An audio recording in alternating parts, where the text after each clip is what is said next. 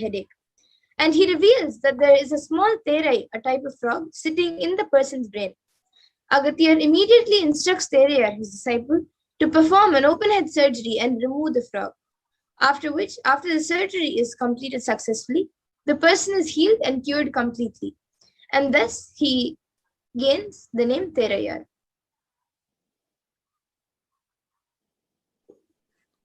So the next is the Atma Pramana. The accounts from the Supreme Pontiff of Hinduism, Jagadguru Mahasannidhanam, His Divine Holiness Bhagavan Nithyananda Paramashivam's life that time tested and authenticated the science. On the 22nd December 2019, the Supreme Pontiff of Hinduism, His Divine Holiness Bhagavan Nithyananda Paramashivam, revealed how Swamiji uses the power of body scanning, paraphrasing his own words. Only when I had the multiple compound hand fracture, I was forced to go for surgery and therefore for medical checkup related to that. At that time, they detected heavy metal quantity in my different organs. It was revealed that I had been poisoned without our knowledge. I immediately used diagnostic methods instead of medical facilities to study the body condition due to the poisoning. Through body scanning, I found out what the problems, imbalances had happened and where balances had to be done. I used allopathy as a second opinion to verify my findings. Yes, and the Sakshi Pramanas, all of you can see it on the screen, a few screenshots taken from social media, where few of the thousands of the disciples of the Supreme Pontiff of Hinduism have shared their experience of manifesting this power. And now we will be entering into the live demonstration of these extraordinary Shaktis, the power of body scanning. So whoever would like a body scan can put your comments in the YouTube comment section. And I also already see Ma Dolly Reddy has asked for Suresh Ayya and Ma Kayashini. So Ma Pragnana, you can start doing the scan for Suresh Ayya, and I will be doing the body scanning for Ma Kayashini. So we will be starting with Mahavakya and starting the body scanning. So Ma Dolly Reddy, if Ma Kayashini and Suresh Ayya are there, it would be great. If not, then maybe you can tell them to join in to listen to the body scanning. Om Nithyananda Paramashivoham. Om Nithyananda Paramashivoham. Om Nithyananda Paramashivoham.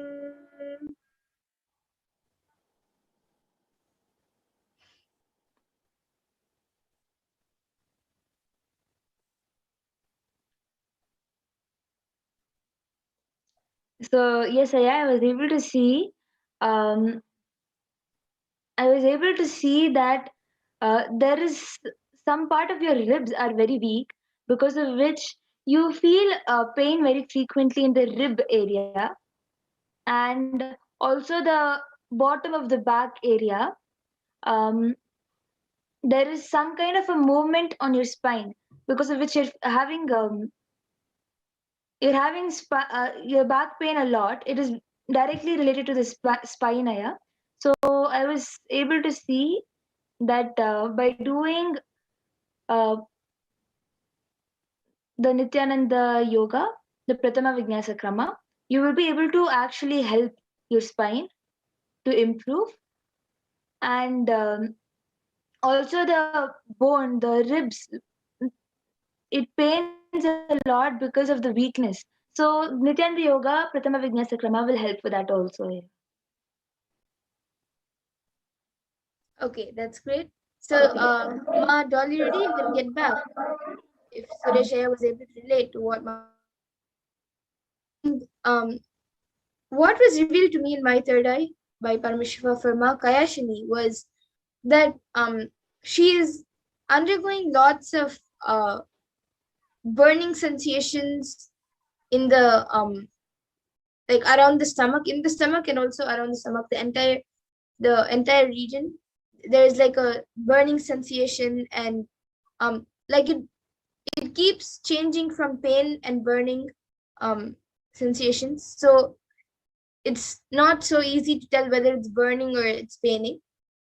But I was able to see that this is because of lots of heat plus uh, lots of toxins getting into the body, and due to that there are also ulcers forming in the stomach. And um, I was also able to see there are small black patches which are being created due to the toxins. It's not like it's not patches directly on the stomach wall, but it's like because of the toxins it's there's like small um parts of uh the toxins becoming like small black patches everywhere. So for that I was able to see that if she every day in the morning or the night, whichever she's more comfortable with, if she's able to um have at least 1 liter of water at once, like one normal water bottle, which you get the 1 liter water bottle, that one full bottle, if she's able to drink it either in the morning or the night, whichever she's more comfortable with, um, that mixed in the water she can mix little bit jeera or turmeric, and she can also add little pepper if she wants. So she has to drink 1 liter of that water either in the morning or the night. That will help heal the stomach. So this is what I was able to see, Ma. So you can get back in the comment section for Ma Kayashni also, if she was able to relate. And now I also see Raman Vashishtaya, who has posted, who has asked about the completion process. Yes, yes. So we have many sessions going on for the completion, and also you can sign up for the Parameshwaram program, where it is taught, and all of the participants are led through the completion process. And also now I also see GBIA, who has posted, please scan my body and heal ma. So ma Pregnine, you can scan for GBIA. And Raman Vashishtaya has also asked for a body scanning and healing. So yes, I will be doing it for you now.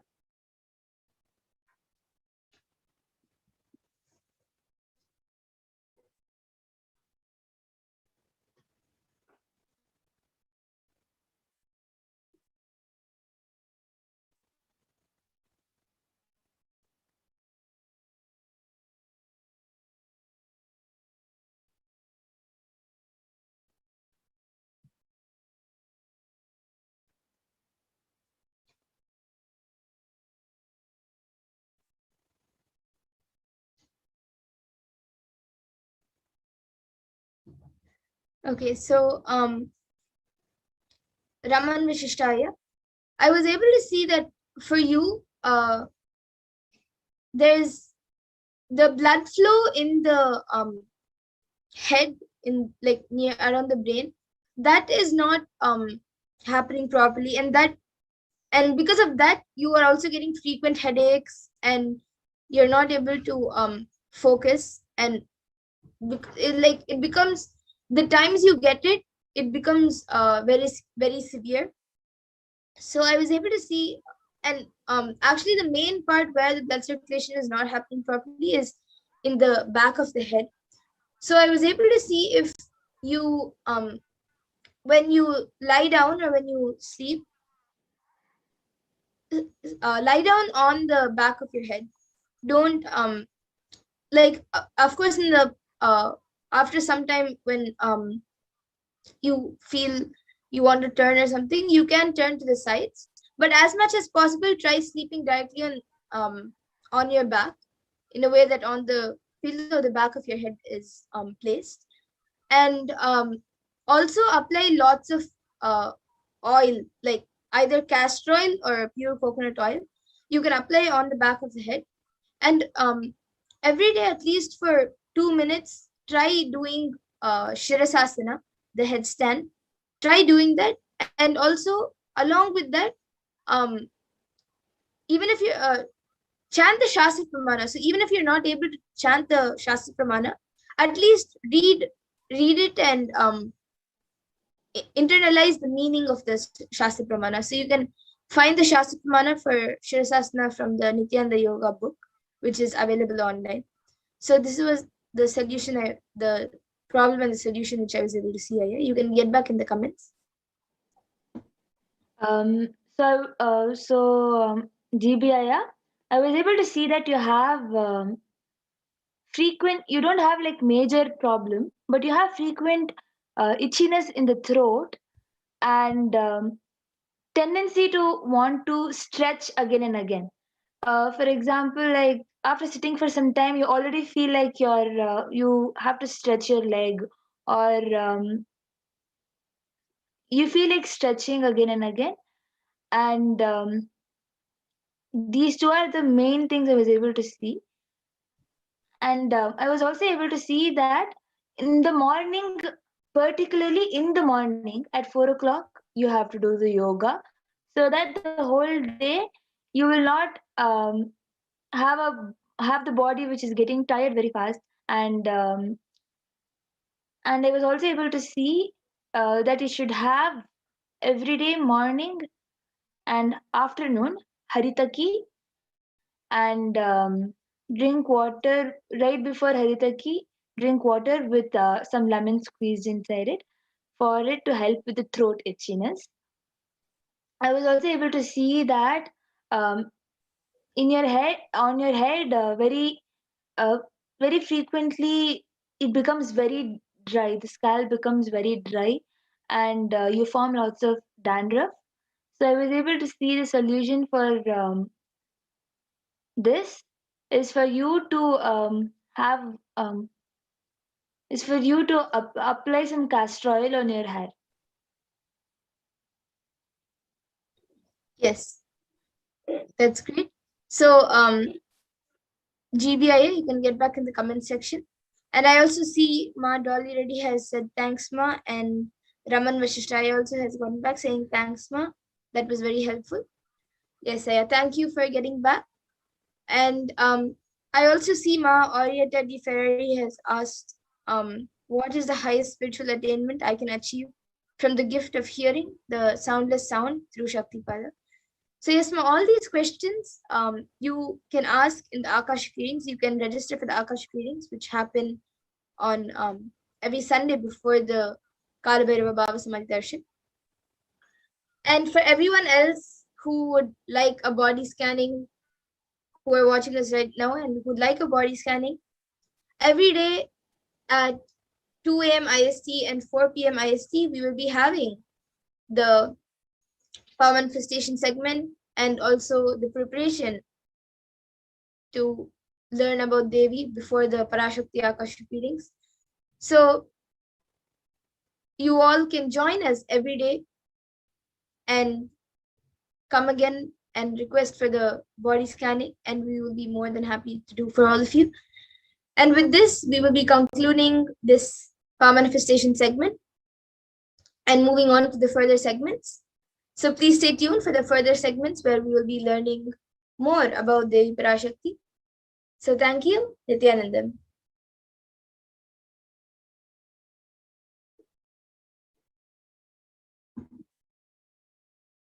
I mean by the word e-Kailasa.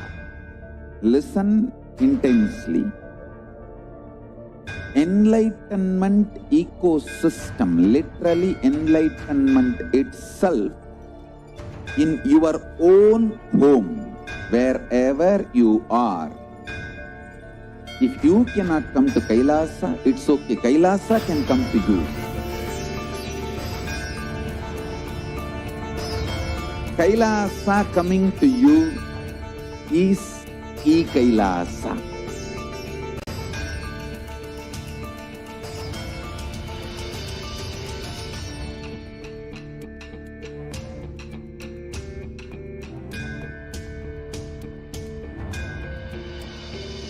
I will revive Hinduism. I am a Hindu revivalist, not by any revolution, but by evolution.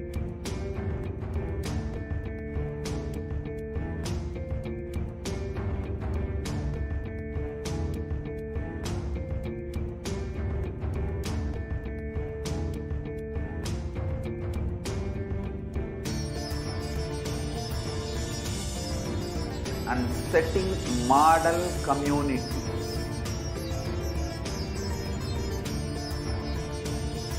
Kailasas, enlightenment ecosystems, Sarvanya Pitas all over the world.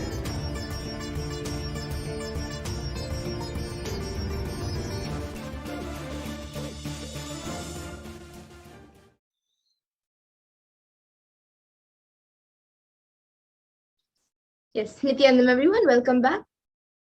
So now we will be moving to the next segment where we will be learning about Devi Parashakti, which is the divine feminine consciousness.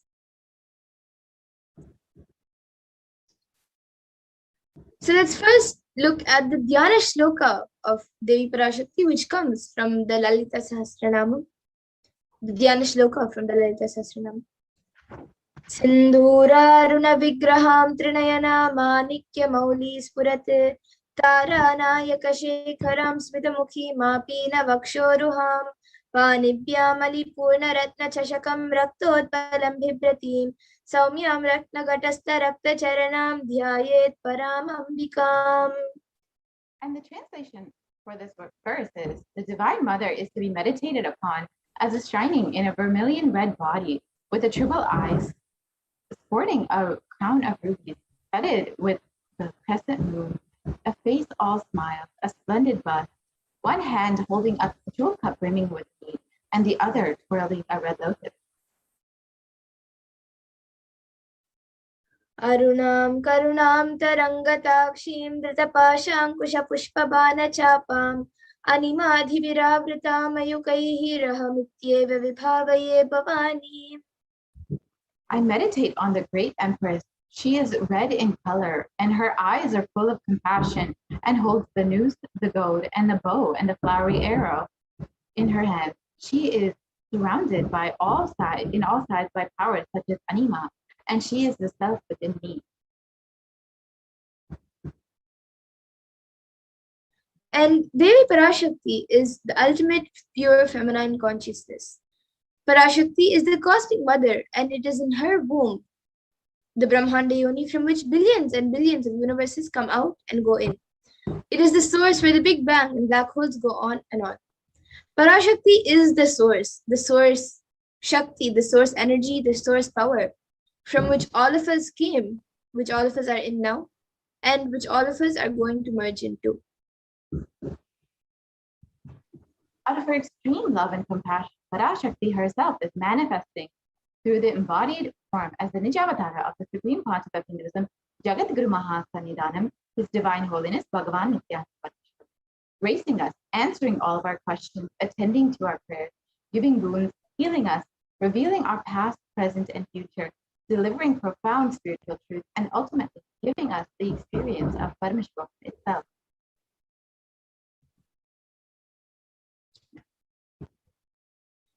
And in Parashakti's words herself, in the words of Parashakti herself, raising as Omkara, expressing as Vedas and Agamas, blossomed as Hrimkara, filled as Parashodasi, living in 40 triangles, the Kailasha Swamini, who is in Kailasa, Shripura Chintamani, Parashodasi, sitting as part of Parameshiva, Parameshwari, who rules the world, Paramashakti, Manonmani, Meenakshi. As Nithyananda, I took Nijavatara here to give good boons to everyone, to bestow all goodness. Hiranyagarbha Swarupini, Brahmanda Yoni, Shami, Chandramauli, Rapala, Aparna, Uma, Parvati, Savitri, Navayavana, Samrajya Lakshmi, Parameshwari, Parashodasi, Meenakshi. Taking the form of Nithyananda, I came here as Nijavatara with great compassion. I am blessing. Listen, people, to do good to all of you, I took the form of Nithyananda and came down as Nijavatara. Raising as Omkara, blossoming as Shiva, Shiva manifesting as the source of existence, powers of existence, expression of existence, from the oneness of Om, blossoming into two as Prakriti and Purusha, blossoming as three Shaktis, Ichha, Kriya, Jnana, growing as the four Vedas, expanding as the five Panchabhutas, beyond the six chakras, filled as the Gotras of the seven Rishis, expanding as eight directions, existing as the nine Grahas, blossoming as the 10 Indriyas, being as the 11 Rudras, creating all the world, bringing to life, to tell and truth blossom and do good. Parashakti Meenakshi in the form of Nithyananda, I came to bless every one of you.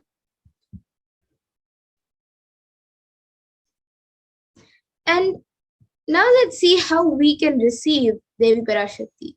So literally you are seeing Paramashiva and Parashakti at that moment when she is on your screen. So always receive her very traditionally.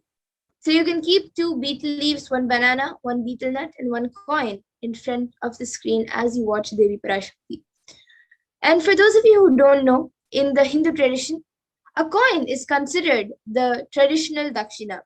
It can even be the lowest value. In India, it can even be 1 paise. And in the US, it can be just a cent. Swamiji says, I'm not trying to monetize. Keep even 1 cent, it is okay. So for 100 days, if you have darshan, it will add up to $1. In India, even 1 paise is okay. Offer that to Devi after darshan is over. Do namaskar and eat the banana, betel leaf, and betel nut.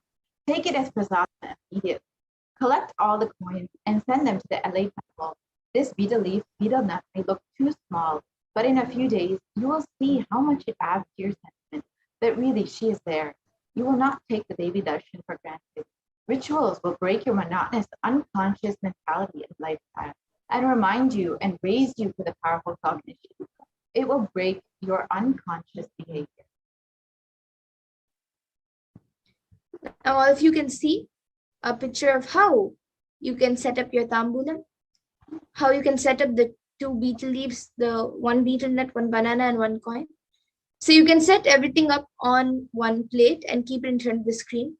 And if you would like, you can also keep a few fresh flowers and keep it in front of the screen.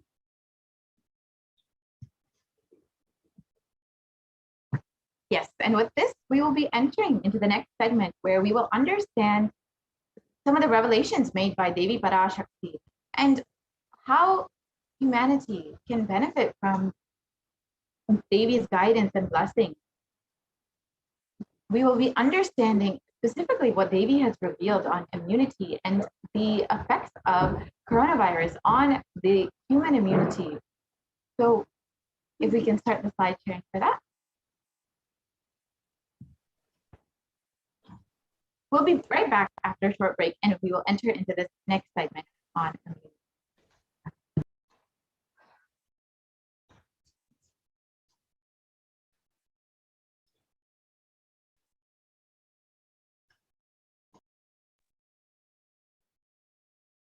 Mean by the word e-Kailasa? Listen intensely. Enlightenment ecosystem, literally enlightenment itself, in your own home, wherever you are. If you cannot come to Kailasa, it's okay. Kailasa can come to you. Kailasa coming to you is e-Kailasa.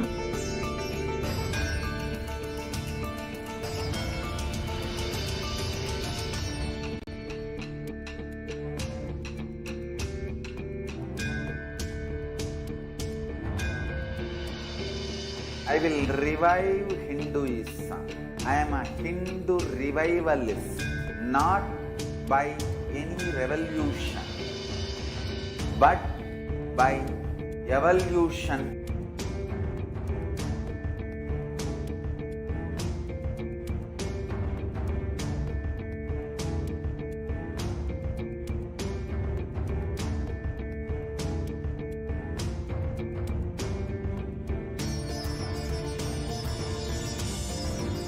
And setting model communities.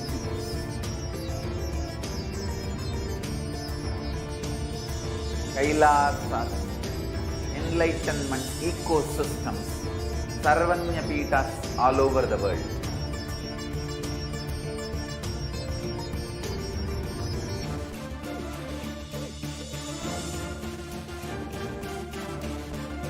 All powerful cognition, knowledge, only when you live, power manifestation and possibilities manifestation happens. It's a fundamental truth.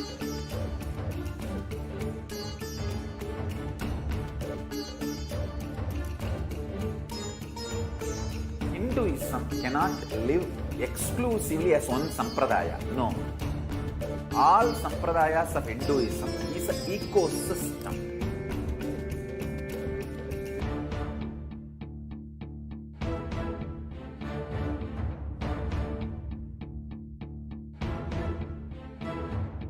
So don't keep quiet thinking that if one sampradaya is attacked, only that sampradaya is going to be affected. All of us are ecosystem.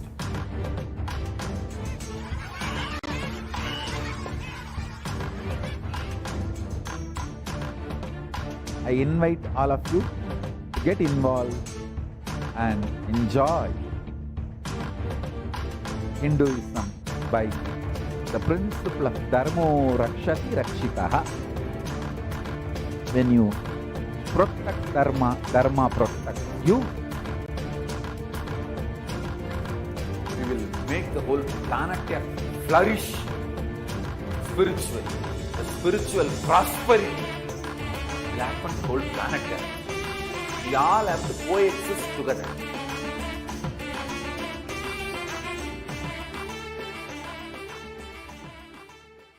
Just be alive for next 3 years. Don't die. Nithyananda, welcome back, dear viewers. Now we will be entering into the next segment where we will understand further in depth on Devi's revelations made for humanity and how we can apply them to our lives. So on the 27th of April, 2021, Devi revealed, and here's a translation into English. Listen intensely, apply turmeric in the forehead, intake flowers of neem in your inner tongue, be in an unclutched state in your heart. Have anthill soil in your lower abdomen, onion in your heels as a protection, and go to sleep every day. You will be established in Nirvikalpa state and be in the state of Turiya. Parameshwari, I am blessing you all. Only this is the sweet way to get rid of diseases, suffering, ailments, karmas, mental stress, depression of this pradaya. Oh people, listen, life without any hardships will happen. I am giving you the completion of enlightenment and Paramashiva Padam. Let you live in Nithyananda with stability. Always I will be with you and protect you. Don't worry.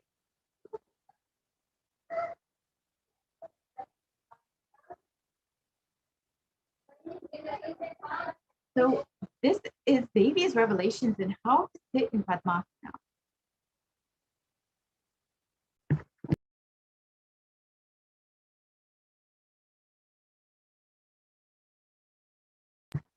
I don't think this audio is shared.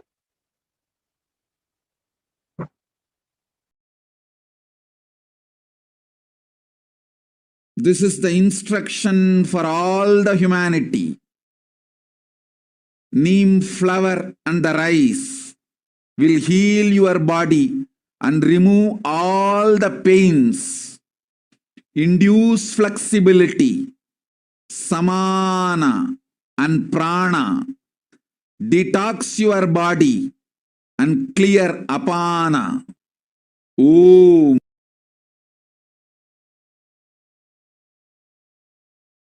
You will be able to sit. And let us reiterate Devi's words on the benefits of neem flower for building healthy bodies. You will be able to sit in Padmasana like this.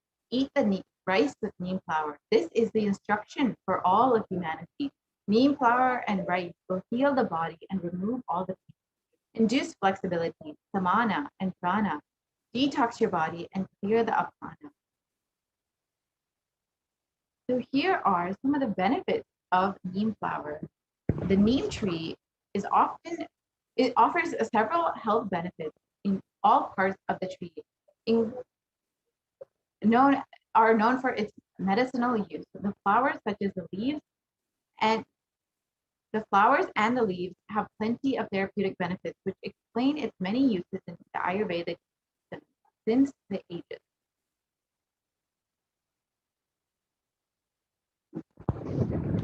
Neem flower is also very well known for its help in digestive health.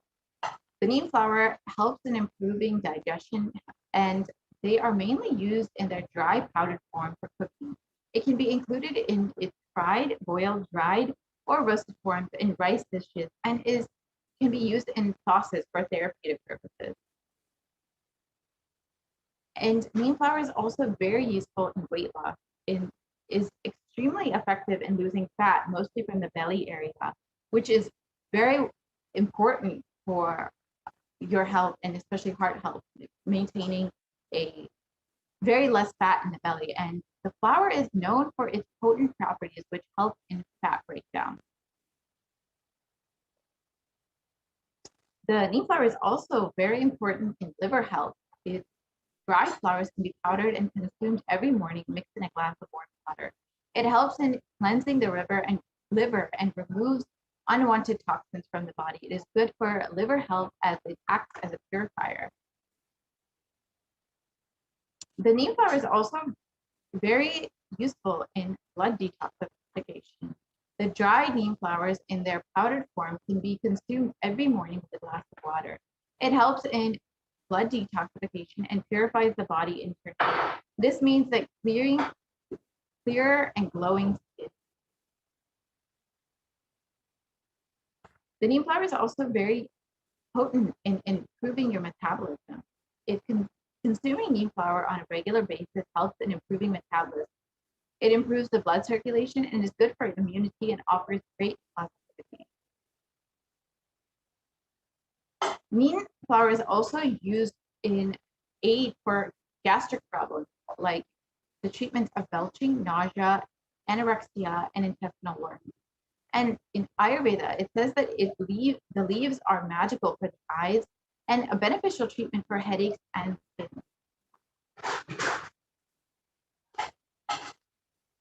So neem flower is very well known for its property in chemopreventative mechanisms, and which means that it helps in preventing cancer.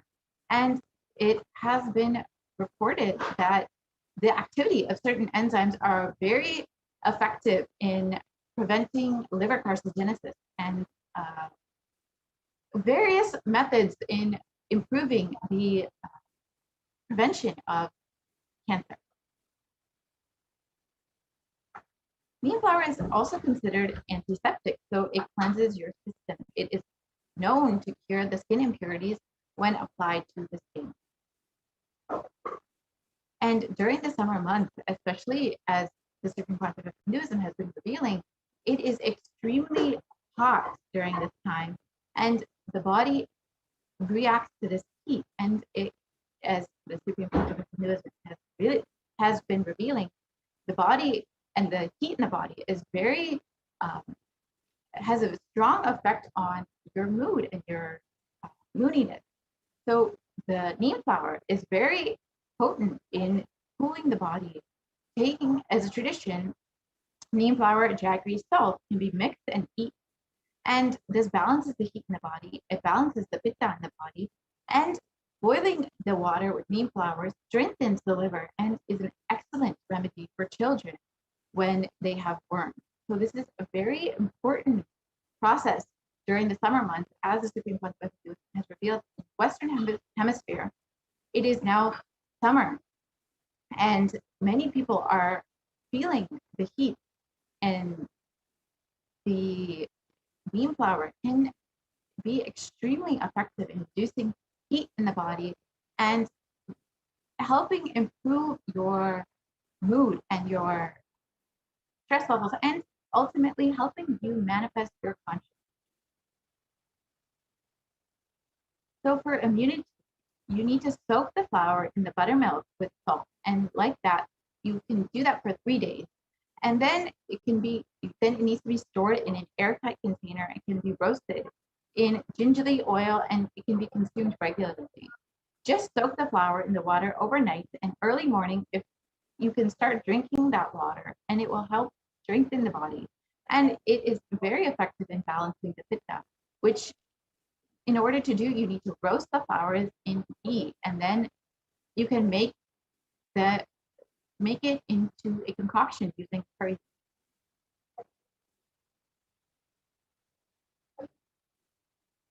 So with this, you can understand how effective neem has been in helping with various aspects of strengthening the body, immunity, reducing heat in the body, and why the Supreme Concept of Hinduism has been repeatedly recommending that we consume neem flower, neem leaves, and any and every form of neem. So now we will be entering into further revelations made by Devi Parashakti and how we can benefit from applying Devi's revelations into our lives.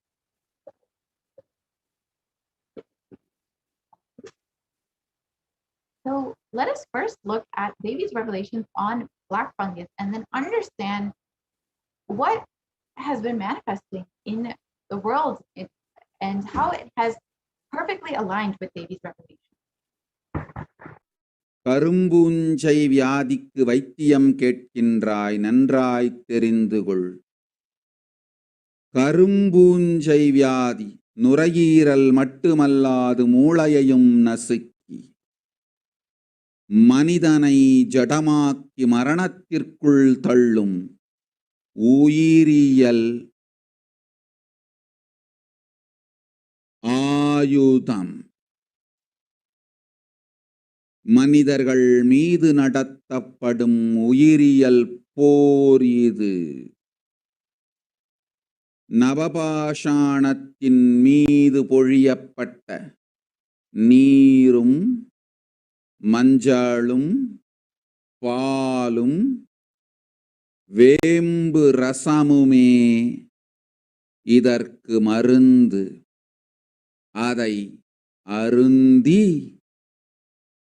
உடலிலே அதை ஊற்றி நீராடி இருந்தவர்க்கு காவல் அம்பிகையின் சக்தி.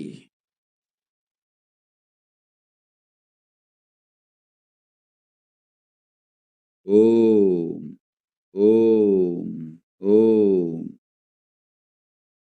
சிருஷ்டி நஷ்டமாகாதிருக்க தேவ ரகசியங்களை தெளிவாய் உலகத்திற்கு சொல்லிவிட்டேன்.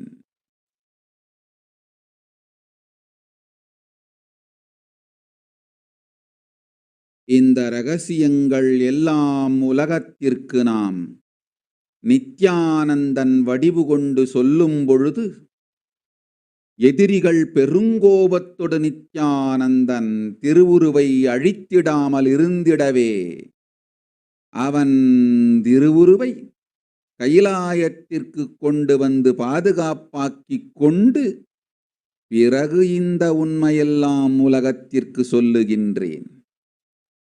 அன்னை பராசக்தியும் கூட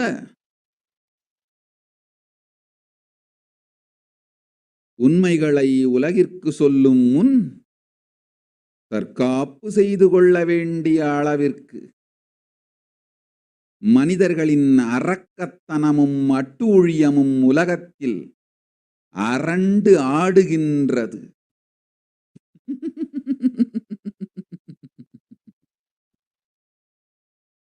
ஓம் ஓம் ஓம் ஓம் ஓம்.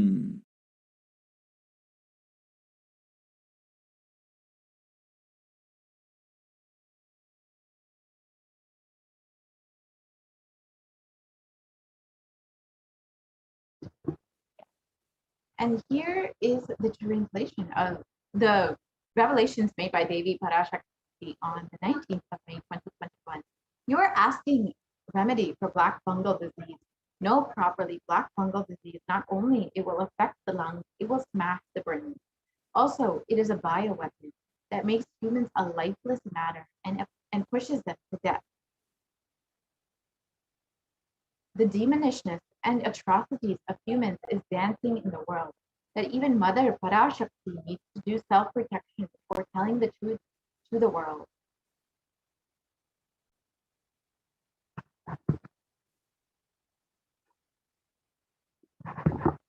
So let us understand exactly what's been happening in the world with black fungus. Initially, it was denied and dismissed as rare, and later it was declared as an epidemic by several states, and eventually it became declared as a pandemic within a pandemic. And it has been known to eat brains, as Devi has revealed, and mutilate bodies, the face, and eat bones, and is effective only with COVID patients. It affects mostly COVID patients and is extremely fatal with over a 50% fatality rate. And here, let us look at some of the news in regards to black fungus and how it has already been declared an epidemic by several states and is linked to COVID patients and is how it is spreading across India. So you can see here that it is a major concern in many states, as it is very closely linked with COVID patients who, even despite recovering from COVID, have been affected by black fungus and have been fatally affected by black fungus and have died from this horrible fungal disease. And as this crisis strikes India, India faces a shortage of treatments and are unable to effectively treat both the COVID pandemic and the black fungal disease, which has been affecting patients all over India. And there has been a drastic increase in black fungal disease infection among COVID-19 patients. And you can see that the deadly black fungal disease is an outbreak and declared as an epidemic with climbing cases, as cases climb to over 12,000 people in COVID in India. And you can see that how badly it has been affecting the COVID-19 patients across India. And here you can see that it is a pandemic within the COVID-19 pandemic. After COVID-19, the soaring number of fungal infections among the recovered patients have emerged as a new medical concern.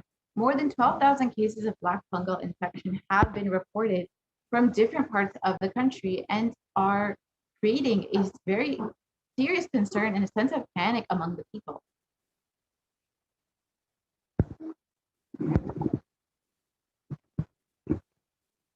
Black fungus is a flesh-eating fungal bacteria, fungus, and is killing off patients who have survived COVID-19. Black fungus has a nearly 50% fatality rate and is tragically killing many who were relieved to be having recovered from COVID. The infection can eat through the skin, soft tissue, and even bones as it attacks the brain. And this is exactly as Devi revealed. It will smash the brain. It also attacks other critical organs, and once it starts growing, is very difficult to control. Doctors studying the outbreak in India say that steroids used to treat COVID-19 also weaken the immunity and leave patients more and more susceptible to this fungal disease.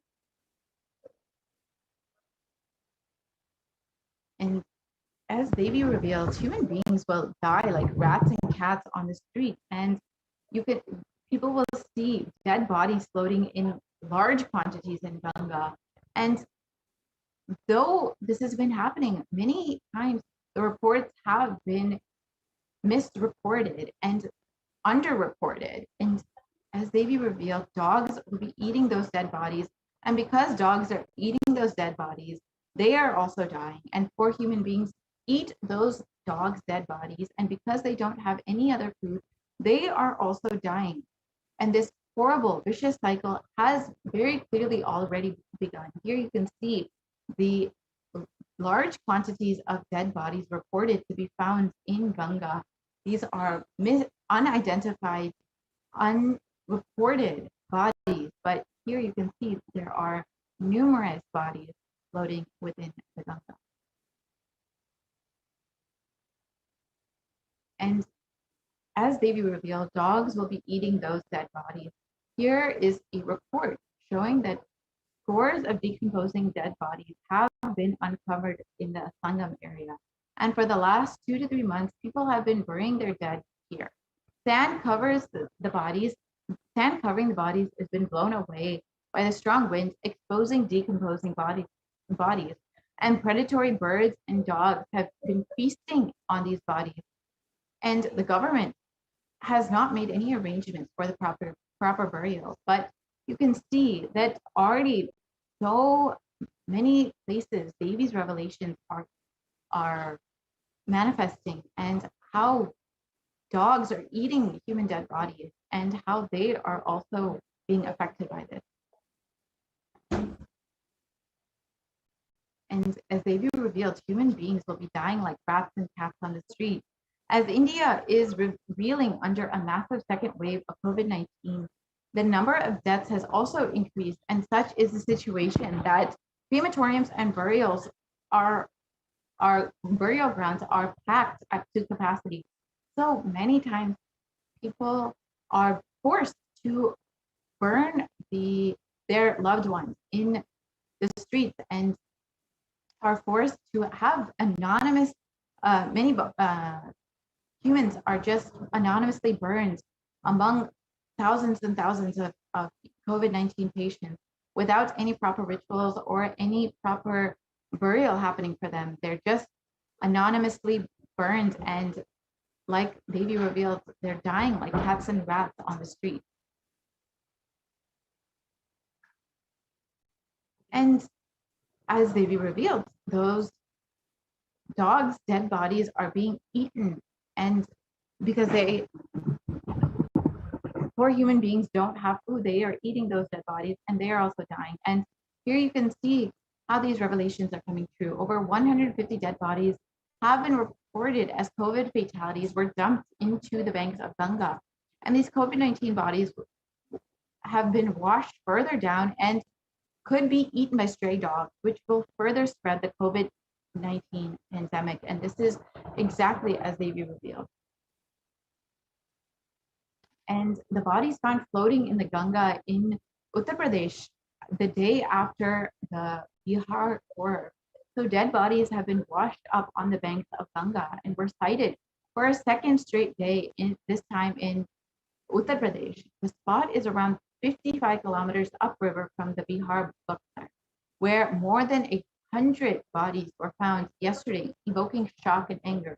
The Bihar authorities had argued that the corpses had floated down from Uttar Pradesh, as their state has no tradition of co-signing bodies to water. So you can see how these dead bodies are just floating down the river without anyone. We're just dying, and their bodies are just floating in the river without anyone attending to them and their proper rituals being performed. They're just dying like rats and cats on the street. And these numbers are severely underreported. It's been said that there's been more than a dozen bodies found in the Ganga. And however, these numbers are severely underreported. They're saying only 40 dead bodies have been found, but the actual number is much, much higher. You can see that. And earlier reports were saying that about 40 dead bodies were found in the Ganga. But this article here is reporting that over 400 bodies have been found floating in the Ganga like this.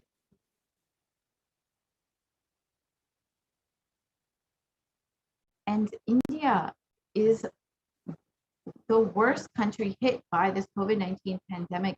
And unfortunately, they're still very much in denial of this, and media is severely underreporting the actual situation. And it could be much, much worse. As per the New York Times, it's shown that about 27 million people have been affected, and about 300,000 people have died. But the actual number, and a conservative number here, is around 400 million people, with over 600,000 people dying. So nearly double the number of people that have been reported have been estimated to actually have died from COVID-19. But the actual number is probably much worse, with maybe about 500 million, more than 500 million people affected by COVID-19, with over 1.6 million people dying. So you can see how severely underreported these numbers are and how much worse the actual situation is. As a Supreme Pontiff of Hinduism revealed in Satsang, if you just take a survey of your own family and friends, how many of your family and friends living in India know someone who has died within their family or within their street?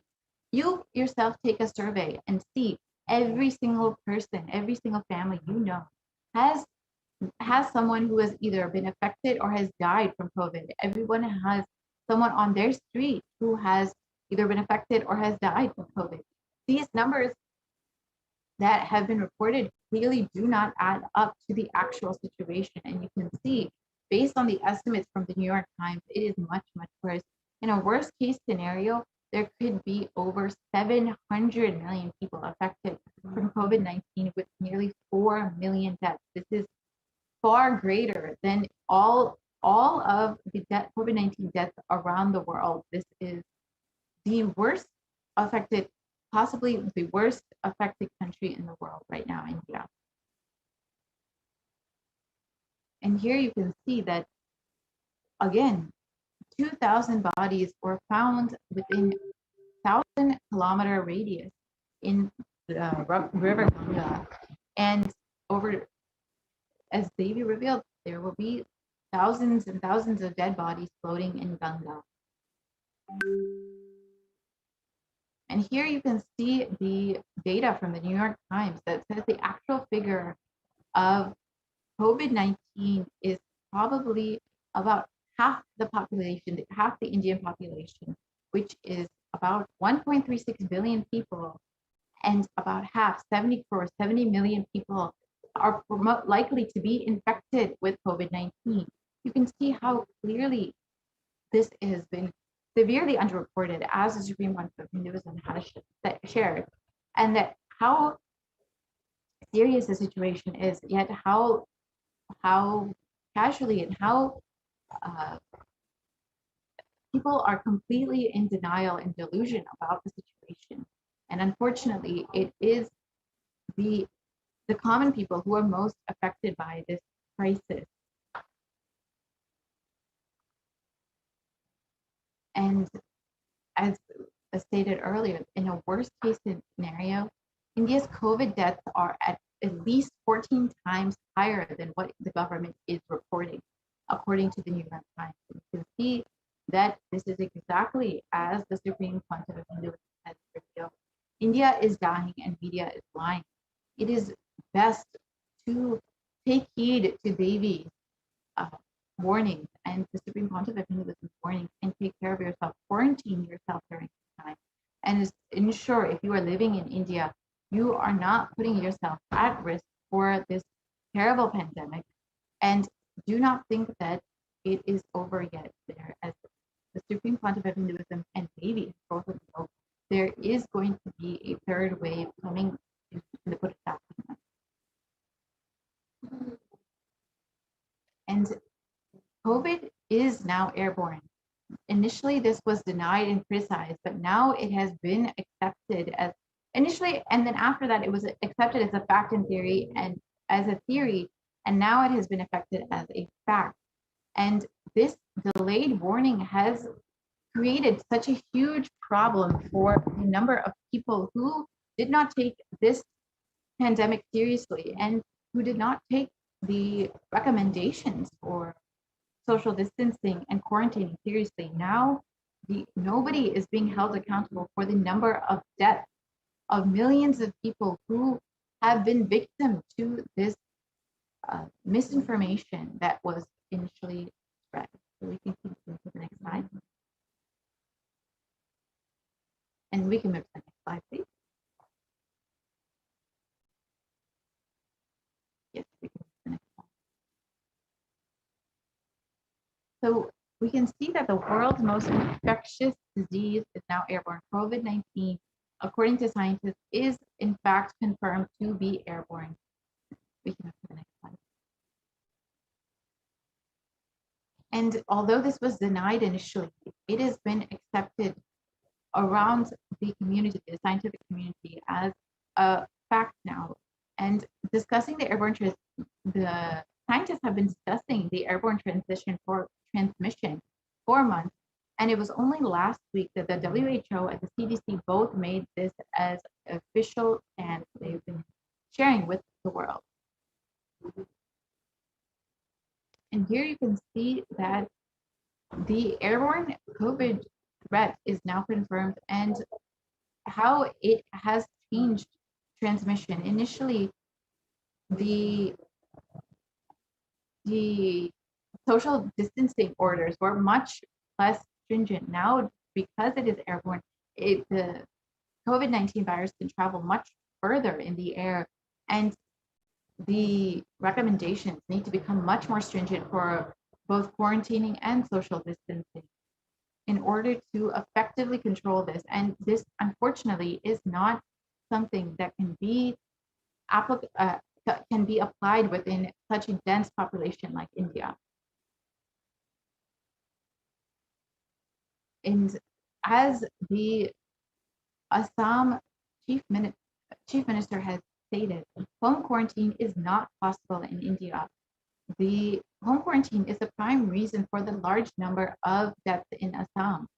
And here you can see how the chief minister of Assam has been sharing that it is nearly impossible for home quarantine to effectively prevent the transmission of disease. And on Monday, Assam witnessed more than 92 deaths, which were the highest deaths on a single day. And the chief minister has stated that we have seen more death cases are happening from home isolation, as several people do not keep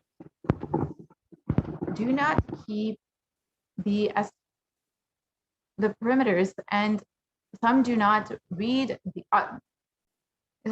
many people do not keep oximeters, and some do not read the counts on the meters properly. So you can see that this is not an effective way to prevent quarantine or to prevent COVID-19. And here you can see again, Maharashtra government on Tuesday announced that the decision to stop home quarantine in 18 districts, which show that higher COVID positivity rate than the state's average. And the state's public health minister said that the decision is taken to ensure better health and care facilities to patients in districts which are showing higher positivity rates. And here you can see that in India, home quarantine is just not possible. This is exactly as the Supreme Pontiff of Hinduism has revealed again and again, and why the Supreme Pontiff of Hinduism has opened up all Kailasas as quarantine centers for humanity. And it's nearly impossible for Indians who state that they are nearly 41% of houses have just a single room with about 5 people sharing that room. So it's nearly impossible to isolate or quarantine yourself when you are in such a small space with so many people. And here you can see that self-isolation for COVID-19 is impossible for 40% of Indian families. This is because many families live in single bedroom homes, and many families have more than 5 people, 6 people, and are unable to isolate themselves. If anyone is infected, they are not able to isolate themselves with a separate bathroom and proper ventilation. They are exposing the entire family to this to COVID-19 if they are infected themselves. So this is not an effective way to prevent the spread of. And you can see that there is no space for home quarantine in large cities in India. And following the ministry's guidelines on home quarantine is nearly impossible in urban households. And you can see that it's for people who are infected and are showing symptoms, there is no place in the home to isolate themselves. Many times they are forced to be interacting with their family members and exposing their family members to the same disease.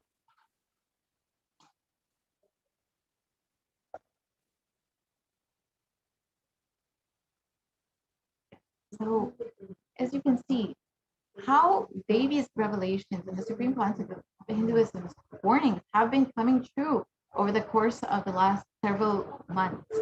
It is now your opportunity to take heed to Devi's warnings and the supreme concept of Hinduism's warnings and protect yourself. If you are living in India, take the opportunity to go and quarantine in one of the Kailasas that the supreme concept of Hinduism has opened up for humanity, and take the protection and both physical, emotional, spiritual protection that the supreme concept of Hinduism is providing for free. If you would like to take this opportunity, you are more than welcome to visit kailasa.org/Kailasa Care. With this, we will be ending this segment, and we will be right back to hear about how we can further connect with Devi and how we can deepen our connection and receive the grace of Devi through the various offerings that we can make to Devi Parashakti. We will be right back after a short break.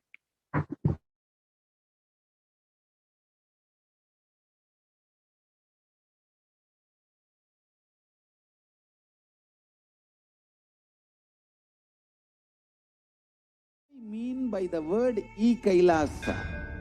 Listen intensely. Enlightenment ecosystem, literally enlightenment itself, in your own home, wherever you are. If you cannot come to Kailasa, it's okay. Kailasa can come to you. Kailasa coming to you is e-Kailasa.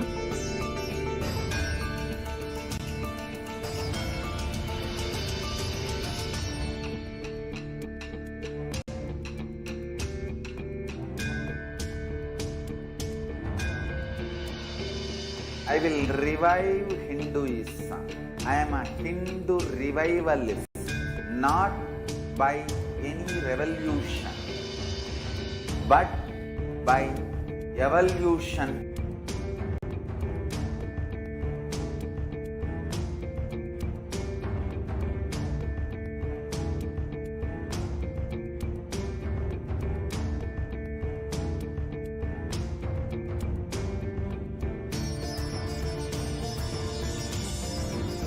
And setting model community.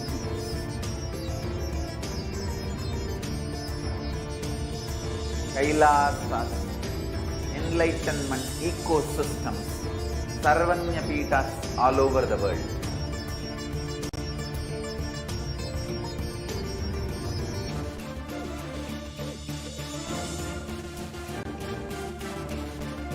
All powerful cognition, knowledge, only when you live, power manifestation and possibilities manifestation happens. It's a fundamental truth.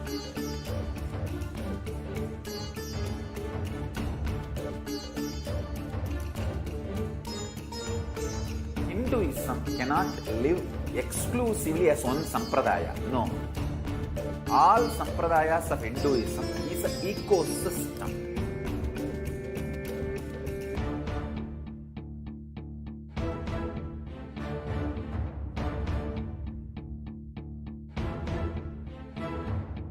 So don't keep quiet thinking think that if one sampradaya is attacked, only that sampradaya is going to be affected. All of us are ecosystem.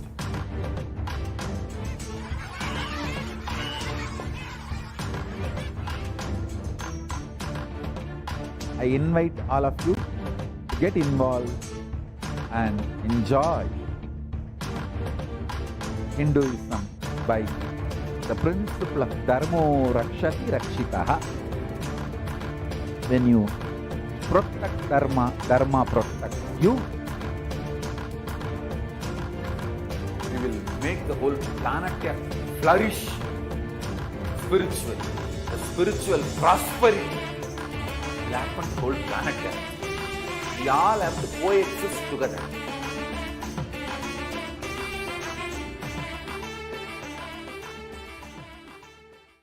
Just be alive. Yes, Nithyananda, welcome back to all of the viewers who are joining us after that very quick break. Now, every one of us knows and has understood how Devi Parashakti has literally guided us, each and every one, during this extremely tense and these very, I can say, dark times, as so many people are not able to navigate their way in completely unforeseen and unsubstantiated situations where we're not able to even understand and find a little bit of guidance in our lives. Devi Parashakti has made herself available and ensured that we are really protected and finding protection at this time. When so much is going on in the world, we can still surrender and ensure that whatever we want, how we want to take responsibility, how we want to manifest our reality around us is still happening. And one way, sure way to make sure that that is instantaneous and immediate is through the offerings to Devi Parashakti, through the ritualistic sevas. Now, in Hindu tradition, whether it is the birthdays or it is their weddings or anniversaries, or it is when we're starting a new business venture, or when we are doing any different type of occasion in our lives, or we're starting school for the first time, or whatever it is, we always seek the blessings of our Ishta Devata, our favorite god, or the Kula Devata, the god of the community, or we always seek the divine blessings in order to pay and offer our gratitude for how they have guided us thus far in our lives, and always seek their protection, their guidance in life as we go further. So whenever we start something new, we always pray and we ask them to remove the obstacles and ask for guidance, blessings for an auspicious start to anything new in our life. And in that same way, for every single thing, we literally are inviting God into our lives. And in this way, literally practicing the presence of the divine in each and every aspect of our life. And that ultimately is what is living enlightenment. Just through these offerings to Devi Parashakti, making these offerings happening and intensely manifesting any of these offerings, it is such a beautiful, supreme way of living and connecting in oneness with the divine. So let us now begin this segment in today's program, the offerings to Devi Parashakti. And throughout this whole segment, we will be chanting different pramanas and invoking the divine presence of Devi Parashakti first, and then chanting different pramanas, understanding the scriptural significances, and really connecting each and every one of us to Devi Parashakti, understanding the importance and cherishing that beautiful connection to Devi Parashakti. So in an offering, it is a beautiful gift of pure love, devotion, and oneness. And it consists of two parts, the giving and accepting. And only when the divine accepts what one offers, the offering actually becomes complete. Offering is not made out of any fear nor out of any greed. When an avatar lands, when the incarnation of Paramashiva assumes the human body or any body, each and every one of these offerings, every seva that you do to them is considered purely a part of the grand lila for the purpose of enlightenment.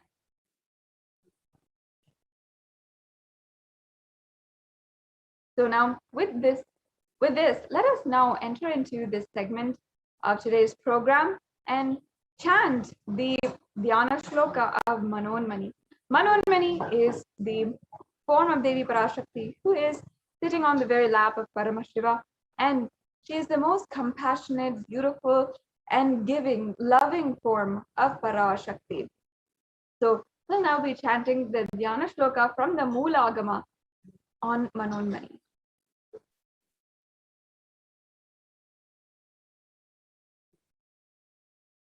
Indunivabedakaravahninayanam syat pankajavarabayajapakshasarayuktam angahimabhushana vichitravasanam syat tungamukutojjalas manonmari swarupam. And now we'll be chanting the English translation.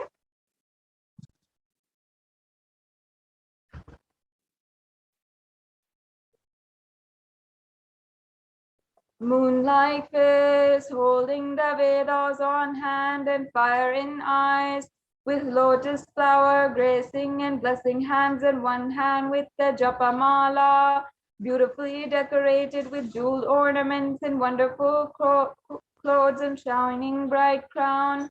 Her name is Manonmani. And the next Dhyana Shloka will be chanting.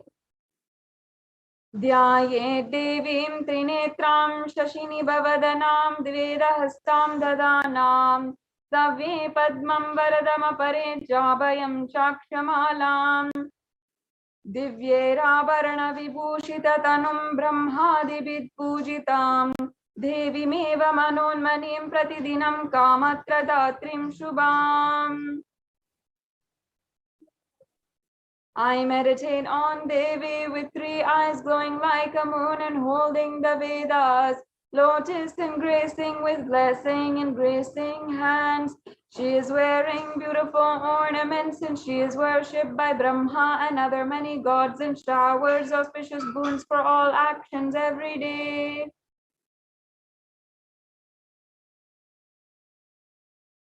Yes, now we have invoked the supreme divine vibrating presence of Devi Parashakti among us with this Dhyana Shloka.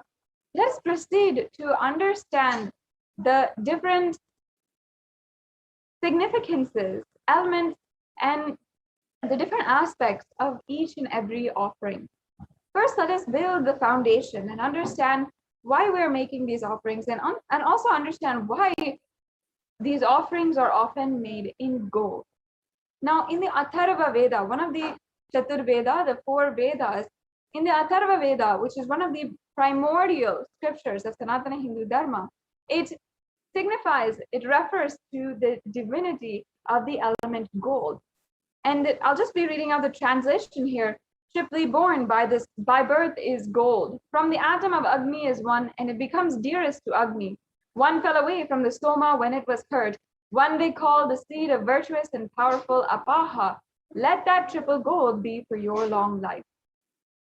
So, as you can see here, there's a reference, as you can see, how the gold is for your virtuous and powerful qualities and also for your long life. It is attributed to these very divine qualities and very beautiful qualities. And I'm sure this is not new for any one of you. In our culture nowadays, in the pop culture and modern culture, we often give gifts of gold to our mothers, our fathers, anyone whom you love. You like to place value on that relationship by giving gifts of gold, by giving a gold bracelet, gold earrings. And that's why so much of jewelry business is running, because they really emphasize and capitalize on that business of love. However, even though We have recognized that this value is associated with gold and with love.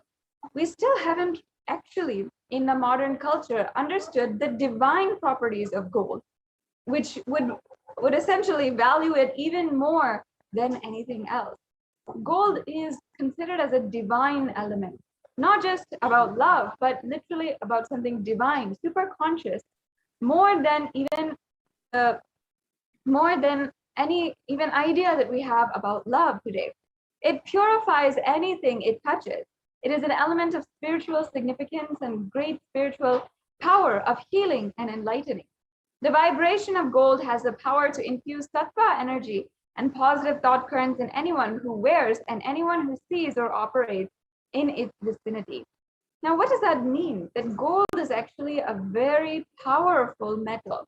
And the Vedic rishis, the ancient scientists of the Hindu civilization, understood this and understood that this is not something to be precious or coveted. This just should be applied in all different aspects of the civilization. If we want to live a high standard, if we want to live a great life, then it should be applied in all different aspects of civilization. And thus is how gold is literally in all the scriptures, and it is literally in every single place when it comes to the Hindu civilization. Gold is present in all the scriptures, including the Agamas, Vedas, Shrutis, Smritis, the Itihasas, and Puranas. And in all the Hindu scriptures, it is abundantly displayed that gold is the most auspicious and purest metal which purifies our very being. In the Hindu civilization, everything was built in gold, exchanged in gold, and ritual fees were offered in gold bricks. When one was to be saved from the life-threatening illnesses, gold was offered as a ritual fee. Gold was in abundance and used for weighing equivalent amounts of commodities, including cows. And kingdoms were built with huge doors of gold. The streets would have huge columns and huge archways made of gold. And even the horses and cows, all living beings which were worshipped as divine in the Hindu civilization and lived in coexistence with all other beings, were dressed and decorated in gold jewelry and gold ornaments.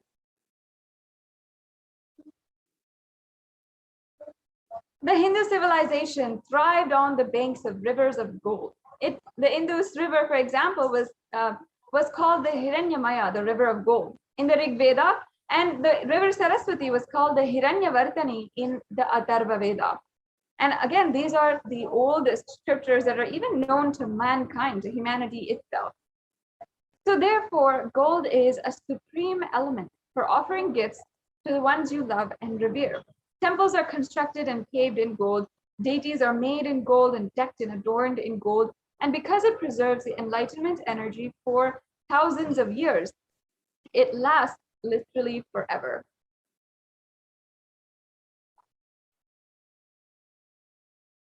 Now let us understand, let's now proceed into the various offerings that we have today, array of very beautiful, exquisite offerings that you can make in order to deepen your connection with Devi Parashakti in every single way. Now today we'll have donations that you can make from any amount. It has no limitation to the highest value. So understand that you can start seeing that anything is possible for you, and for the level or the amount which you want to donate, which is possible for you right now. Just you can always see how you can offer your gratitude today, how you can literally manifest that beautiful connection with Devi Parashakti today itself. Whether it is through the e-hundi donation or any of the donations and offerings that you can make today. So the first offering which you can make is the e-hundi offering. Now, many of us know as Hindus, when we go to the temple, when we always go to the temple, we offer our respects to each and every deity. And then before we leave, we always place a few coins in the hundi. And that is a part of our tradition. We always add that amount of value to and ask and beautifully offer our gratitude in that form in the hundi. And the devotion is always accepted in this form. And in fact, In the Lalita Sahasranama, Devi Parashakti is described to be the lover of devotion, the acceptor of devotion, and she is truly fond of devotion. So I'll just be chanting that verse from the Lalita Sahasranama. Bhakti Priya, Bhakti Gamya, Bhakti Vashya Bhayapaha, Shambhavi Sharada Radhya Sharvani Sharmadayini. The English translation: Devi is fond of true devotion and is realized through true devotion. She can be won over through true devotion and she removes all fears. Yes, the next slide, please. So if there is any fear in the minds of devotees, Devi is sure to remove that fear. It is stated that Devi likes to be worshipped in autumn. And here it is meant that it is the autumn of our lives when thoughts turn more and more inward. The role of the divine is known and understood more clearly. So if we just do this offering, any amount of fear from our minds is absolutely removed. And ultimately, when we remove fear from our minds, that constant need and feeling to protect yourself will simply be removed as well, simply be dropped. And here be replaced ultimately by the ultimate pure protection of Devi Parashakti herself, the divine cosmic mother.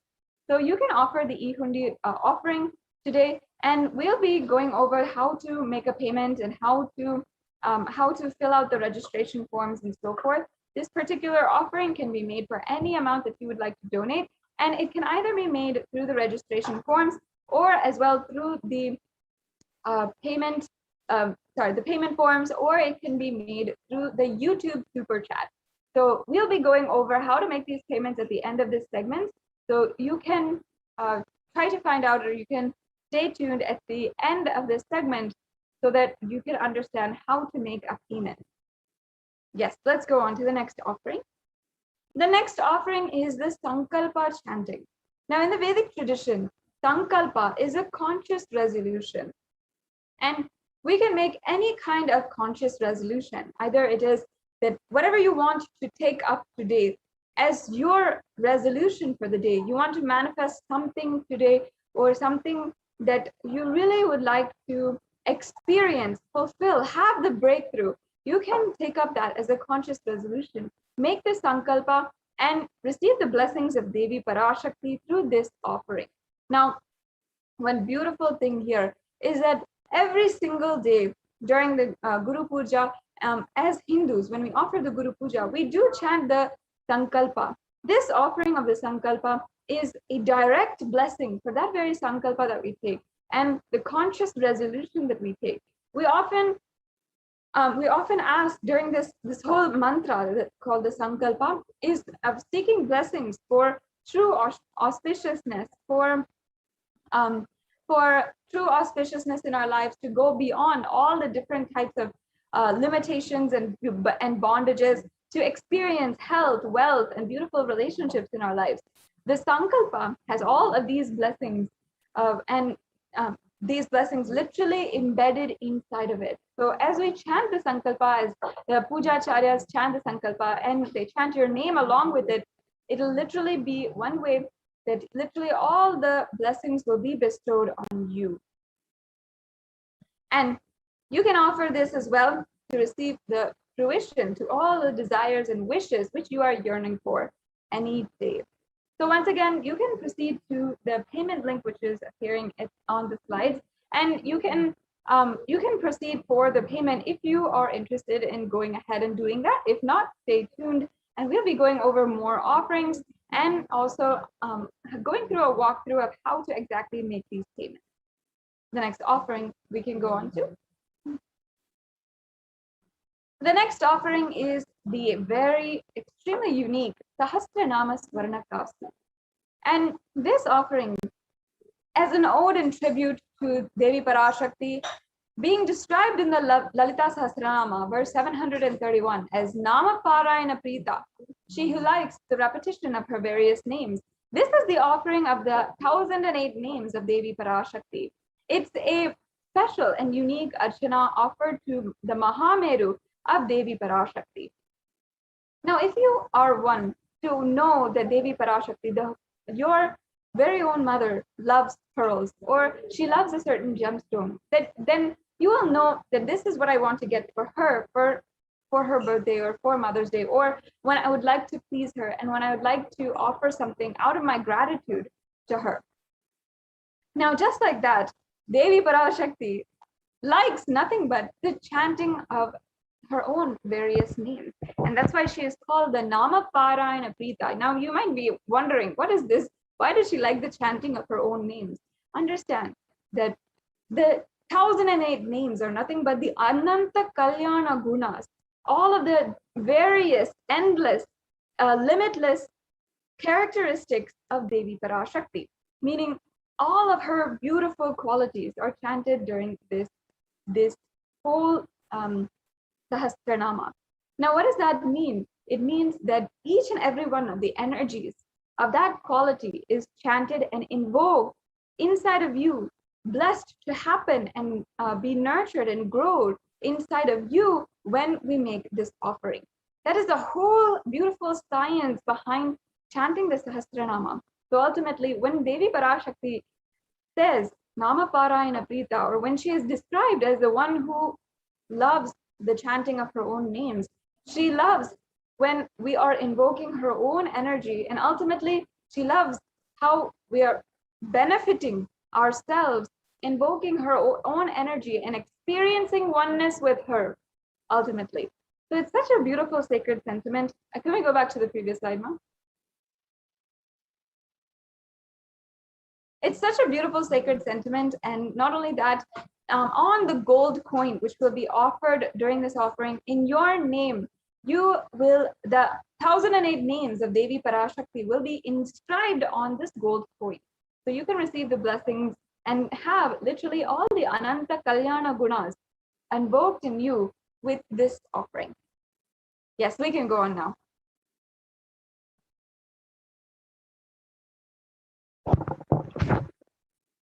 Yes. So now we are now is the offering of the Mukta Anguti. Like I said, if you know that your mother loves pearls and she is very fond of pearls, then of course, when you buy her a gift or when you want to gift her something, you will of course pick the pearl ring or the pearl set that is the most precious for her. Just like that, in the different Puranas and the life of Devi Meenakshi, it is said that she loves the pearl jewelry, and she is the wearer of pearls. So in this very verse of the Meenakshi Pancharatnam that I'll be chanting now, she is described as the one who is adorned by pearls. So I'll just be chanting. Muktaharanala Satkirita Ruchiram Purnendu Bhakta Prabham Chinjannu Purikinkini Manidharam Padma Prabhavasuram Sarvabhita Palapradam Girisutam Vani Rama Sevitam Meenakshi Pranatosmi Santatamaham Karunyavaram Nidhim. An English translation.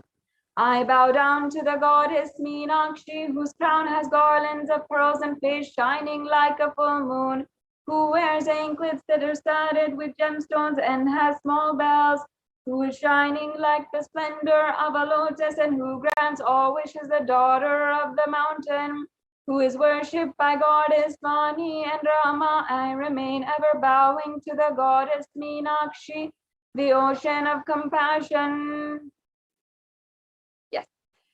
So this was a beautiful verse from the Meenakshi Pancharatnam, where it is describing Meenakshi in all of her glory. Meenakshi is the incarnation of Devi Parashakti, who literally united all the 56 deshas.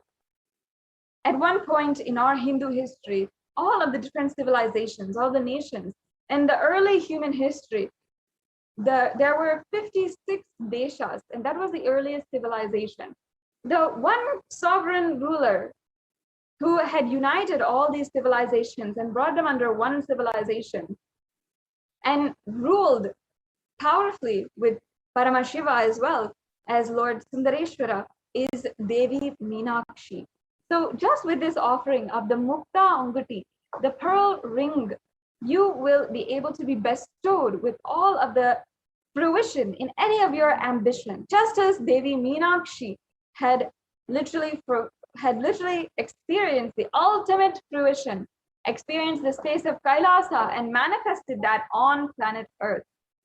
That is the blessings that you will have with just this one offering to Devi Parashakti. This is what this offering literally represents. We'll go on to the next slide, please.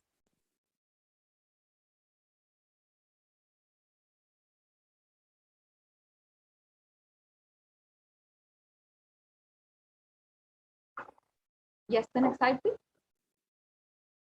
Yes, and the next offering is the Swarna Padma Pushpa. Now, in the Kamika Agama, which is one of the oldest scriptures that we are still having today, it's described all the kalashas should be wound around with suitable thread and covered with new cloth, and they should be adorned with a lotus flower made of gold. It's actually such a beautiful description here. And in fact, so many of the different references have some or another reference to lotus. Lotus is considered a divine flower. And in fact, even Shakti of Paramashiva is considered to be a lotus. And there's so many mudras, asanas, there's so much that is always attributed to the lotus. It is such a divine flower and considered so auspicious in Sanatana Hindu Dharma. That's why it's used in all places. Now, just as Devi Parashakti is so radiant and resilient in all different adverse situations in our lives, we'll have the blessings in our lives to be able to manifest that very space in any adverse situation in our life. And that's what the lotus ultimately represents. The lotus lives in muddy waters and pond waters and maybe very, very little water, but it blooms to be the most elegant, beautiful flower and has so much of love associated with it. Now, why is that? How does that work? Is an absolute mystery to us, but of course we all enjoy it. Devi Parashakti is that very energy of, even in muddy waters, being absolutely resilient, radiant, and beautiful. And literally not even as if there's no muddy water, as if there's absolutely nothing bothering at all. So that is the very significance of this offering. And we can go on to the next slide. And just for you to be able to have this power, radiate the state, space, powers, and being of Devi Parashakti in any adverse situation in your life, you can offer this Swarna Padma Pushpa. Yes, we can go on to the next slide, Mom. Yes, and the next offering is the Swarna Metti. The Swarna Metti is the golden toe ring. And there is a verse here that I'd like to chant first. Nakhadiditi samchana namajjana tamo guna padadvaya prabhajala parakrita saroruha. You whose brightness from toenails destroys the darkness of ignorance from the minds of your devotees who prostrate at your feet.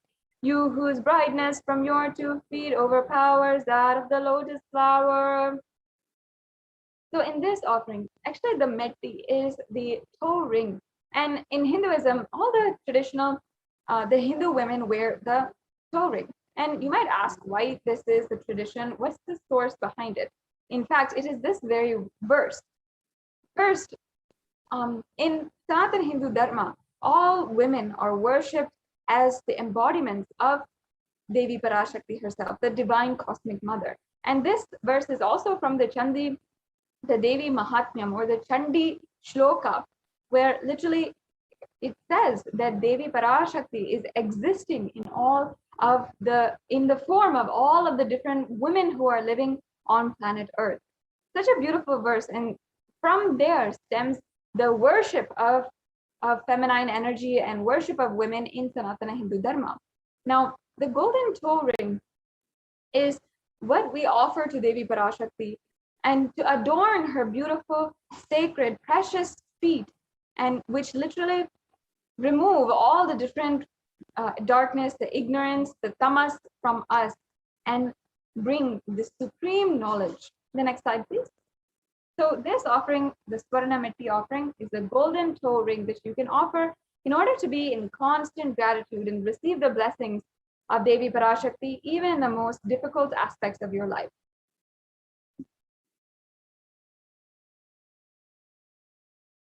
Yes.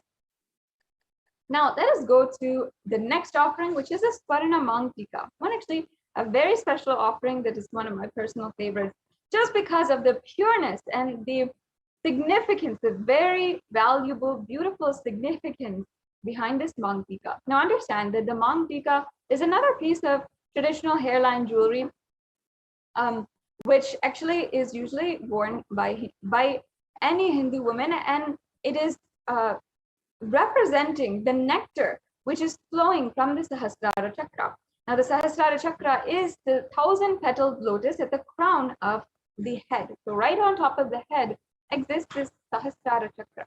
And in fact, in the Lalita Sahasranamam, once again, Devi Parashakti is described as Shuddha Sarabhi Varshani, meaning she who makes nectar flow in all of our nerves from the Sahasrara, she who gives the very pleasant experience of the ultimate. Now, if you just put two and two together here, Devi Parashakti makes our Sahasrara Chakra open, and she literally makes nectar flow from all of the different nerves and all of our pores, literally experiencing that ultimate ecstasy and that bliss. And the monk beautiful jewelry is the hairline jewelry, which represents the nectar which is flowing from the Sahasrara Chakra. So such a beautiful significance, a sweet, beautiful significance behind this this offering that you can do today as well. And not only that, this offering gives that very significance. It bestows on us the ultimate experience of Devi blessing and us experiencing the opening of the Sahasrara Chakra and that oozing ecstasy of ultimate gratitude and oneness, complete completion with Devi Parashakti. The next slide, please. Yes, we can go on. Okay, and the next offering is the Pratyakshapada Puja. So in just a few days, we'll be celebrating the Pratyakshapada Puja. I'll just be chanting once again the Pramana. Nakhadiditi samchana namajjana tamoguna padadvaya prabhajala parakrita saroruha. The illumining splendor of Devi's toenails dispel the darkness of ignorance in the devotees prostrating at her feet, and her feet just defeat the lotus and beauty. So once again, just by offering this Pratyakshapada Puja, we can receive all the blessings of prostrating before Devi Parashakti, who is the remover of all different darkness, all the ignorance that is even possible. And just with her toenails, just if her toenails are grazing our heads, that is enough to have her bestow the ultimate knowledge and the beautiful experience of the living enlightenment. Now, this offering is also extremely special because of the time that we are in right now. Right now, we are celebrating the Guru Purnima Brahmotsavam, the festival which is honoring, worshipping, and offering our gratitude to the Guru Parampara. Now, for thousands of years, it is only because of the Guru Parampara that today we are enjoying Sanatana Hindu Dharma as it is.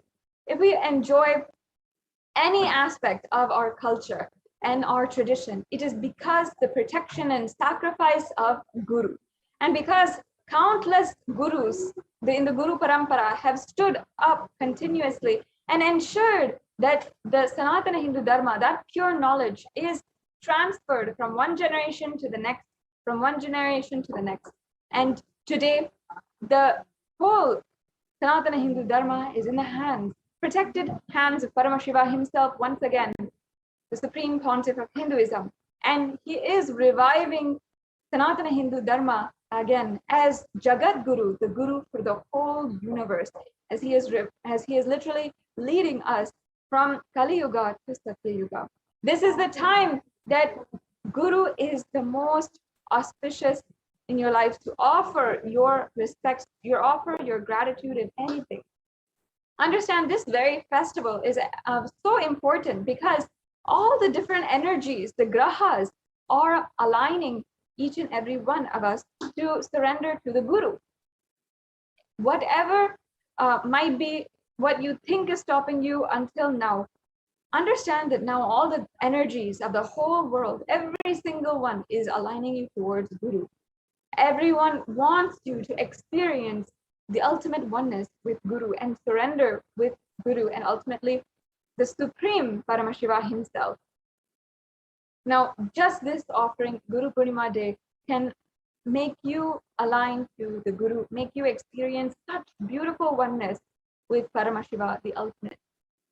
And it is sung by so many different Gurus, incarnations of Paramashiva until today, whether it is Manasa Bhajare Guru Charanam by Sri Satya Sai Baba, or the Guru Paduka Stotram, sung and composed by Adi Shankaracharya, the greatness of the Guru's feet and why we should be offering to the Guru's feet anything, our whole being itself.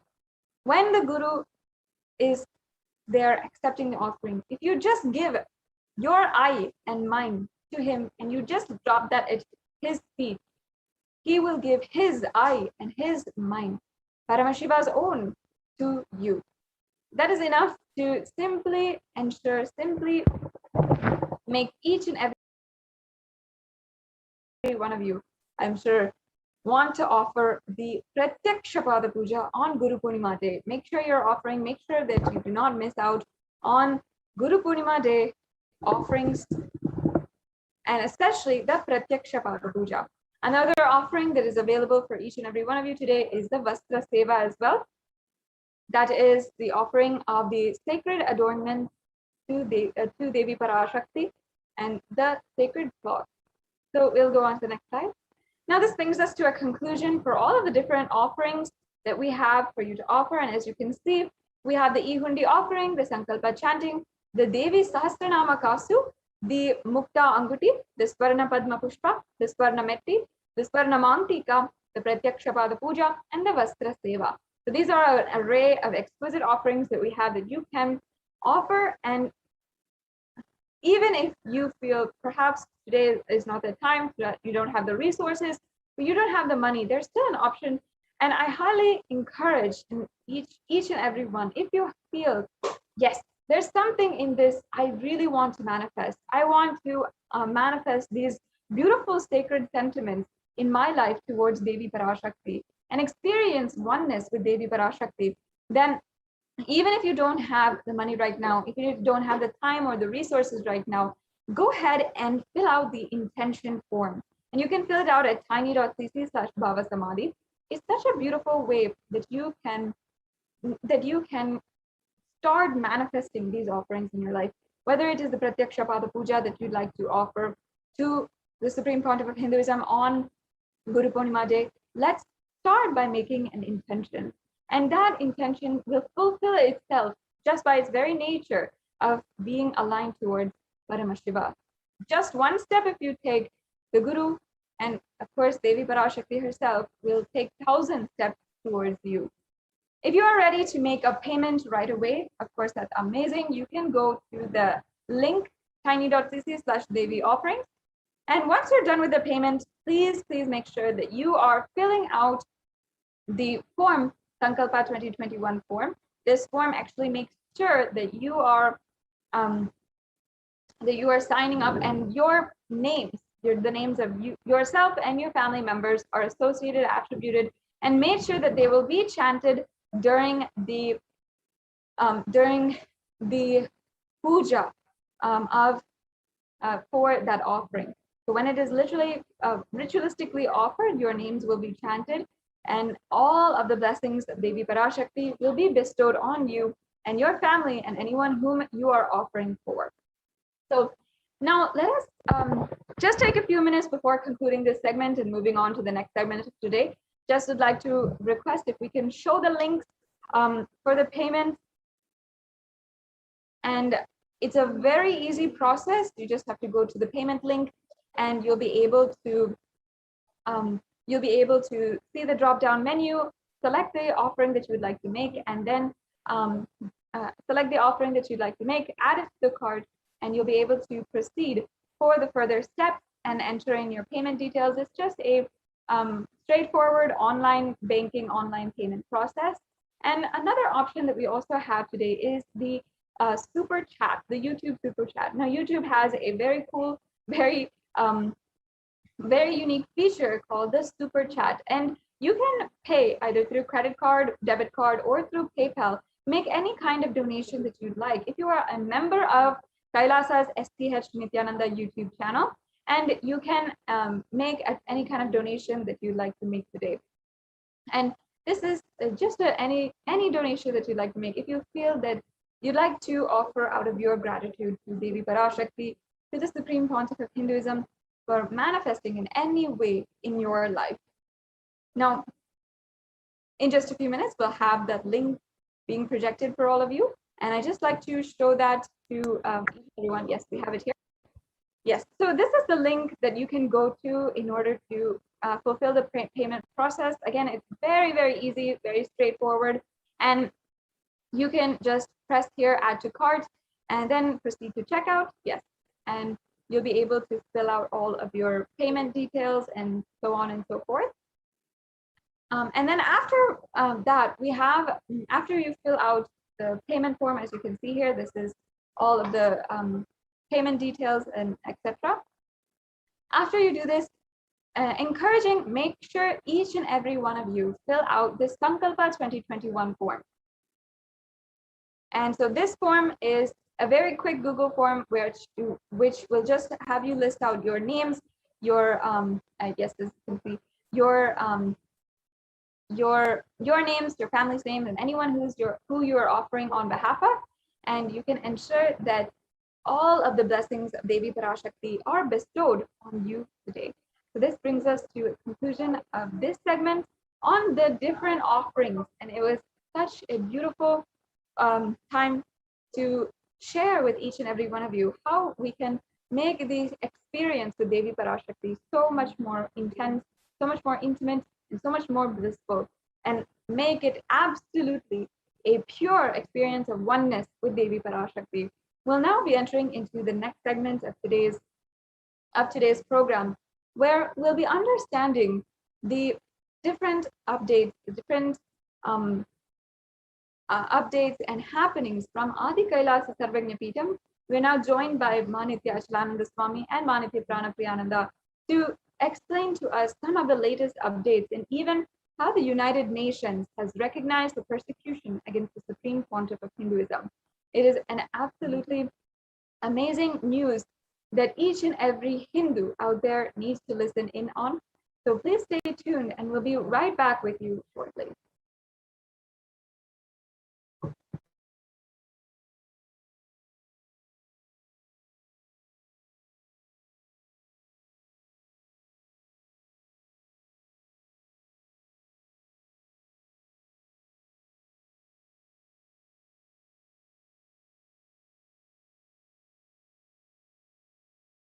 I mean by the word e-Kailasa? Listen intensely. Enlightenment ecosystem, literally enlightenment itself, in your own home, wherever you are. If you cannot come to Kailasa, it's okay. Kailasa can come to you. Kailasa coming to you is e-Kailasa.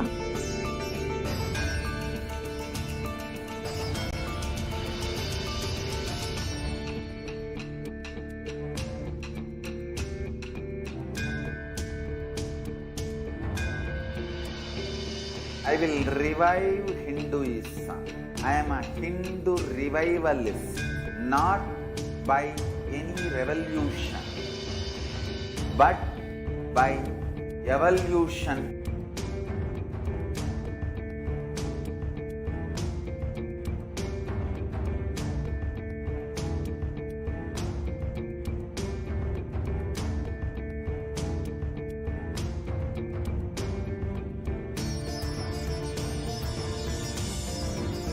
and setting model community.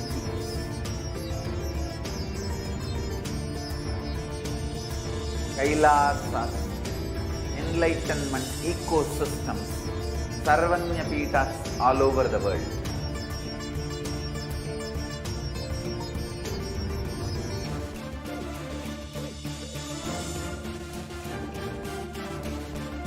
All powerful cognition, knowledge, only when you live power manifestation and possibilities manifestation happens. This is a fundamental truth.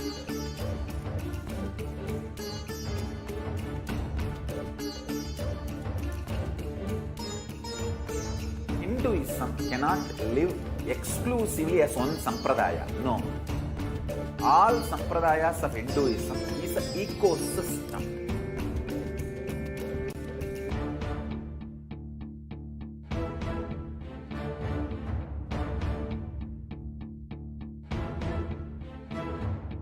So don't keep quiet thinking that if one sampradaya is attacked, only that sampradaya is going to be affected. All of us are ecosystem.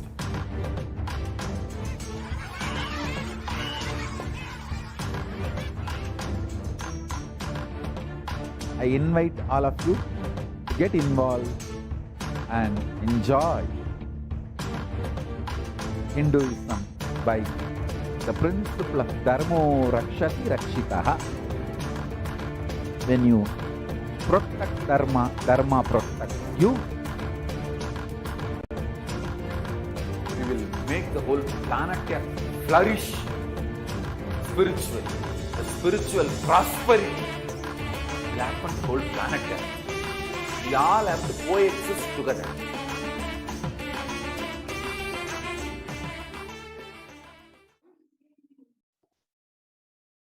And welcome to this segment on the Adi Kailasa ship. Here, before we get into this segment,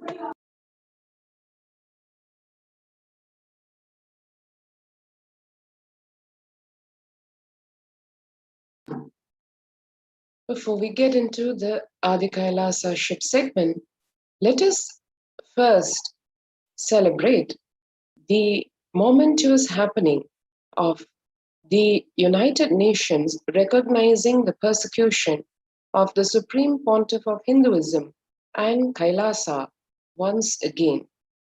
We just saw how a few weeks back the persecution, the genocide happening on the Supreme Pontiff of Hinduism and Kailasa, and that being the ongoing continuum of what has been happening to Hinduism over the last 5,000 years, is getting recognition in the international arena. And now, with this happening yet again, one can see a report has been published on the persecution of Kailasa once again, acknowledging Kailasa's stance against femicide. Femicide means the killing of a woman because of her gender, and the persecution of all the indigenous women of Kailasa by the extremists and militant forces. Kailash and the persecution of the Supreme Pontiff of Hinduism has been facing persecution for over 2 decades, especially for his highly progressive stance on Vedic feminism, true women empowerment, and worship of primordial cosmic divinity as the Divine Mother. The attacks on the Supreme Pontiff of Hinduism and his community involved a massive volume of state-sponsored lawfare, vexatious litigations, assassination attempts, sexual assaults, gang rape, character assassination, shaming, sexual objectification, persecution of women, girls, and even children. Unsurprisingly, this persecution has taken a serious note in the international arena. And one can see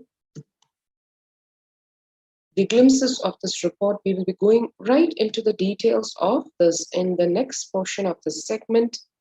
First, let us understand why the persecution, what really Hinduism is all about, and what really attracts these anti-Hindu terrorist elements to do such gory crimes to exterminate Hinduism from the face of this planet.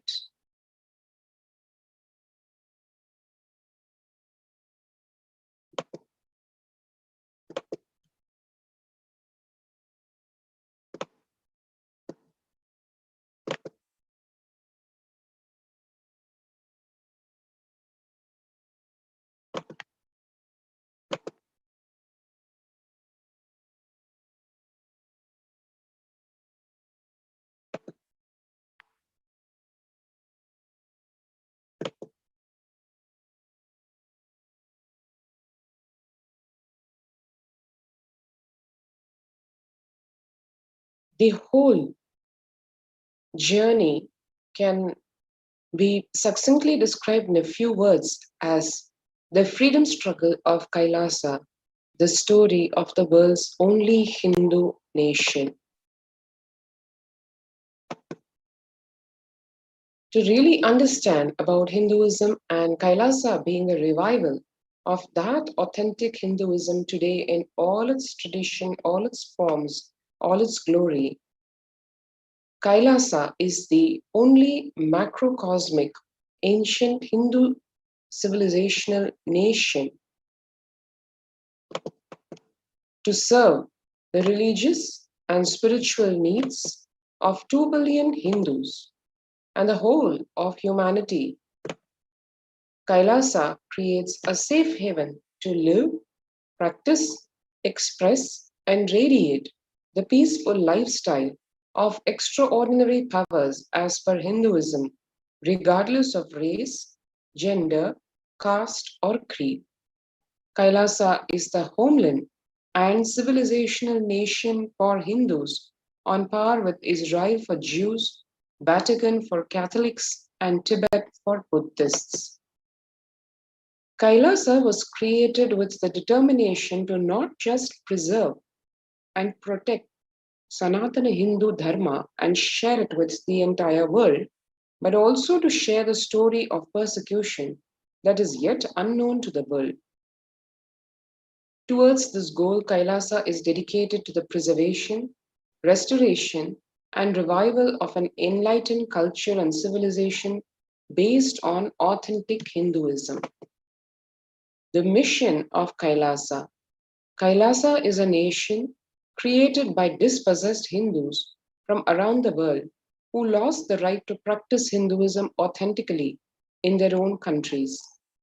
Though the Kailasa movement is founded in the United States and spearheaded by members of the Hindu Adi Shaivite minority community, it is created for and offers a safe haven to all the world's practicing, aspiring, or persecuted Hindus, irrespective of race, gender, sect, caste, or creed, where they can peacefully live and express their spirituality, arts, and culture free from denigration, interference, and violence. Vision of Kailasa. The vision of Kailasa is enlightened living for all of humanity, which is rooted in the fundamental principle of Advaita or oneness, the idea that all beings can live in peace and harmony, and that all human beings are equal and divine, and can reach their highest potential irrespective of their color, nationality, religion, gender, sexual orientation, caste, creed, or race. And now about Hinduism. What is Hinduism? Hinduism represents the world's most ancient yet progressive indigenous spiritual traditions. It is an open framework model of civilization that stands for non-violence, vegetarianism, worship of nature, organic lifestyle, temple-based living, yoga, manifesting spiritual powers, and the inherent divinity of every being. Hinduism comprises many indigenous spiritual traditions coexisting peacefully for millennia.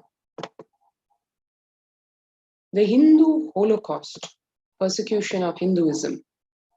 The Hindu Holocaust is a stark epitome of a campaign of race extermination through a systematic, egregious, and ongoing ethnic cleansing, forced relocation, double killing through genocide and genocide denial over the last 5,000 years on the most ancient living civilization on the planet, denied by the historians and untold by its victimized survivors. The Hindu Holocaust is one of the biggest crimes against humanity in world history. Hindus have time and again suffered religious persecution in the form of forceful conversions, massacres, demolition and desecration of temples, confiscation or destruction of property, incitement to hate, imprisonment, torture, murder, destruction of universities and schools, and crimes against women and children. The systematic elimination of Hindus. Hinduism was once practiced freely in over 56 nations across the continent from Afghanistan, India, Nepal, Burma, Sri Lanka, all the way to Singapore, Malaysia, Cambodia, and Indonesia, and in 200 states, 1,700 samsthanas or provinces, and with 10,000 sampradayas or traditions. Over several centuries, the combined forces of foreign invasion, political upheaval, colonialism, and religious persecution systematically ended millennia of Hindu Swarajya or self-rule. Today, Hindu temples remain in few countries, but the Hindus who worshipped in them have been ethnically cleansed. Double killing, the Holocaust and its denial. Hindus are the victims of the double killing of Holocaust and denial of Holocaust, denying the largest Holocaust which has been shockingly going on since 5,000 years of history, will continue to go on in the future unless cognized first and corrected thereafter. The denial of the Holocaust through distortion of history and ideological indoctrination is the last act of a crime in the Holocaust and the heralding of the next crime. The strategy is to first obfuscate and obliterate a people, then obfuscate and obliterate their memory, and finally seek to obfuscate and obliterate the memory of the obfuscation and obliteration itself. This strategy has been successful as today nobody knows or even speaks of the unbroken continuum of the annihilation of Hindus. 100 million killed, over 1 billion ideologically enslaved, be it by the invading Mughals or the colonial forces, be it in the name of their race or color or religious faith or cultural roots or ethnicity or some other distinction.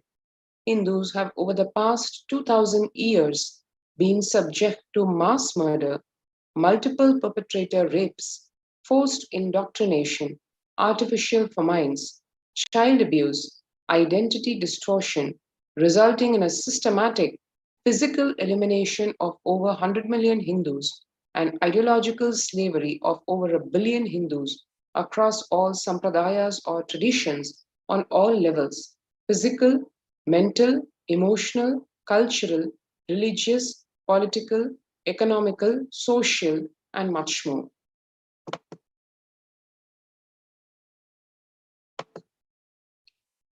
To see a glimpse of what Hinduism has and Hindus have been facing over the last 5 millennia: massacre by invaders, man-made famines, destruction of temples, imposition of slavery, universities and libraries destroyed.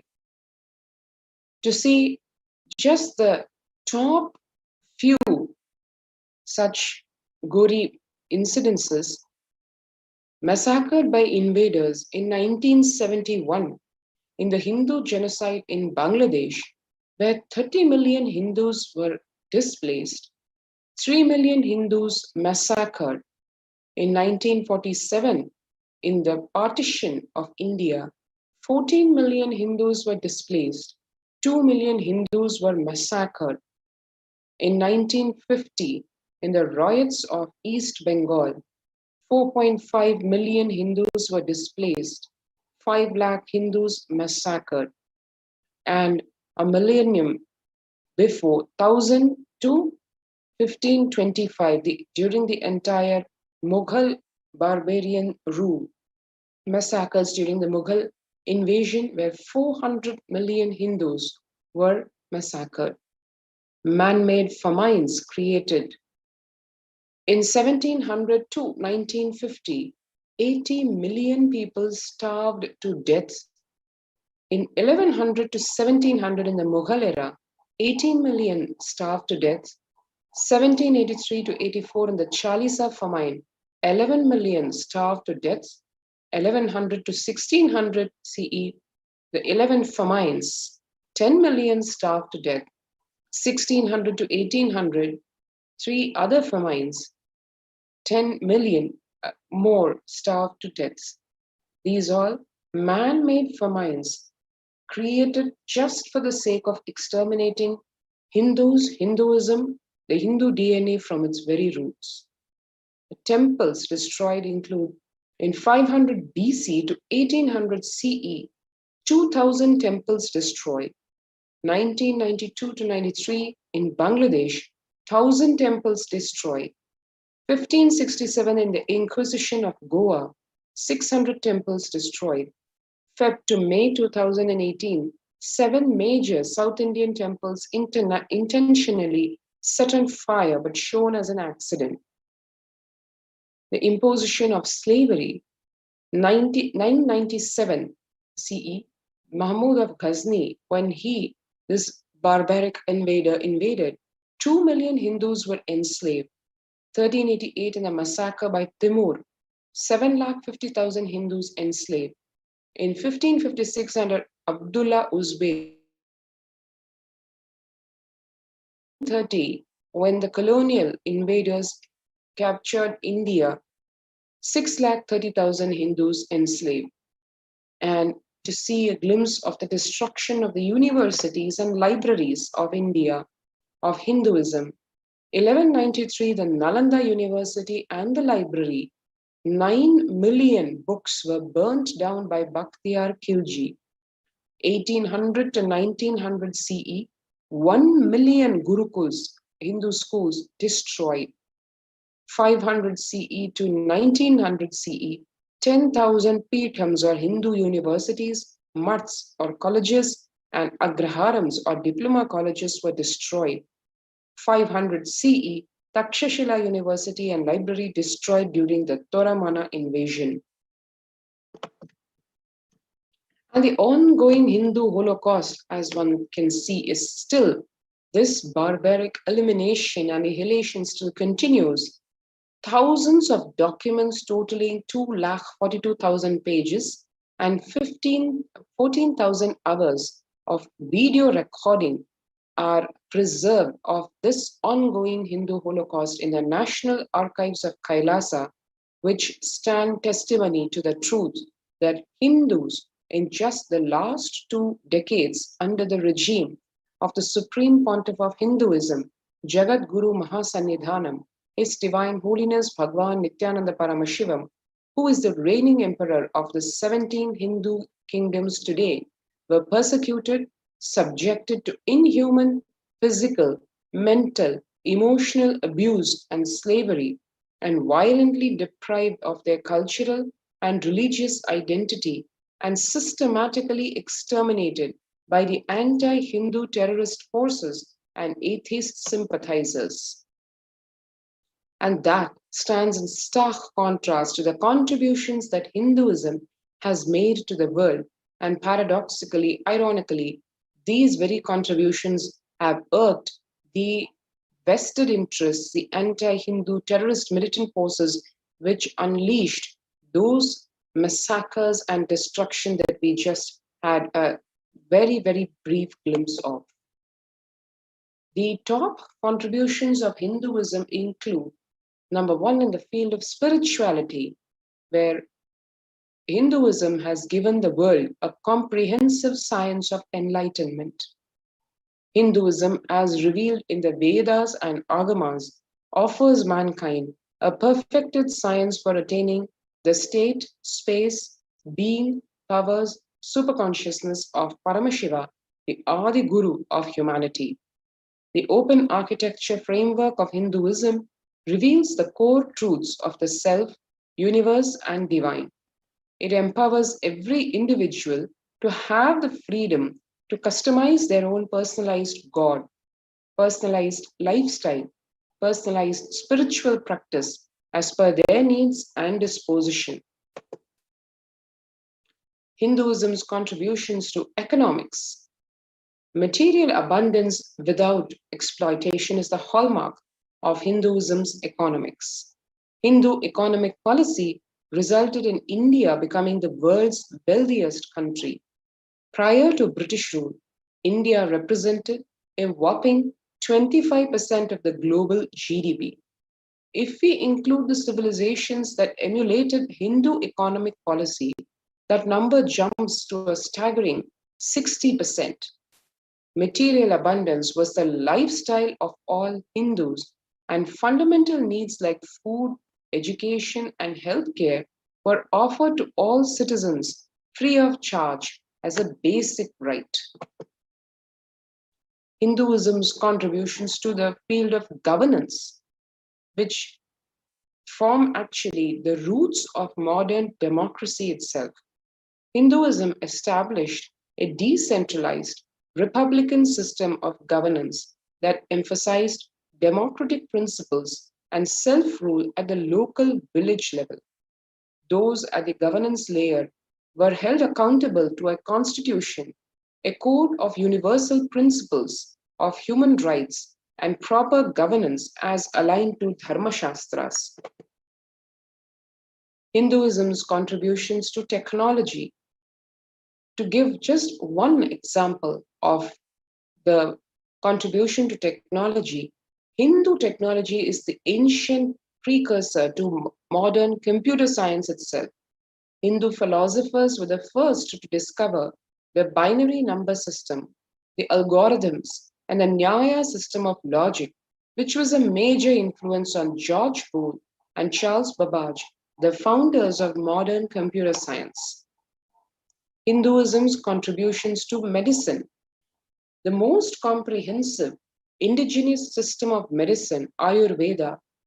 Hinduism is responsible for the world's first holistic plant-based system of medicine, Ayurveda.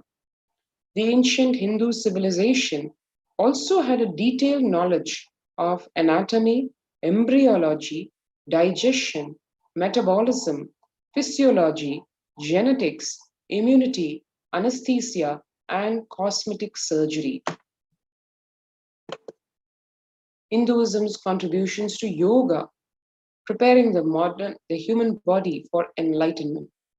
Yoga is a comprehensive system of physical, mental, and spiritual practices designed to give human beings a superconscious breakthrough. Practices like asanas, pranayama, japa, dharana tune the body to the space of oneness or union with Paramashiva. Hinduism's contributions to mathematics, basic to advanced mathematics. Hindu civilization innovated the modern numeral and decimal system, the concept of zero, arithmetic, trigonometry, algebra, combinatorics, the basic elements of calculus, and accurately calculated the value of pi. Hinduism's contributions to physics, breakthrough discoveries millennia before Newton. Hindu philosophers conceived of the atom, the laws of motion, and quantum superposition thousands of years ago, in addition to accurately calculating the speed of light. Hinduism's contributions to astronomy, a deep understanding of the cosmos. Hindu civilization developed an elaborate understanding of astronomy, including a heliocentric model for the solar system millennia before Galileo.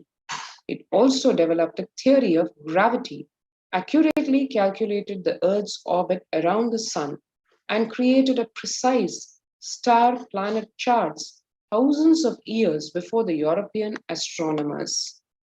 Hinduism's contributions to architecture, monuments that stood the test of time. Hindu civilization built elaborate, highly durable structures that exhibit fractal geometry, well-planned cities with complex drainage systems, and huge rock-cut temples carved from a single stone. Hinduism's contributions to the field of art, the perfect harmony of form and substance.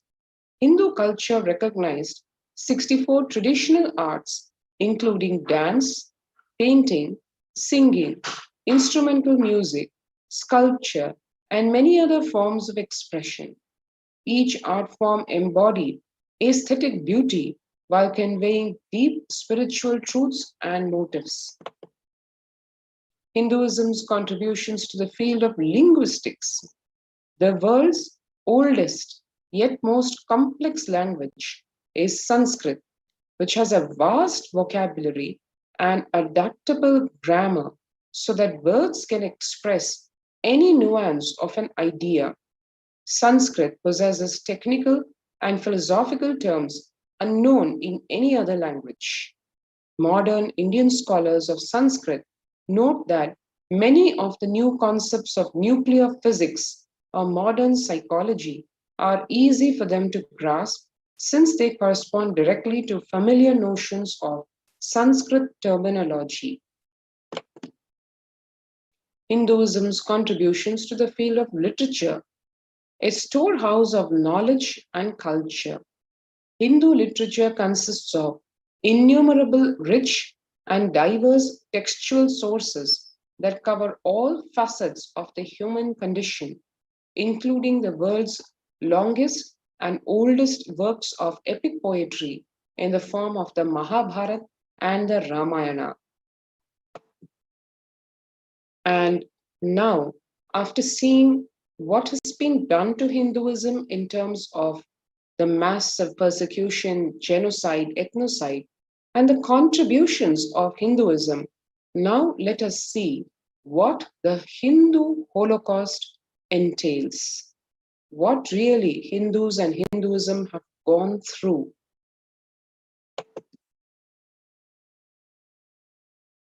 Phase 1, Islamic invasions, 800 to 1700 AD, almost a millennium of absolute barbaric invasions and massacres and sexual crimes, the physical destruction of the Hindu civilization.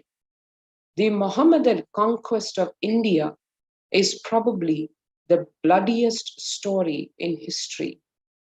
The Islamic historians and scholars have recorded with great glee and pride the slaughters of Hindus, forced conversions, abduction of Hindu women and children to slave markets, and the destruction of temples carried out by the barbaric invaders, the warriors of Islam during 800 AD to 1700 AD.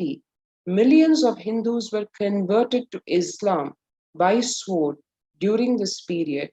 Millions more were raped and murdered and dismembered. This is what the information recorded by Bill Duran, the historian. Islamic invasions, as Mr. Prabandhan in 1456 AD has recorded, the conquering armies burnt villages, devastated the land, plundered people's wealth, took Brahmins and children and women of all classes captive, flagged with thongs of a raw hide, carried on a moving prison with them and converted the prisoners into obsequious Turks.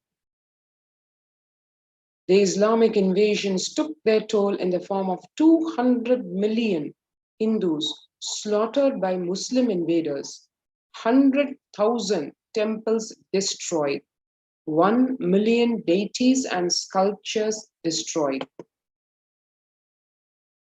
The rape of an entire continent. Genocide endorsed by Islamic law.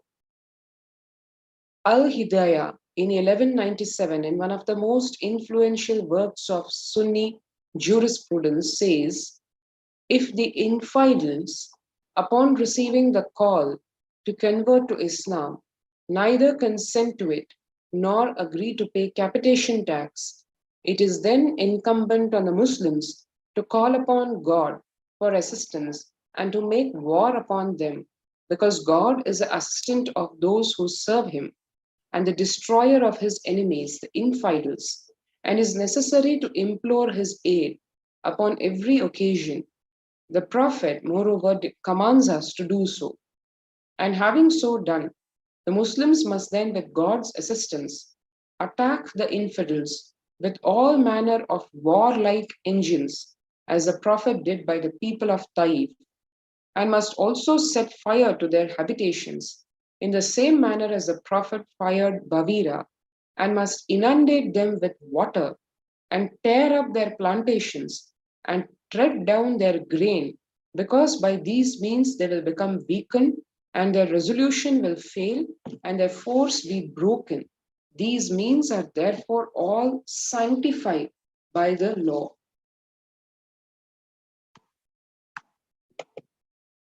The rape of a continent included Hindus.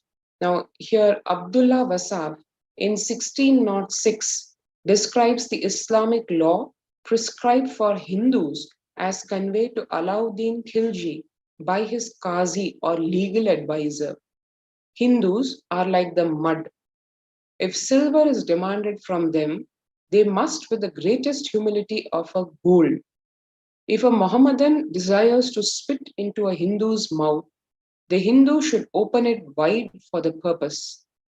God created the Hindus to be slaves of the Mohammedans. The Prophet had ordained that if the Hindus do not accept Islam, they should be imprisoned, tortured, and finally put to death, and their property confiscated. To keep the Hindus in abasement is especially a religious duty, because they are the most inveterate enemies of the Prophet. One can see here the gory pictures of the depictions of the Hindu women forced to wear garlands made of skulls of their own children. Muhammad Qasim Hindu Shah Ferishta in 1606 is documenting the Raja of Nagarkot, after sustaining some loss, submitted but was restored to his dominions. The name of Nagarkot was on his occasion changed to that of Mahmudabad. Sultan Feroz on this occasion broke the idols of Nagarkot and, mixing the fragments with pieces of cow's flesh, filled bags with them and caused them to be tied round the necks of Brahmins, who were then paraded through the camp. It is said also that he sent the image of Naushaba to Mecca to be thrown on the road that it might be trodden underfoot by the pilgrims. The Hindu prisoners. Here in 1354, the historian Battuta, describing the torture and massacre of Hindus by Ghiyas-ud-Din Muhammad Damghani of the Madurai Sultanate. The Hindu prisoners were divided into 4 sections and taken to each of the 4 gates of the great Katkar. There, on the stakes they had carried, the prisoners were impaled. Afterwards, their wives were killed and tied by their hair to these pales. Little children were massacred on the bosoms of their mothers and their corpses left there.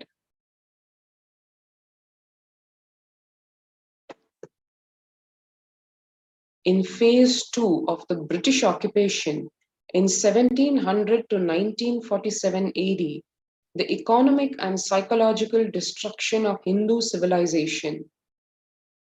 Will Durant, this historian, comments on the British rule in India in 1930. I have seen a great people starving to death before my eyes, and I am convinced that this exhaustion and starvation are due not, as their beneficiaries claim, to overpopulation and superstition, but to the most sordid and criminal exploitation of one nation by another in all recorded history. The British occupation, as voiced by Shashi Tharoor, MP, Indian Parliament.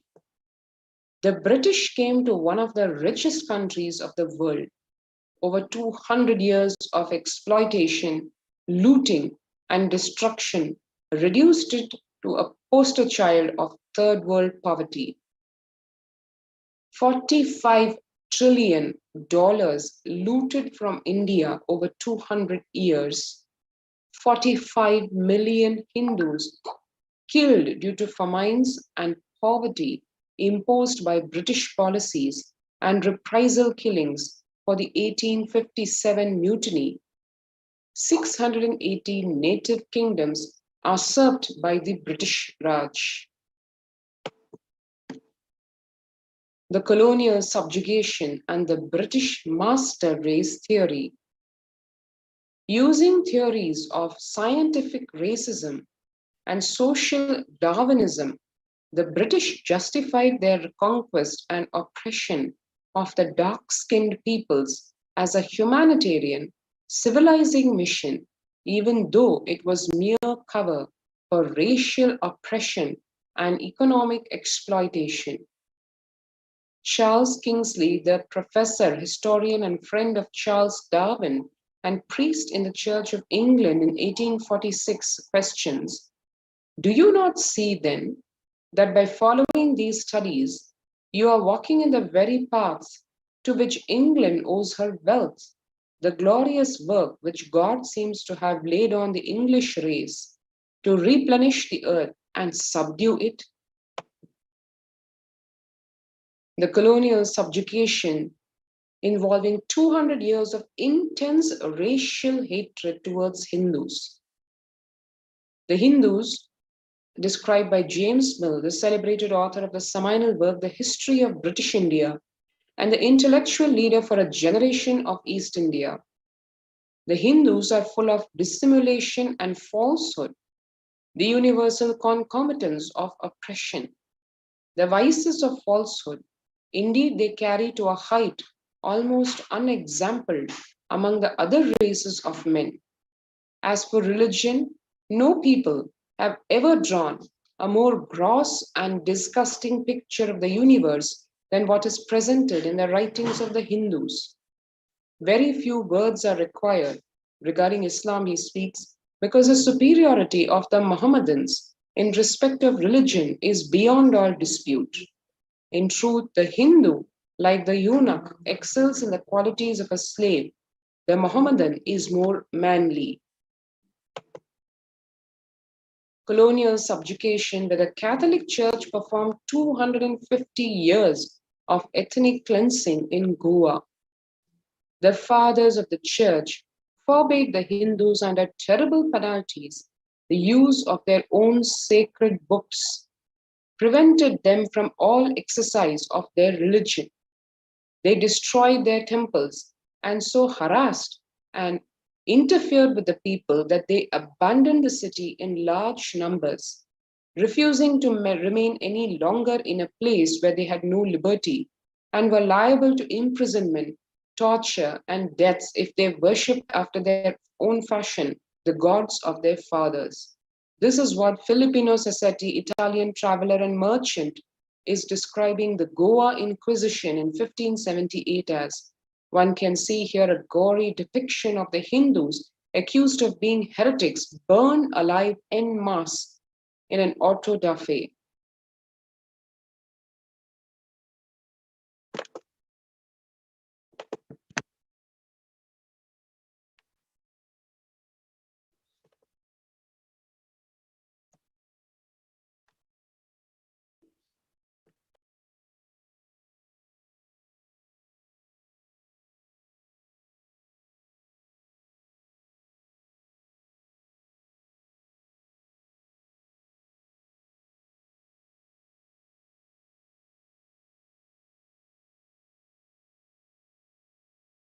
I mean by the word e-Kailasa.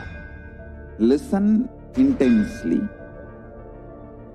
Enlightenment ecosystem, literally enlightenment itself, in your own home, wherever you are.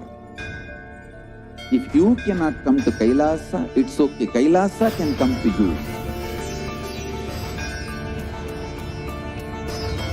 Kailasa coming to you is e-Kailasa.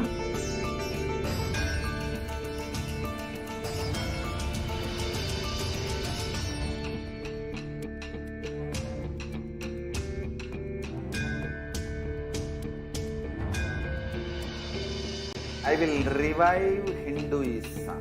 I am a Hindu revivalist, not by any revolution, but by evolution.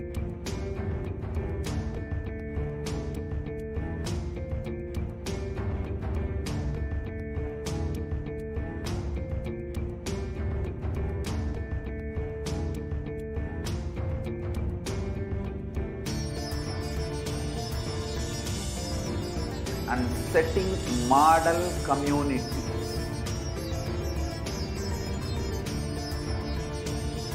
Kailasa, enlightenment ecosystems, Sarvanya Pitas all over the world.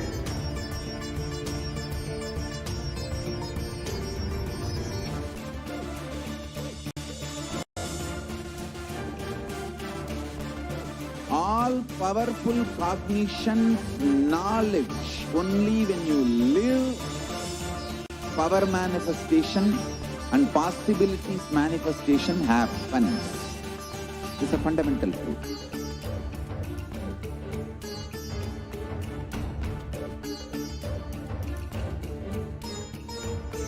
Hinduism cannot live exclusively as one sampradaya. No. All sampradayas of Hinduism is an ecosystem.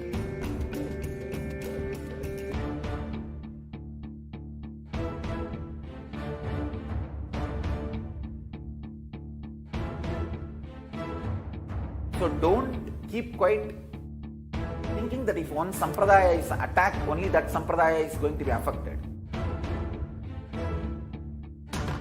All of us are ecosystems.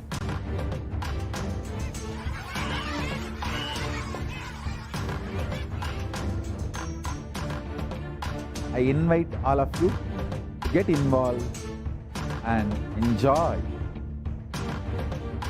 Hinduism by the principle of Dharmo Rakshati Rakshitaha.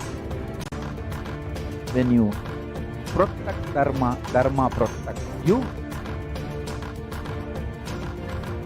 We will make the whole planet flourish spiritually.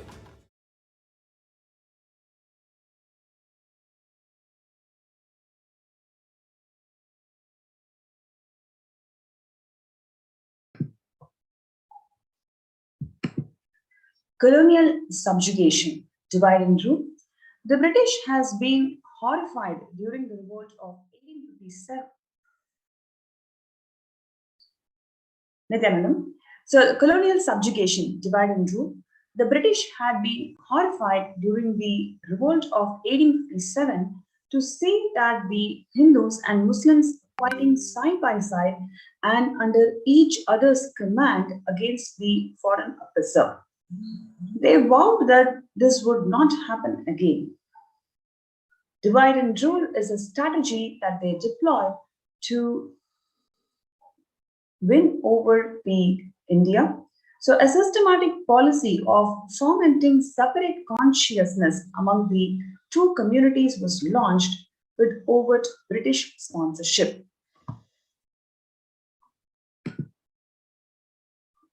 Colonial subjugation.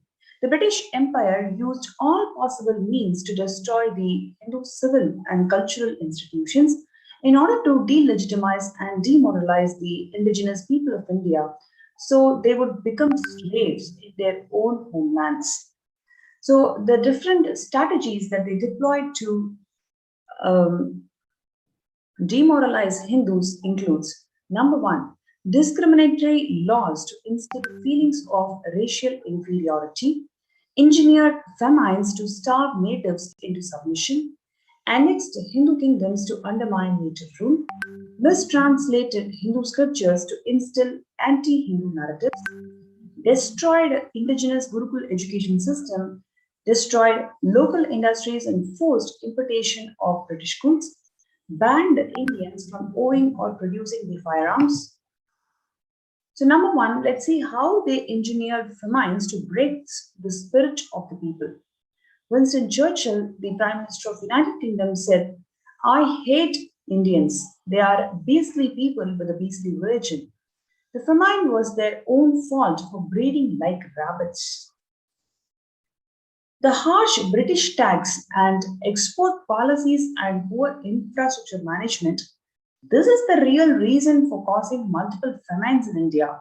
It is not because Indians are beastly people, and it is not that Hinduism is a beastly religion, and breeding is not the fault of the Indians to undergo such horrendous, brutal, man-made famines. It is actually the British tax and the export policies and after looting India, giving such poor infrastructure to people, they are the primary reasons for the famines. Indians were forced to eat leaves, grass, and human flesh. Parents threw their starving children into rivers and wells, while others committed suicide to escape their living hell. Colonial subjugation destroying the local industry to ensure dependence and poverty.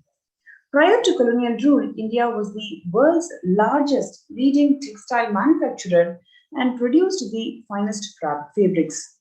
The British engaged in a systematic campaign to destroy the local handloom industry through harsh taxation and export policies that forced India to import British-made textiles and banned Indian textiles from being sold in foreign markets.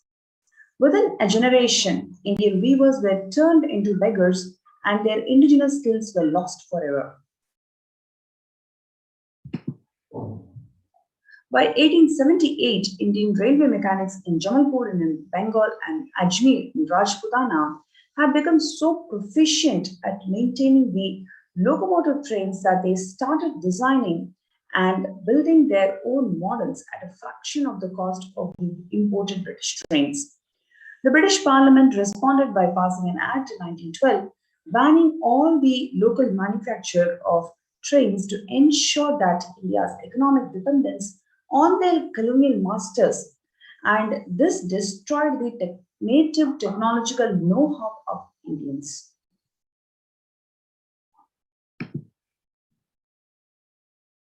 Seizure, taxation, and ruin of Hindu temples.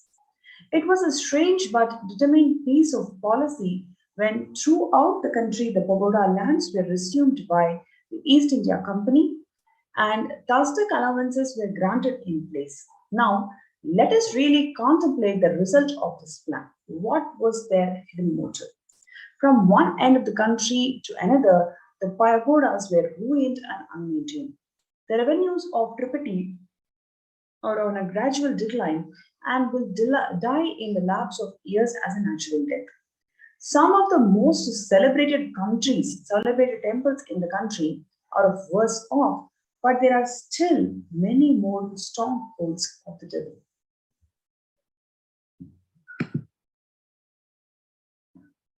They started spreading false anti-Hindu narratives. British rulers perpetuated the narrative that Indians were generally illiterate and education was restricted only to high caste Hindus.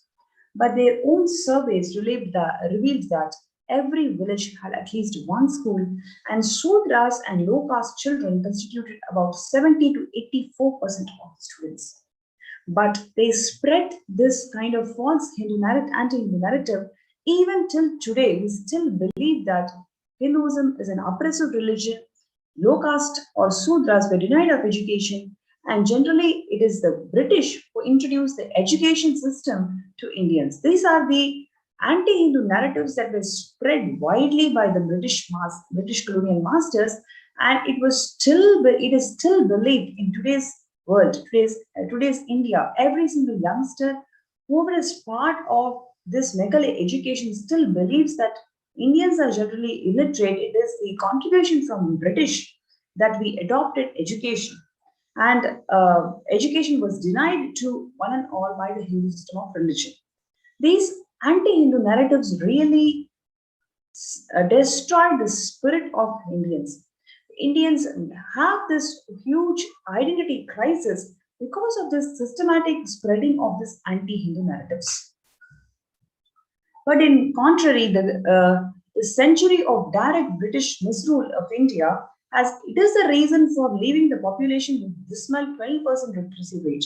Please understand, if a village has got 80% of people coming from Sudras or low caste children who constituted this student population in that school, why should now we still suffer the impact of this British rule, which had actually left to 12% of literacy rate at that rate?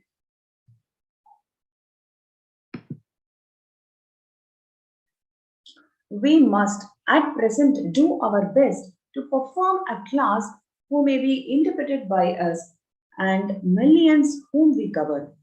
A class of persons who are Indian in blood and color, but English in taste and in opinions, in morals and in intellect. To that class, we may leave it to refine the vernacular dialects of the country, to enrich those dialects with terms of science borrowed from the Western nomenclature, and to render them by degree fits vehicles for conveying the knowledge to the great mass of the population.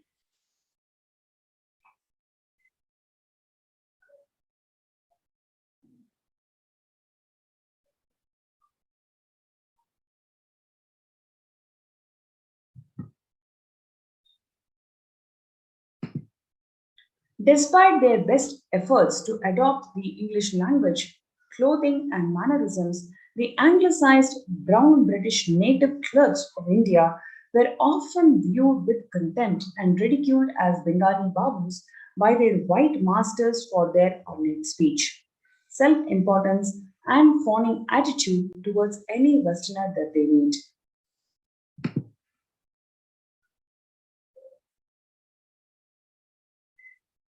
Concerned at the rising awareness of nationalism after the Indian Mutiny of 1857, the British realized that they strengthened their hold in India, being just a handful, needed to widen their political and psychological management of India and Indians, thus began to focus on the education of native princes and pursuit of objective in Macaulay's Minute on Education of 1837 to create a class of people who are Indian in blood and color, but English in opinions and in morals and in intellect.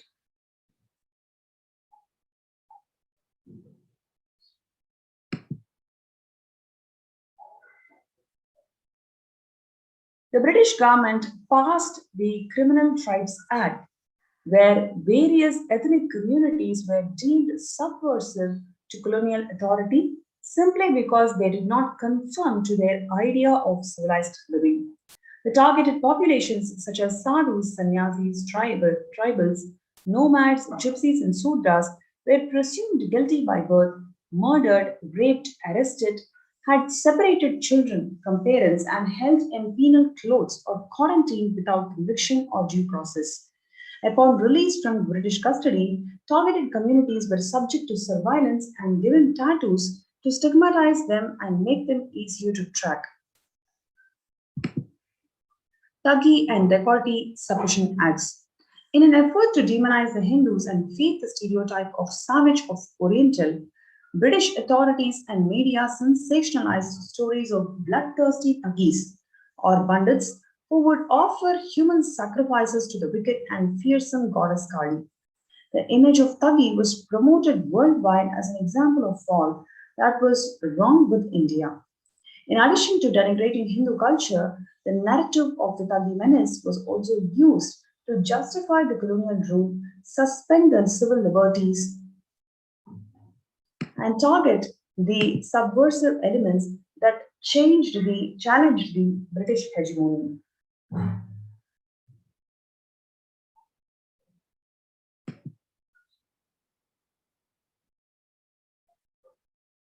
Secular India, Hindu temples were looted and neglected. What I mean by the word e-Kailasa, listen intensely. Enlightenment ecosystem, literally enlightenment itself, in your own home, wherever you are. If you cannot come to Kailasa, it's okay. Kailasa can come to you. Kailasa coming to you is e-Kailasa.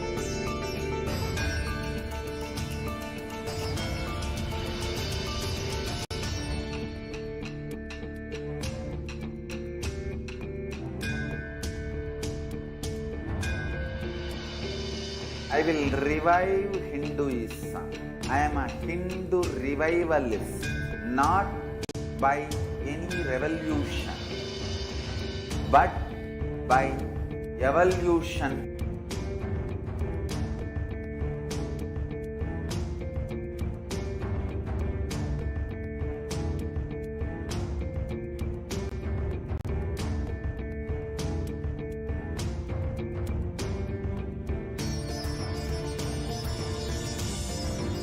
And setting model community.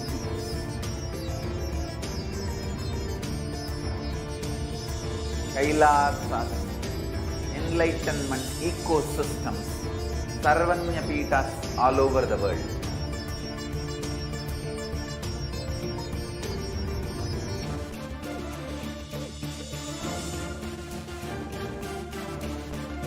All powerful cognition, knowledge, only when you live, power manifestation and possibilities manifestation happens. This is a fundamental truth.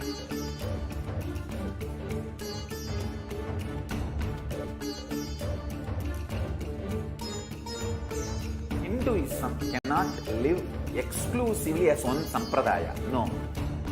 All sampradayas of Hinduism is an ecosystem.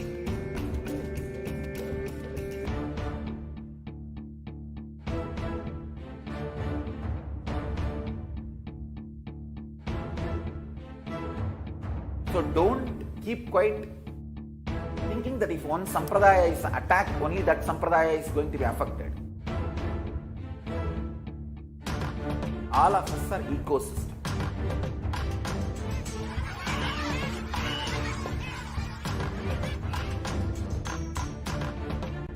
I invite all of you to get involved and enjoy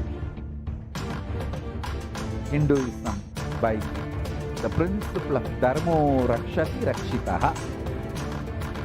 When you protect Dharma, Dharma protects you. We will make the whole planet flourish spiritually. The spiritual prosperity will happen to the whole planet. We all have to coexist together.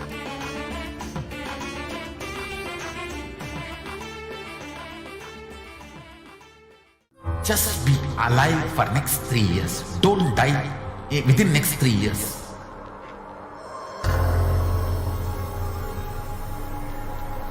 Just don't die within next 3 years. Be alive. Somehow be alive. I'm working sincerely. I will reach you somehow. Somehow I will reach you. It's my commitment to humanity.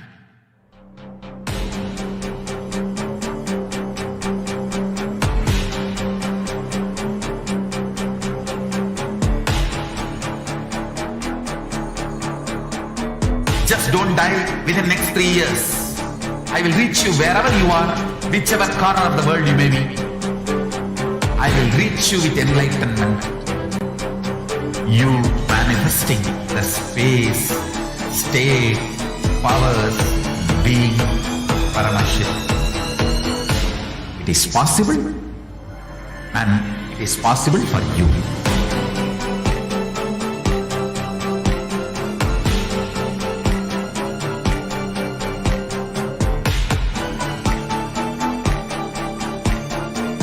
Paramashiva will reach you with enlightenment signs. I know he is going to do the job. Just be alive for next 3 years. Nothing else.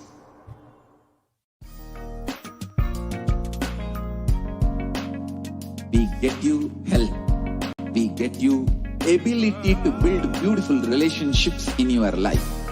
We get you direct spiritual support, and we make sure you become wealthy.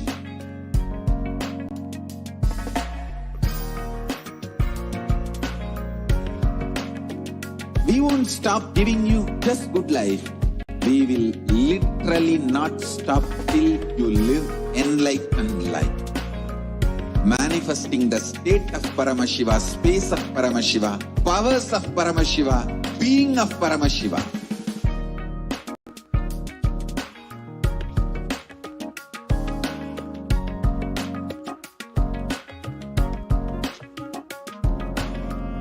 Whole world should become e-Kailashian. I want the whole world to know Hindus have something great to contribute to the world.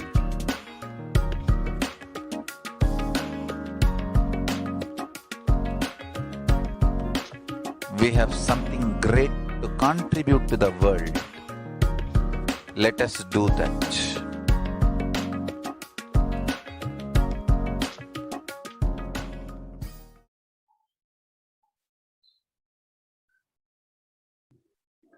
Secular India, where the Hindu temples were looted and neglected.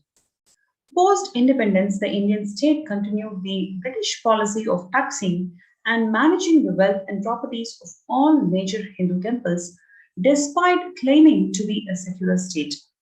Their governance of Hindu temples has been fraught with mismanagement, neglect, corruption, theft of jewels and deities, and alienation of temple land. Many temples constructed at least 1,500 years ago or much before the temple recognized by UNESCO are in ruins. Even the daily rituals are not performed. Some temples remain closed throughout the day with no one to even light the lamps. Next is the case of Sabarimala, the anti-Hindu activism. The Sabarimala temple dedicated to Lord Ayyappa in Kerala, which represents one of the Hinduism's unique spiritual ecosystem. The form of Ayyappa worshipped at Sabarimala is Naishtika Brahmachari, a strict celibate. As such, women of reproductive age are forbidden to enter the temple out of respect for Ayyappa and to maintain the sanctity of the spiritual ecosystem. Otherwise, in almost 1,000 other Ayyappa temples across India, men and women are equally allowed to access, while Sabarimala is a single exception. Ayyappa devotees undergo a 41-day period of celibacy, fasting, and other penances prior to making the pilgrimage to prepare their bodies and consciousness for spiritual ecosystem present in Sabarimala temple. Scriptures and oral tradition explain that the celibate male energy present at Sabarimala is actually harmful to the female fertile body.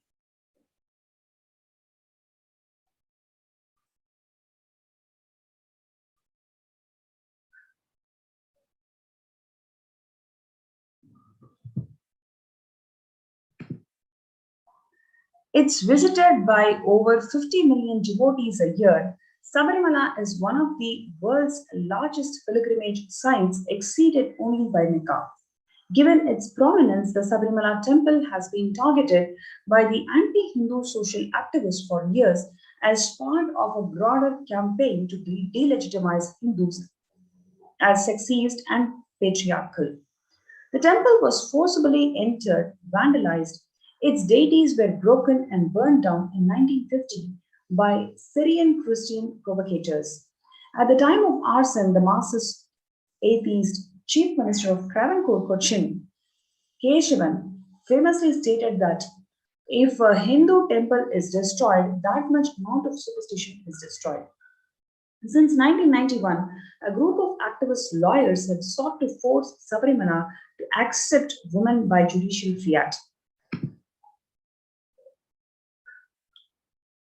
Then the media narratives that were used to stereotype and demoralize Hindus. A psychological warfare, the use of propaganda against an enemy supported by such military, economic, or the political measures as may be required.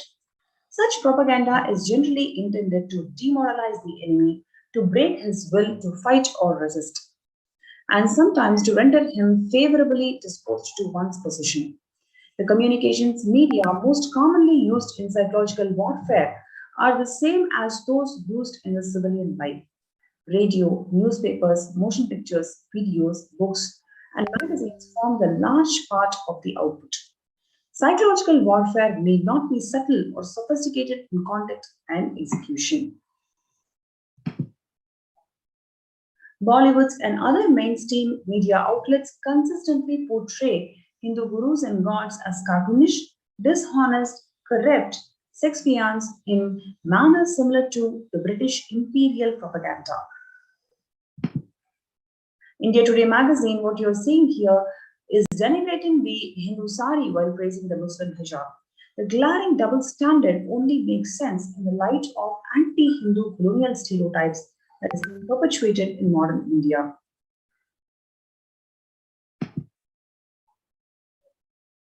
The self-hatred that is being instilled in Hindus, the relentless campaign of psychological warfare that is being waged on Hindu minds by the British and their brown successors post-independence have resulted in a Hindu population that is demoralized, delegitimized, and without a sense of identity except to pathetically aid the West.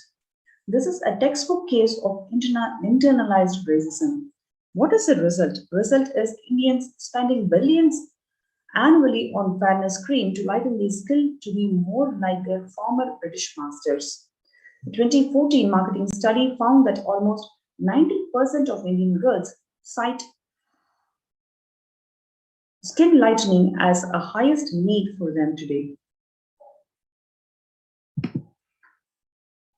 What we have seen so far is a huge, grand Hindu civilization, the grand narrative of Hindu civilization, how Hindus gloriously contributed to the civilization and empowered the humanity with various sciences.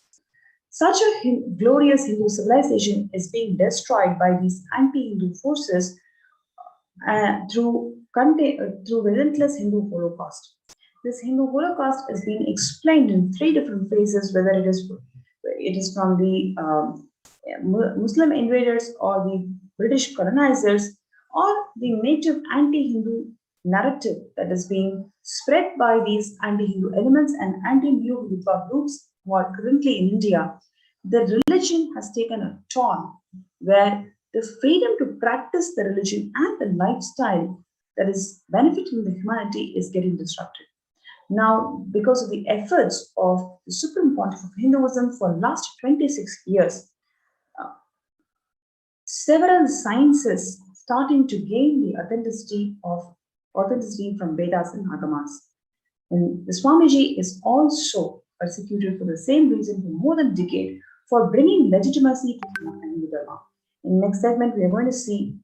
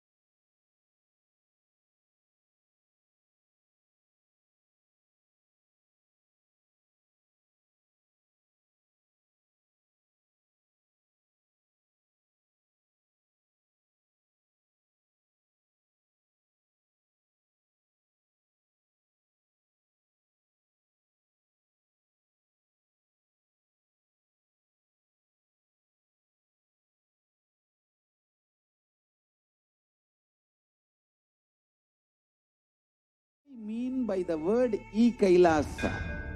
Listen intensely.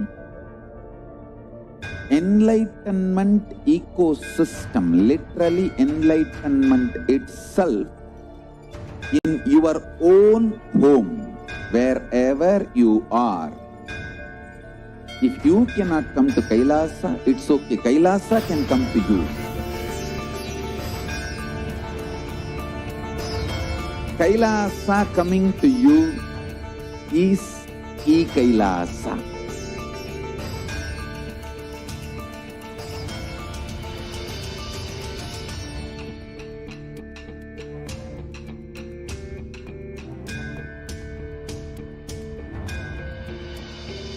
I will revive Hinduism. I am a Hindu revivalist, not by any revolution, but by evolution.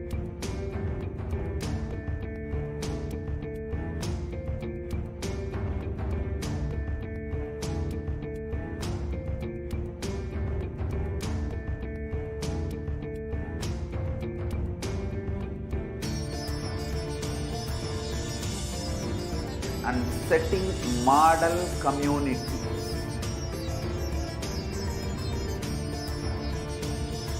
Kailasas, enlightenment ecosystems, Sarvanya Pitas all over the world.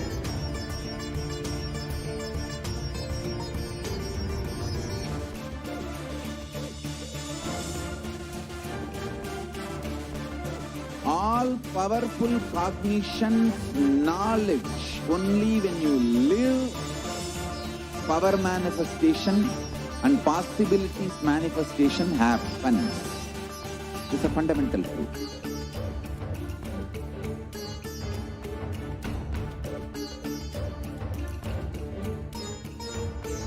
Hinduism cannot live exclusively as one sampradaya. No. All sampradayas of Hinduism is an ecosystem.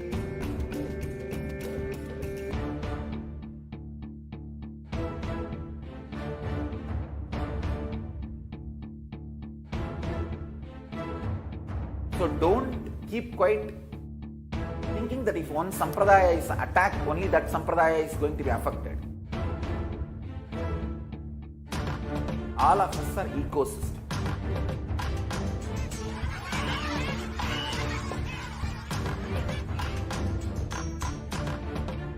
I invite all of you to get involved and enjoy Hinduism by the principle of Dharmo Rakshati Rakshitaha. When you protect Dharma, Dharma protects you. We will make the whole planet flourish spiritually. The spiritual prosperity will happen to the whole planet. We all have to coexist together.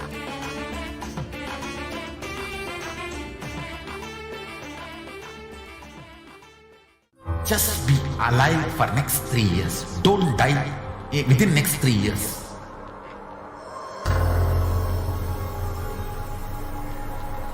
Just don't die within next 3 years. Be alive. Somehow be alive. I'm working sincerely. I will reach you somehow. Somehow I will reach you. It's my commitment to humanity.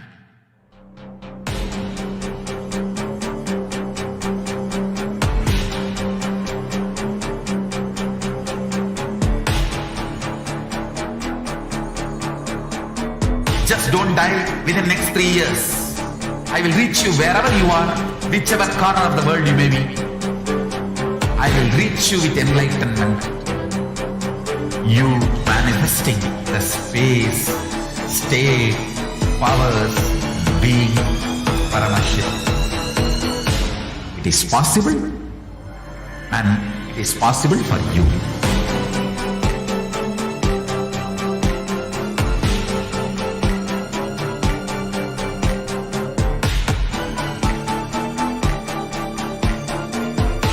Shiva will reach you with enlightenment science. I know he is going to do the job.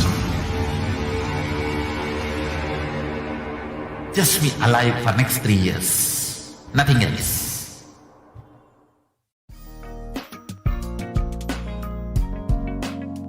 We get you health. We get you ability to build beautiful relationships in your life. We get you direct spiritual support, and we make sure you become wealthy.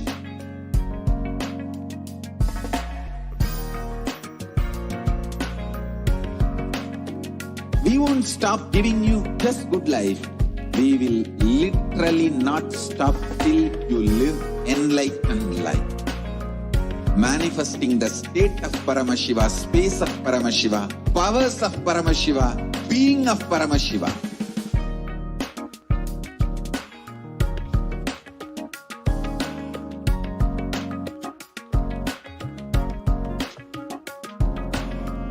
Whole world should become e-Kailashians. I want the whole world to know Hindus have something great to contribute to the world.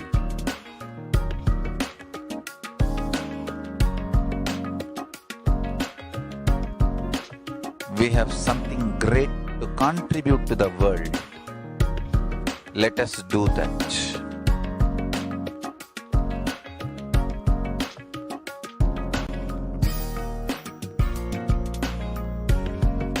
E-Kailasa is proper customized spiritual service helping you to identify your root patterns of suffering. We have perfected the science of helping every individual from every cultural, religious, nationality background.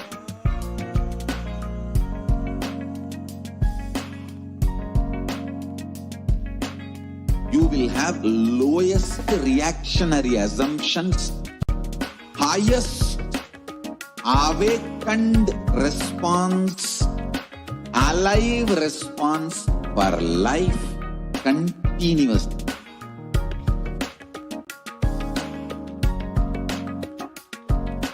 E-Kailasa is enlightenment ecosystem, literally enlightenment itself in your own home, wherever you are. Proper customized spiritual service helping you to complete with your life negativity. Withdrawal from life, self-hatred, self-denial, self-doubt, so much of tiredness, laziness. We can support you aligning your diet, your attitude, your aptitude, your understanding about life. We can help you with everything.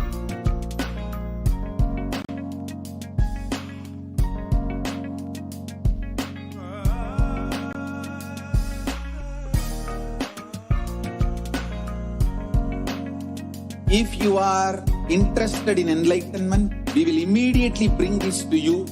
If you are not interested, we will explain the whole science, inspire you and make you interested in enlightenment science.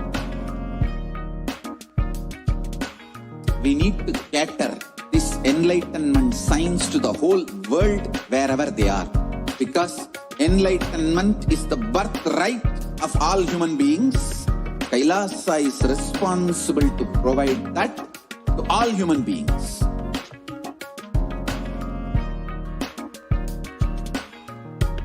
Kailasa is the totality of the knowledge I received from my gurus and practice manifested in my life, perfected by teaching millions of people from all cultures, time zones, backgrounds, genders, nationality, race, from every creed.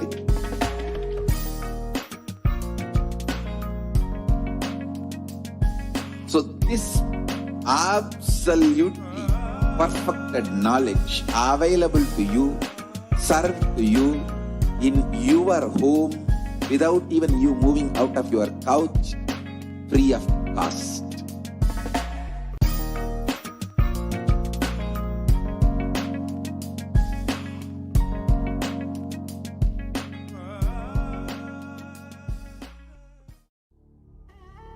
What I mean by the word e-Kailasa, listen intensely. Enlightenment ecosystem, literally enlightenment itself, in your own home, wherever you are. If you cannot come to Kailasa, it's okay. Kailasa can come to you. Kailasa coming to you is e-Kailasa.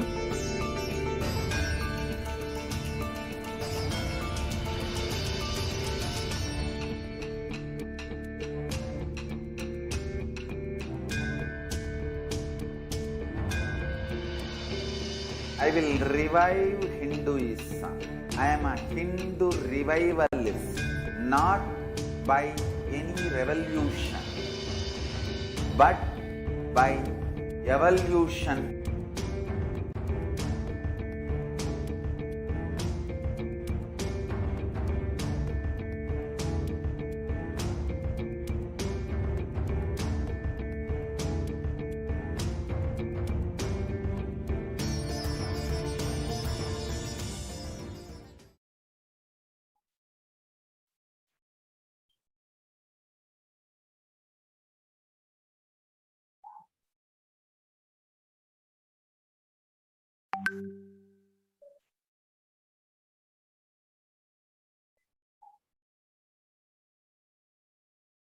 Yes.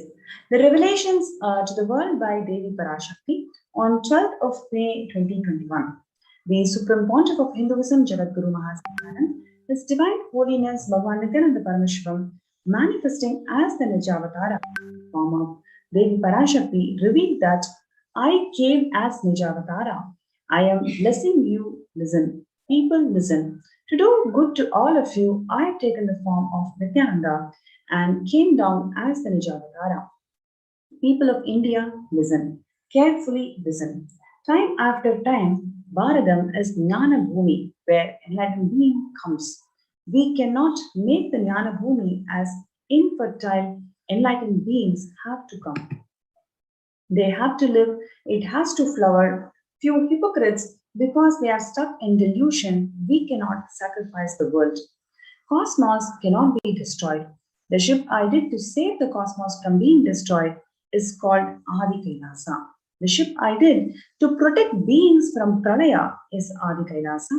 Because of the conspiracy of Drohis and enemies' rule, the captain has to leave the ship. Before 12 years, knowing the great deluge that is going to happen on the Aushadas, by this Guru Purnima, that Jnana Rasavadam, Navabhashana is going to flower. Allow people to come and take a dip in Navabhashana flower. People, whoever comes and dips in by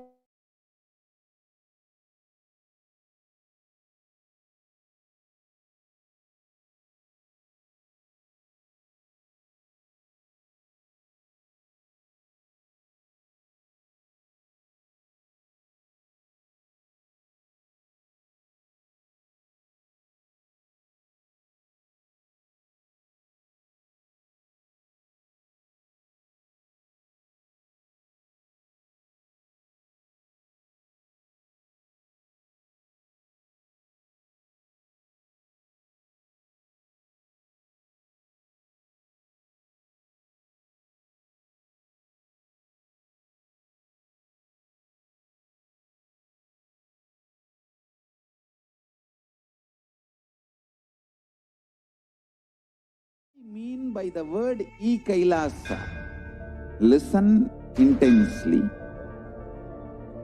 Enlightenment ecosystem, literally enlightenment itself, in your own home, wherever you are.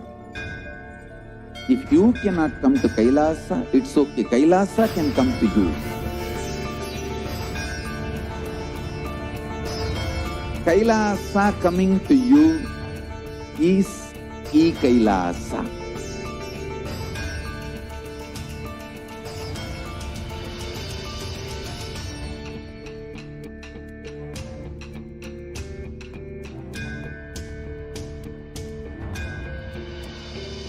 I will revive Hinduism.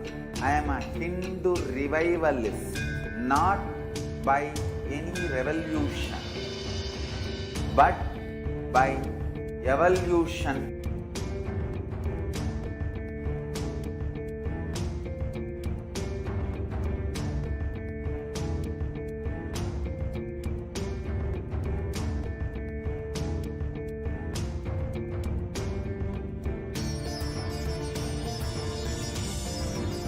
And setting model community.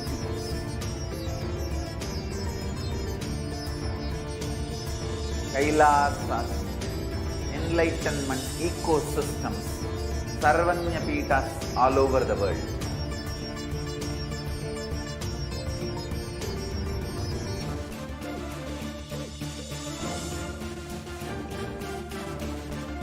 All powerful cognition, knowledge, only when you live, power manifestation and possibilities manifestation happens. This is a fundamental truth.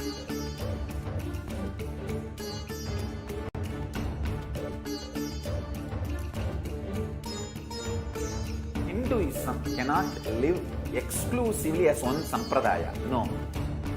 All sampradayas of Hinduism is an ecosystem.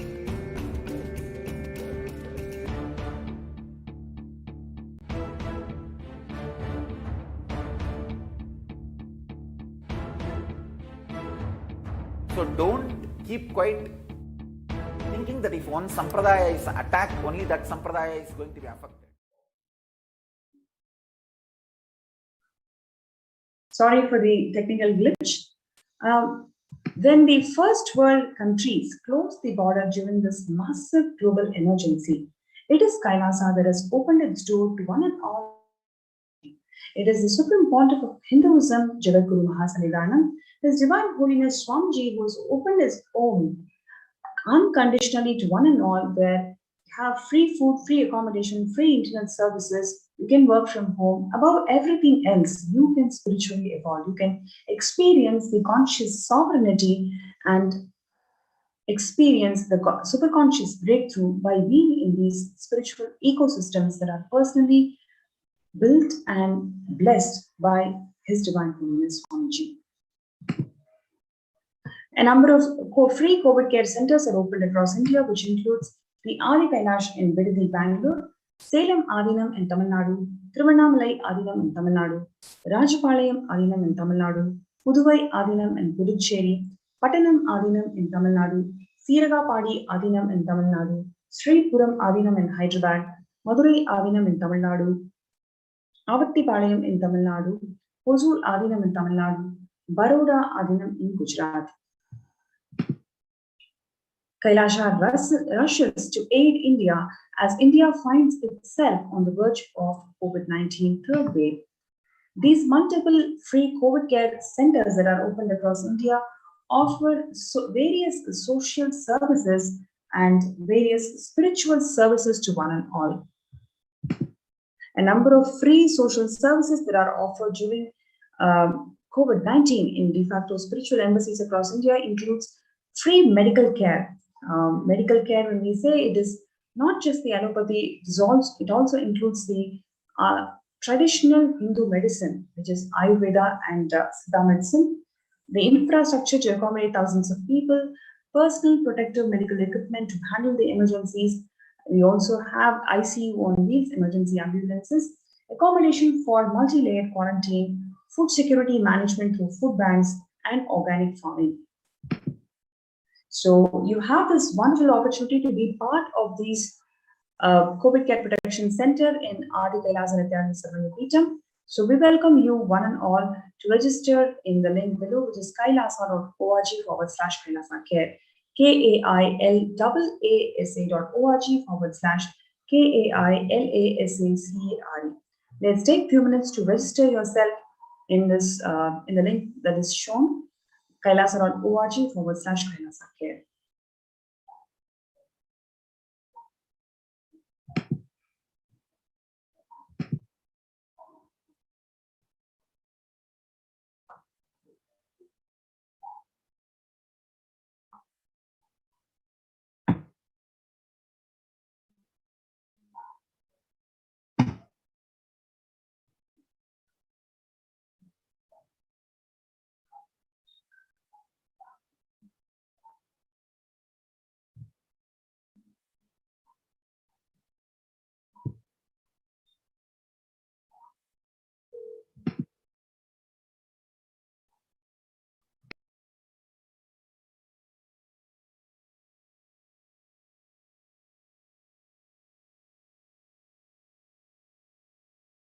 What I mean by the word e-Kailasa? Listen intensely. Enlightenment ecosystem, literally enlightenment itself, in your own home, wherever you are. If you cannot come to Kailasa, it's okay. Kailasa can come to you. Kailasa Connecting with the divine with your eyes closed is meditation. Connecting with the divine with your eyes open is darshan. Come, let us all now move from meditation to darshan.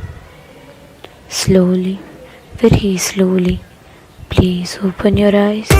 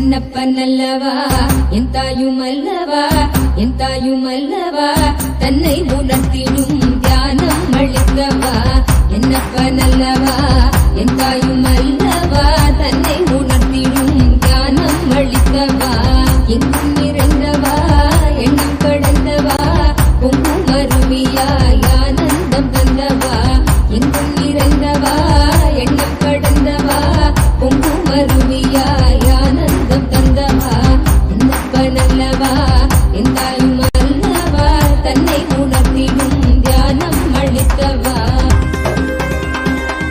ஏழாம் உடல்கள் தாண்டி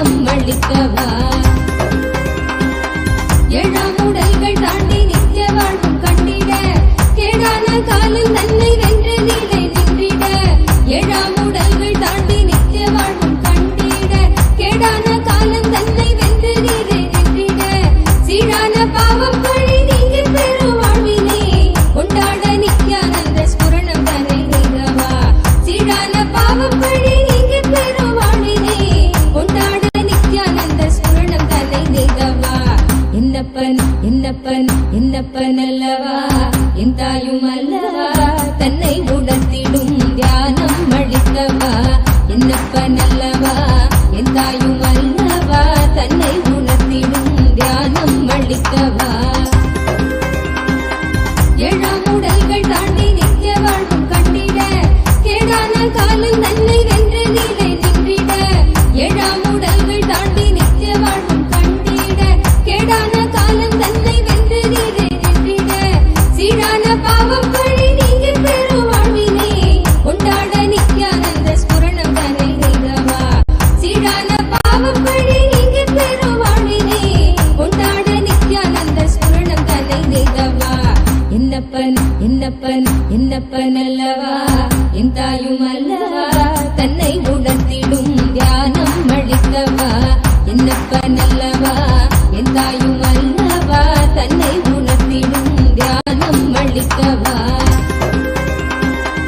ஏழாம் உடல்கள் தாண்டி நித்திய வாழ்வும் கண்டிட கேடான காலில் தன்னை வென்று நீரை நின்றிட ஏழாம் உடல்கள் தாண்டி நித்திய வாழ்வும் கண்டிட கேடான காலம் தன்னை வென்று நீரை நின்றிட சீரான பாவம் பழி நீங்கி பெரு வாழ்வினை கொண்டாட நித்யானந்த ஸ்புரணம் தன்னை செய்தவா சீரான பாவம் பழி நீங்கி பெரு வாழ்வினை கொண்டாட நித்யானந்த ஸ்புரணம் தன்னை செய்தவா என்னப்பன் என்னப்பன் என்னப்பன் அல்லவா என் தாயும் அல்லவா தன்னை உணர்த்திடும் தியானம் அளித்தவா என்னப்பன் அல்லவா என் தாயும் அல்லவா தன்னை உணர்த்திடும் தியானம் அளித்தவா என்னப்பன் அல்லவா என் தாயும் அல்லவா தன்னை உணர்த்திடும் தியானம் அளித்தவா என்னப்பன் அல்லவா என் தாயும் அல்லவா தன்னை உணர்த்திடும் தியானம் அளித்தவா எங்கும் நிறைந்தவா எண்ணம் கடந்தவா பொங்கும் அருவியாய் ஆனந்தம் தந்தவா எங்கும் நிறைந்தவா எண்ணம் கடந்தவா பொங்கும் அருவியாய் ஆனந்தம் தந்தவா என்னப்பன் அல்லவா என் தாயும் அல்லவா தன்னை உணர்த்திடும் தியானம் அளித்தவா என்னப்பன் அல்லவா என் தாயும் அல்லவா தன்னை உணர்த்திடும் தியானம் அளித்தவா எங்கும் நிறைந்தவா எண்ணம் கடந்தவா பொங்கும் அருவியாய் ஆனந்தம் தந்தவா எங்கும் நிறைந்தவா எண்ணம் கடந்தவா பொங்கும் அருவியாய் ஆனந்தம் தந்தவா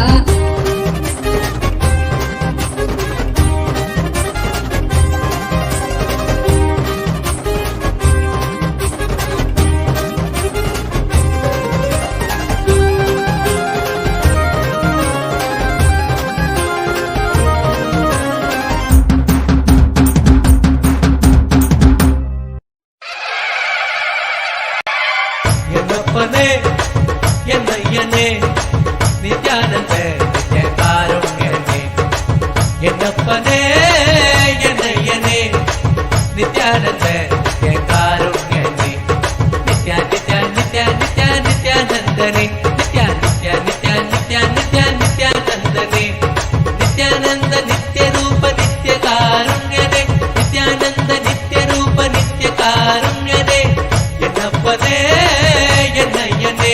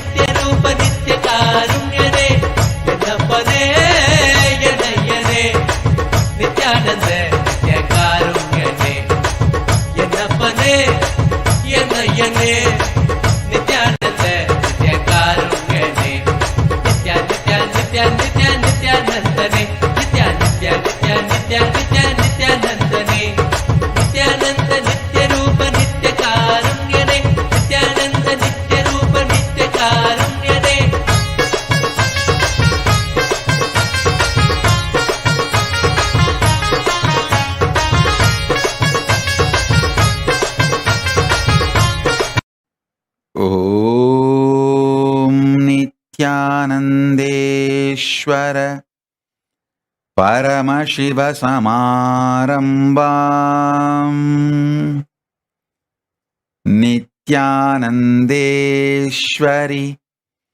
परमशक्तिमध्यमाम् अस्मदाचार्यपर्यन्ताम् वन्दे गुरुपरम्पराम्.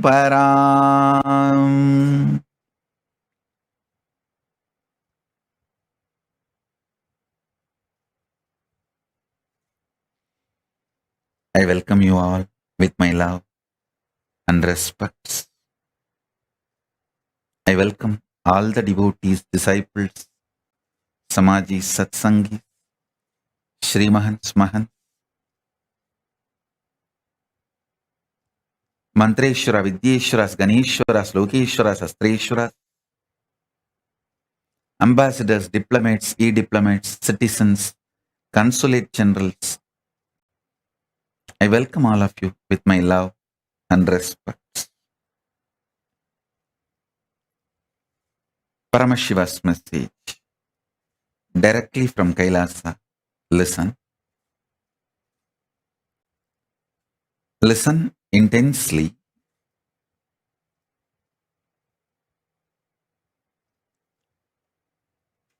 Conscious sovereignty can be manifested in you just through the Shaktipada and Shaktinipada, most simplest way. I'm not saying easy or difficult. I'm saying simple. Listen.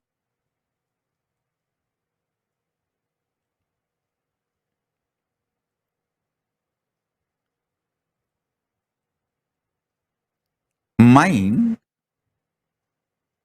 always works in the language of quality and quantity. If your mind, which can relax from this constant engaging with qualities and quantities, and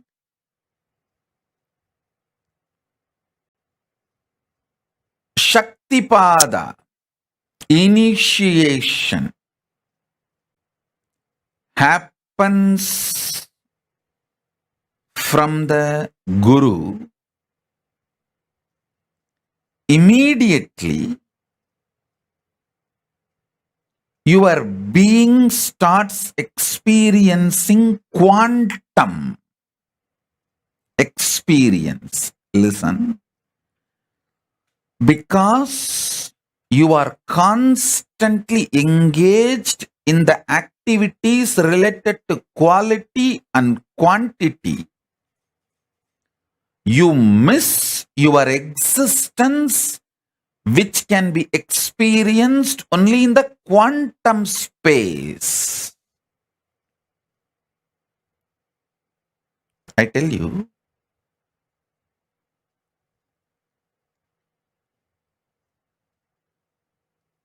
you can achieve conscious sovereignty in multiple ways. Through powerful yoga, you can achieve. Through kriyas, you can achieve. Through bhakti, you can achieve. Through yoga Vedanta, yoga and Vedanta together. By practicing, you can achieve. You can achieve with Veda and Agama. Making Veda and Agama as your lifestyle, Charyapada, you can achieve. There are multiple paths. You can achieve conscious sovereignty. I'll explain the most simplest way I achieved and transmit that same to all of you, because I committed to all of you by this Guru Purnima. I want to give this great gift of conscious sovereignty to all of you.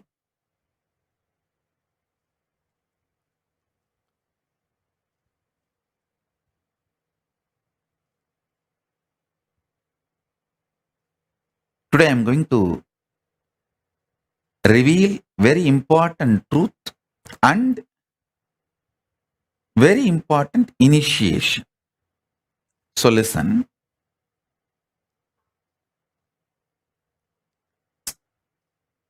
This quantum experience of initiation, Shaktipada and Shaktinipada, happens in a very sweet, simple, relaxed sitting with the Guru.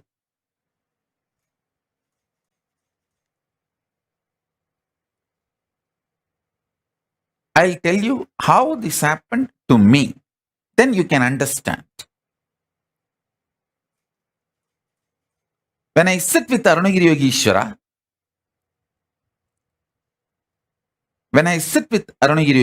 my Guru,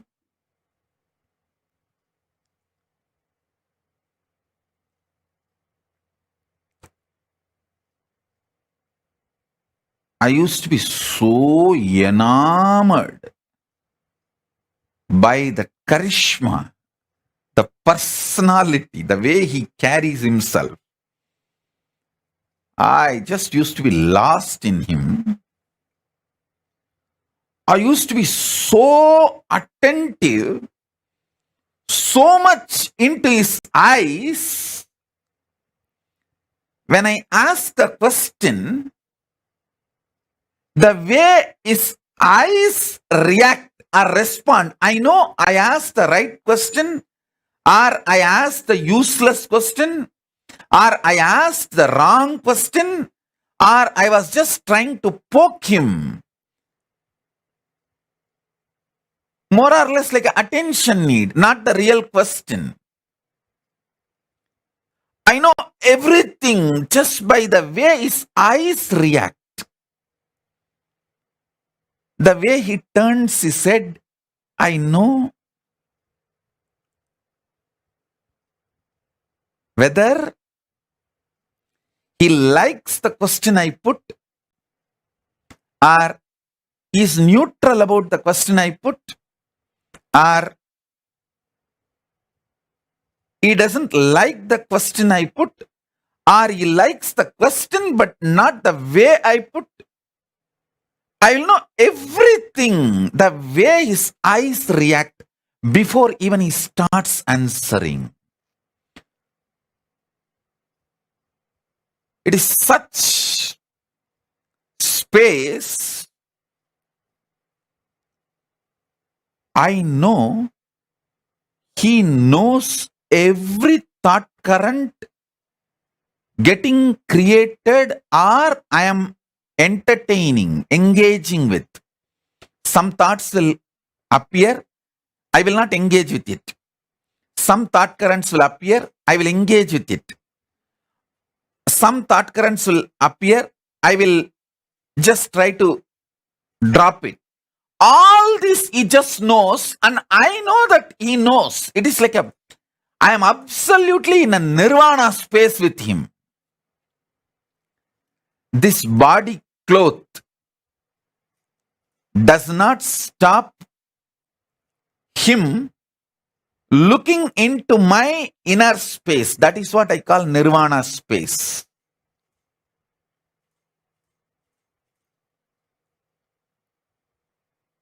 Don't try to misunderstand purposely the word nirvana as a nudity. No.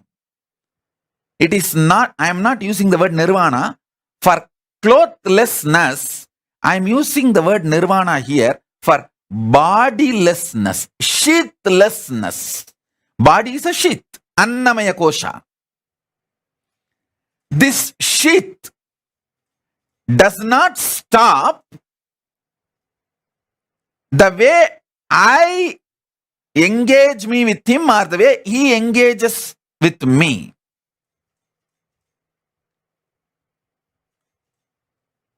It is extremely sweet,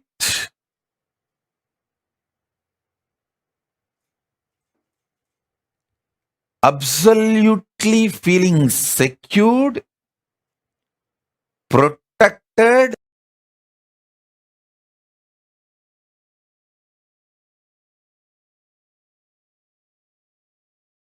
even if you have to go through death, you will not bother, because somebody who is very trustworthy and right person who loves you and your interest, you are going through that death in his lap, under his control, monitor and space. It's extremely feeling protected, sweet. Understand, whenever you feel secured, you are ready to go through any change at any level.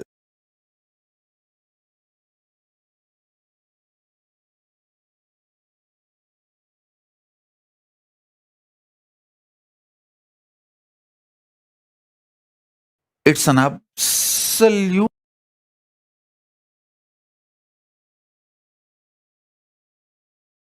feeling connection, and absolutely sweet boundarylessness. I will feel so free with him, even when he eats, if food particles, if they drop from his mouth on his body or few grains, I will never leave them. Without missing a single grain, I'll pick up and eat it away. Even if it falls on his body, some sambar or little curd, I'll make sure I'll take it and eat it away. Because Guru Uchishta, the Guru's prasada is so sweet. The Guru Uchishta is such extremely sacred.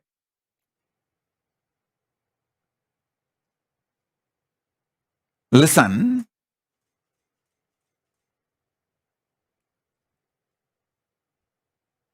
it is that kind of a space. Actually, few days before I was telling a story of ant picking up few grains of rice fell from his hand while he was eating, and I was brushing aside that ant. I did not tell you precisely more details. I want to tell you now. Actually, I was irritated about that ants. First, I felt is, how did I miss that few grains? Because anything falls from his mouth, I'll first pick it up and eat. First thing I felt, how did I miss it? And second, before I can find and pick it up, the ants came and picked it. It was more like that irritation. Guru Uchishta is sacred, sweet. That is the space in which this initiation happened to me, where this constant engagement with quantity and quality dropped, where I relaxed from the engaging myself with the quantity and quality centric thought currents. Vacation means your ability to relax from quality, quantity centric thought currents. in the Guru's lap, in the Guru's space, that real pure vacation happens. Where?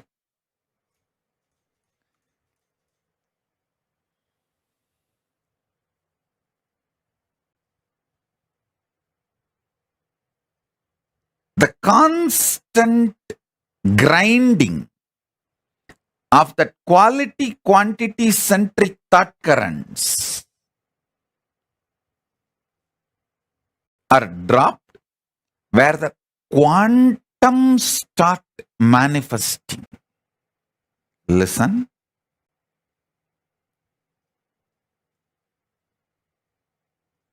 Now, I will describe exactly conscious sovereignty as I received from my Guru, Arunagiri Yogeshwara.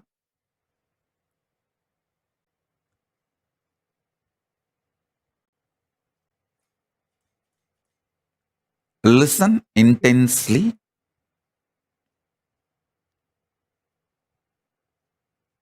Listen. Paramashiva, in his unmanifest being, in his unmanifest state, he, me, you, all are one and the same. He manifests as creation, sustenance, rejuvenation, delusion, liberation. Listen. Creation means manifestation. Maintenance, sustenance, rejuvenation, destruction and rejuvenation together. Putting in delusion or getting out of delusion together. That is called Trobhava. Liberation. These are the 5 ways he manifests. The unmanifest Paramashiva manifests in these 5 ways. And still he continues to remain as unmanifest also. Listen. This every truth I am revealing now, internalizing, will make what I am experiencing as Paramashiva as a quantum experience in you and me, where the Shakti Pada will happen in you. What I am going through, you will go through. So what I received from my Guru, you will receive it now. My Guru, Arunagiri Yogeshwara, Paramashiva himself, me, you, all 3 of us will vibrate in that same oneness frequency now through this quantum initiation. Listen carefully.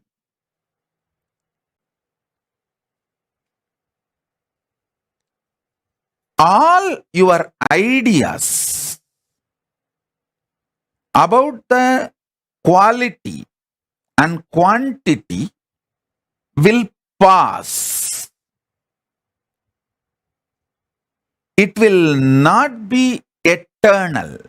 Today, when you are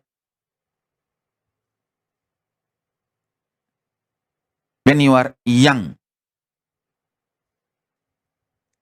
some things you want to add in your life, some things you want to leave from your life.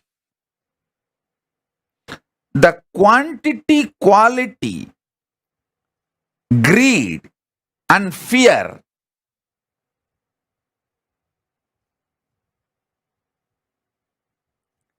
the same quantity, quality, fear, and greed will change as you grow, mature, or older. Listen. So, I'm giving you one example. All things related to quantity and quality changes. They are not eternal. They are ephemeral.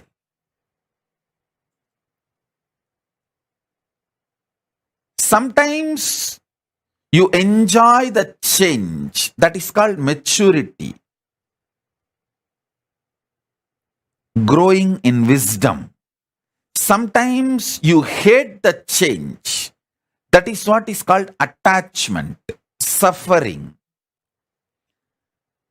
This quantity, quality centric drama, whole thing is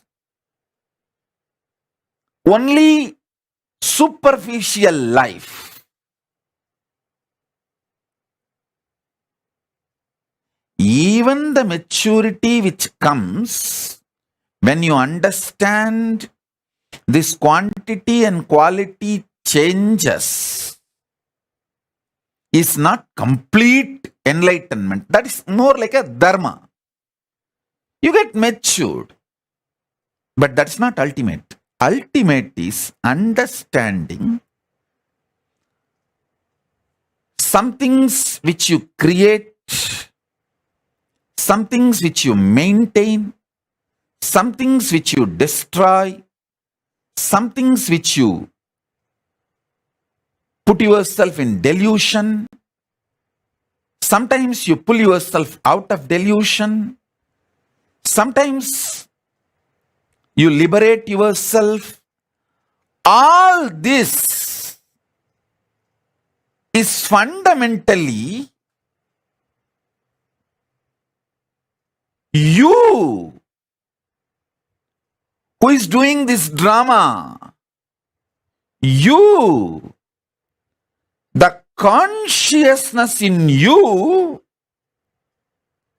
is doing this whole drama. Waking up to that is conscious sovereignty. Listen. Listen. Later on, today again, when you have time, sit with a cup of coffee, hot chocolate, or tea. Relaxed way, listen to this satsang again, sipping cup of coffee. Remember, you are sitting with me on the foothills of Arunachala, alone. Only you and me and Arunachala. Nobody else is there. Cup of coffee for you. Keep a cup of coffee for me. We both sit and sip cup of coffee. And I am giving you this quantum initiation. Listen with this relaxed mood. You will understand. I want you to understand 3 layers. 1, the quantity, quality based thinking, acting, whole productivity centric lifestyle. Quantity means trying to increase the quantity of things in your life, or even trying to improve the quality of your body, your mind, anything. Trying to increase the quality of you. Both are stupid. Both are useless. That's the first thing. Second, The quantity quality centric greed you have, you want to sometime accumulate more money, you want to spend more time in the office, but later on you understand anyone can replace you in your office, but no one can replace you in your home. So you get the shock of your life and realize, oh God, I should have spent more time in my home. Then the next level you will understand, anyone can replace you, even in your family, but no one can replace what you need to do to yourself to raise your quality. Then next level you will get matured. Even the idea of raising your quality by yourself is extremely wasting time. Instead, a simple quantum initiation with Guru can raise you beyond the quality, quantity, stupidities. The levels of evolving. Because even if you work on yourself, raise all your qualities to higher and higher level, it is more like an ant trying to climb the hill. When it is going to reach the top. But the same ant sitting on the shoulder of the Guru, when he climbs the hill, just in few hours, it is going to reach the top. So, now, what I am doing is I am just taking you on my shoulder and raising you to the Kailasa top, offering you at the feet of Paramashiva so that quantum initiation can happen. Listen. Things you desire when you are in the creation space, you may hate when you are in the destruction space. And you should know, all the destruction in your life is your conscious choice. Things you like very much when you are in a maintenance mode, you may hate when you are in delusion. Many things which you hate when you are in delusion, you may feel so valuable when you are liberated. Listen, when you are in delusion, you will feel suffocated by Guru. You just want to escape from him. You don't even want to see him. You don't even want to remember. Even if you see his photographs in some shop, you will feel irritated and leave that shop when you are in delusion. But when you are moving towards liberation, you just wait for him to appear here and there. Even in the car sticker, if you see him, your face becomes white with a smile. Listen, things you like when you... So the quality, quantity based ideas constantly change. And this change also changes. That's the beauty. Change also changes.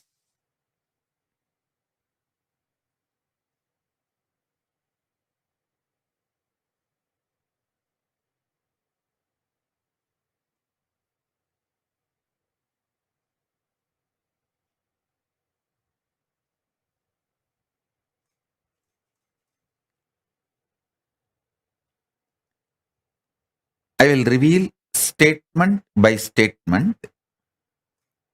You just listen. That is more than enough, because Now all of you, I can see, have got into that space of that quantum initiation. When I see only hearts, smiles, and no questions in the social media, YouTube, Facebook, everywhere, I know everyone who is listening has dropped from this quantity quality centric thought current and ready for quantum initiation. So I'll just make statements. Asudosha, call and tell your mother to get your dad also for initiation. Always your dad comes for initiation. Today I am not seeing him. I don't know whether he is there or if he is not there. Call him for initiation. And Ma Bhaktivashyananda, Hari, get your pet. He sincerely listened to my satsang and gets initiated. I don't want him to miss the initiation. Call him. Get him and make him sit. Sobi, tell Raghu to watch from the wherever he is. I want him to have the initiation. Listen. Shiv Pandit, sit straight.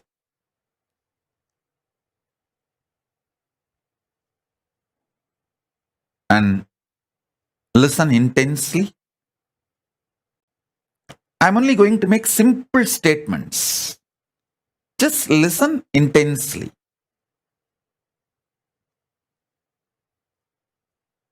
That is enough. Shiv Pandit, if you are able to see me, hear me, wave your hands.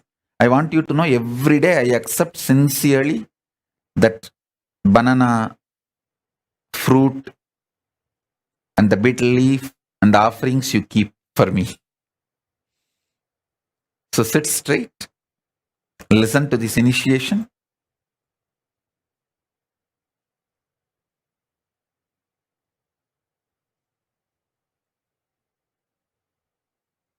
First, listen to the statements I am making. The quality and quantity centric thought currents constantly keeps you in friction, agitation. Because of that friction, agitation, stress, you never get a space to reclaim your conscious sovereignty. So listen.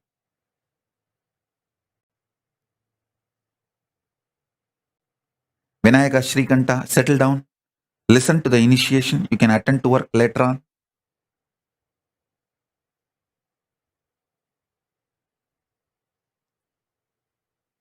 Asudosha, call and tell your mother to get your dad and settle down for the initiation. Maitreyi, get all the kids and make them sit. Listen to the initiation. Listen.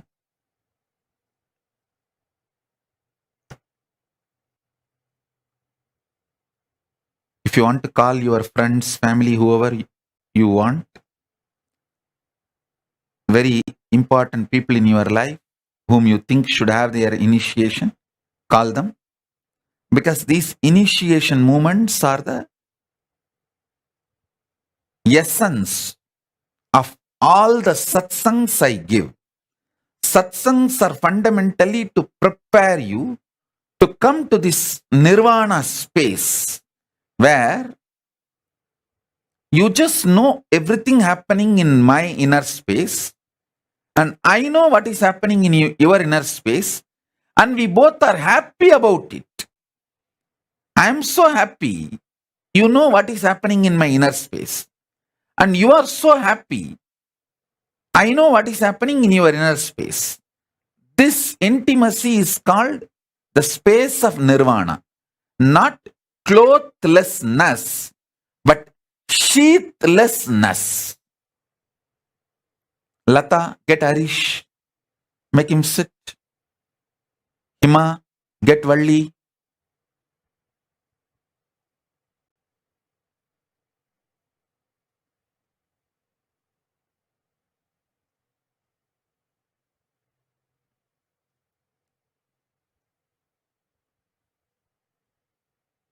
Listen. I think many times people get shocked because they don't think I know all their names and who is sitting in the satsang and who is not sitting in the satsang. When I call and tell them, they get shocked. Oh God, Swamiji is watching so closely. Without even two-way, I can watch. Two-way, how can you?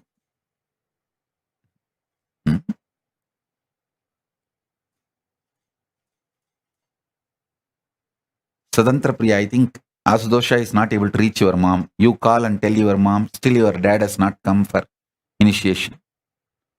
If he is not in home, let him log wherever he is and get him to initiation. Listen. Now I'll make the next statement.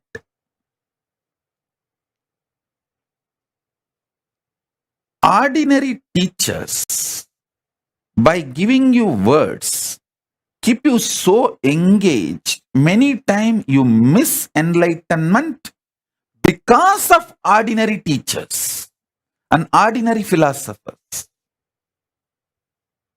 Like how your quantity quality centric thought currents irritate, keeps you in friction, engages you in stupidity, and makes you miss the conscious sovereignty.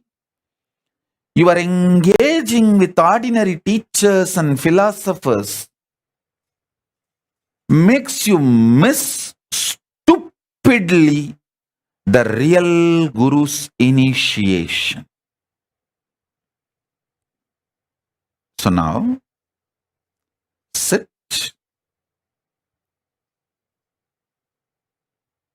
I'll bring the initiation to you. Nirvana Diksha. Again, I wanted to repeat, Nirvana is not clothlessness, it is sheathlessness. You sitting with me without your body, such deep engagement where you know whatever is going on in you is known to me, and I know whatever is going on in me is known to you, and both of us are happy to know each other's inner space. I have nothing to hide from you. Everything is happening here. I want you to know. Not only I don't want to hide, I want you positively for you to know. Same way, if you feel everything happening in you, you have nothing to hide, you want me to know and you are happy that I know it. You are very positively interested in me knowing it. This space is called Nirvana. And in this space only that quantum initiation happens. The conscious sovereignty is experienced by you in this space of Nirvana Diksha. The Shakti Pada and Shakti Nipada for the conscious sovereignty happens. So listen.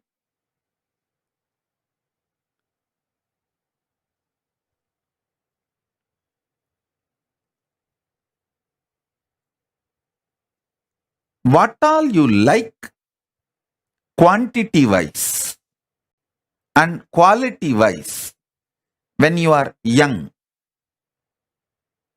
in the creation zone of your life. You may not like them, you may not want them when you move to a different phase of your life. Sometimes you may even hate them. I have seen many people feeling that they spent too much time on money making instead of living the life they always wanted. I always feel more stamps on my passport makes me rich than the zeros in the bank account. Of course, by the grace of Paramashiva, I don't have a bank account. Throughout my life, I lived living without any bank account, the idea of bank account.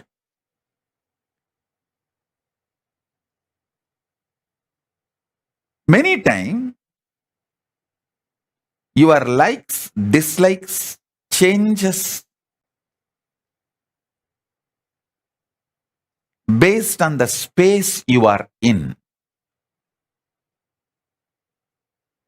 All I am asking you is, first, get comfortable. First level, the preliminary level.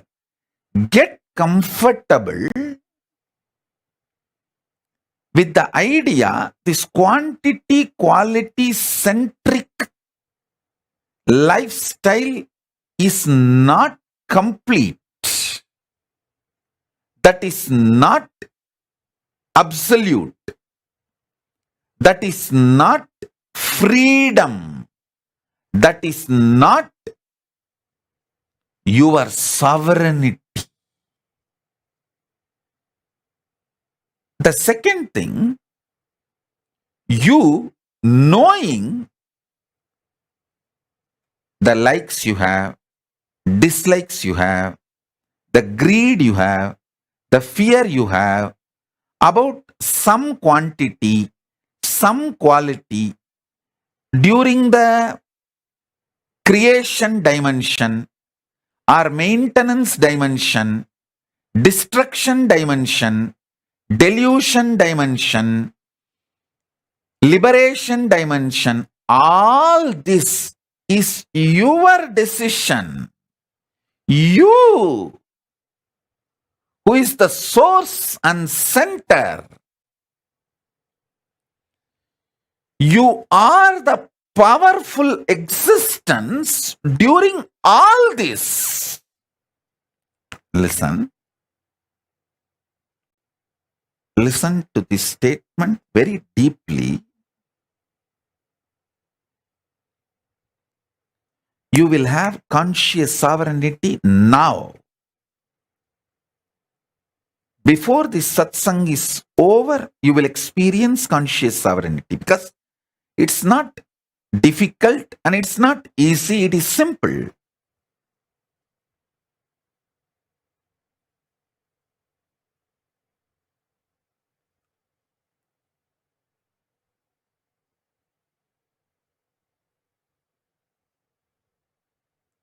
There are some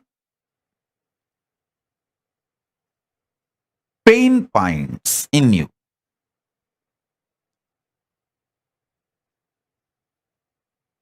Like you feel, yes, I know change is inevitable, so I have to accept change.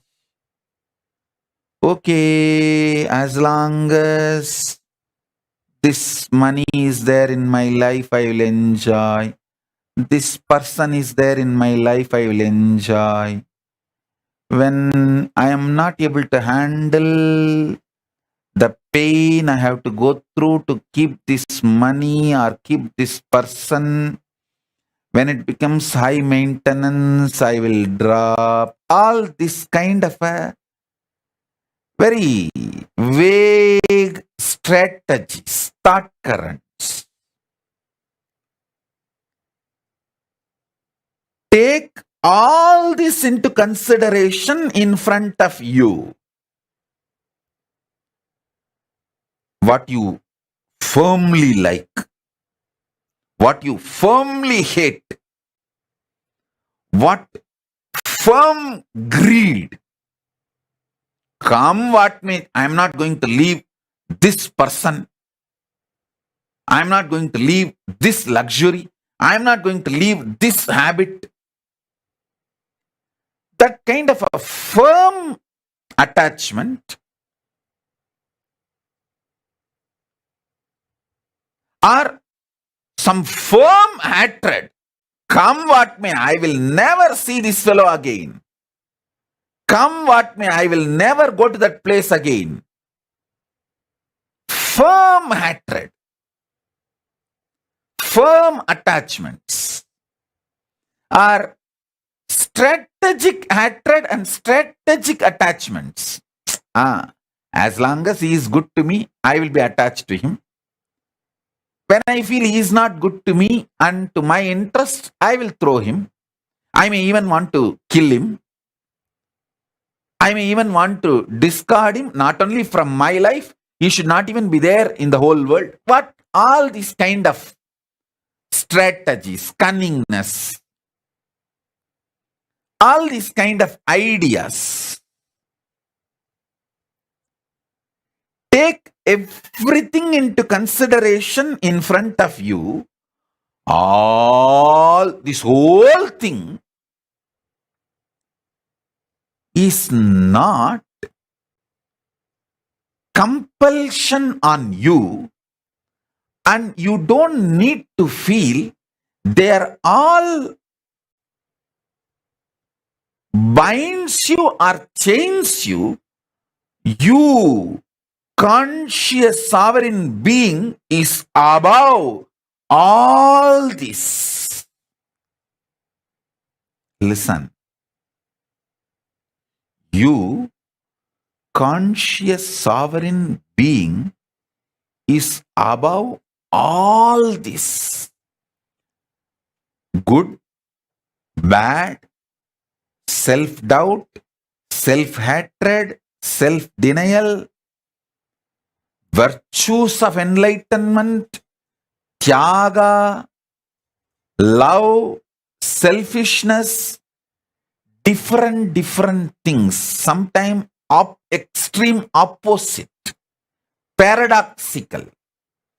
Even those qualities, those kind of people, those kind of experiences, all that can coexist in you. That coexistence does not need to be contradicting your conscious sovereignty. Your conscious sovereignty is your identity, existence. Listen, sometimes you may cook, that does not mean you are a chef. Sometimes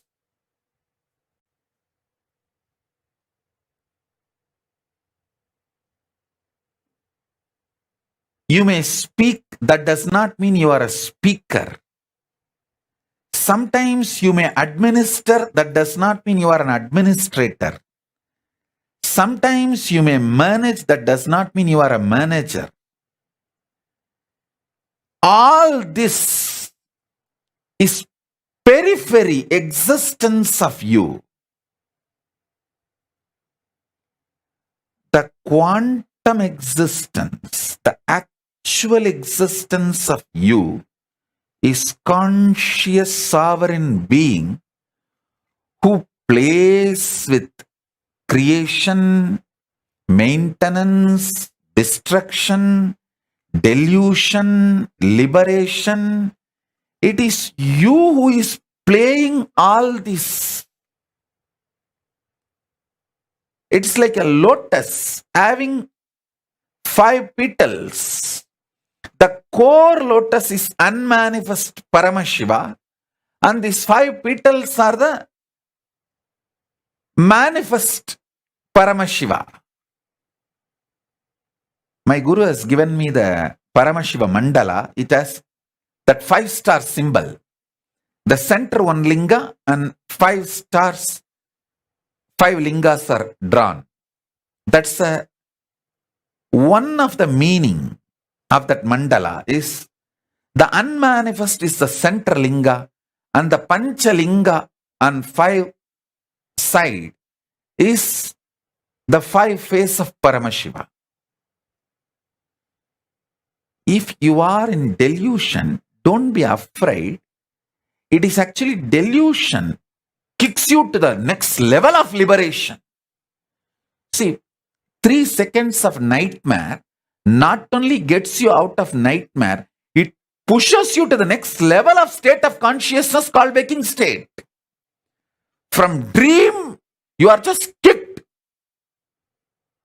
to the waking state. High. From dream, moving to waking state is like an enlightenment in dream state.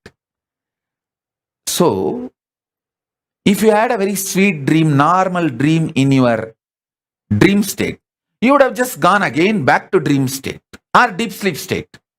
But if you had a nightmare, you can neither go back to dream state or deep sleep state. You have to be kicked to waking state. So, delusion in the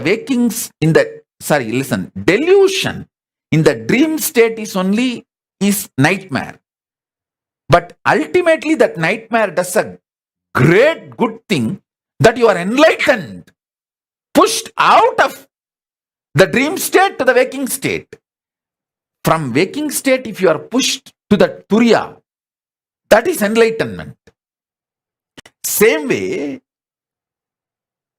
from dream, if you are pushed to waking, that is enlightenment in this level. Understand? Enlightenment means getting pushed to the next higher state of consciousness. From deep sleep, if you are pushed to the dream state, that's one level enlightenment. From dream state, if you are pushed to the waking state, that is one level of enlightenment. From waking state, if you are pushed to the Turiya, that is next level of enlightenment. From Turiya, if you are pushed to Turiyatita, that's the next level of enlightenment.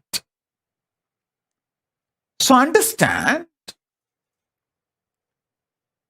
the nightmare in your dream state is not as bad as you always think, because just the 3-second nightmare, and you need to know, no nightmare can be longer than 3 seconds. It's a law of life. In the dream, it may look like a long time, but actually, in chronological waking state time, it is only 3 seconds. So,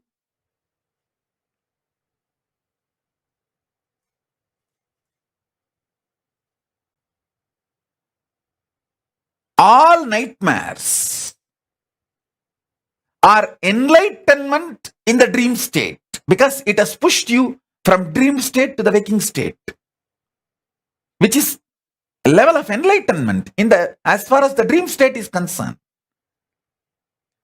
I should call there are 4 levels of enlightenment.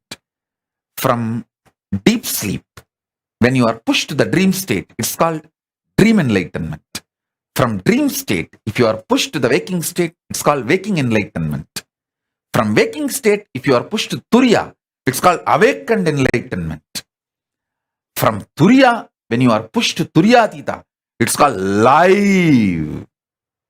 living enlightenment. So, even the nightmare, which is delusion, is not bad as you always think. So, all delusions are not bad, because many times your delusions push you to the next level enlightenment, liberation.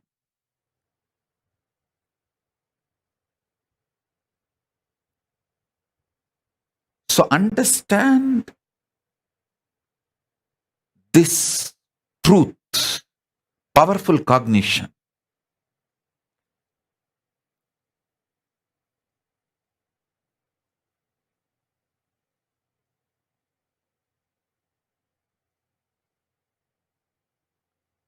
No nightmare can be longer than 3 seconds, and no death will be longer than 3 seconds. Because during the death, you go through the nightmare, the worst nightmare of your whole life.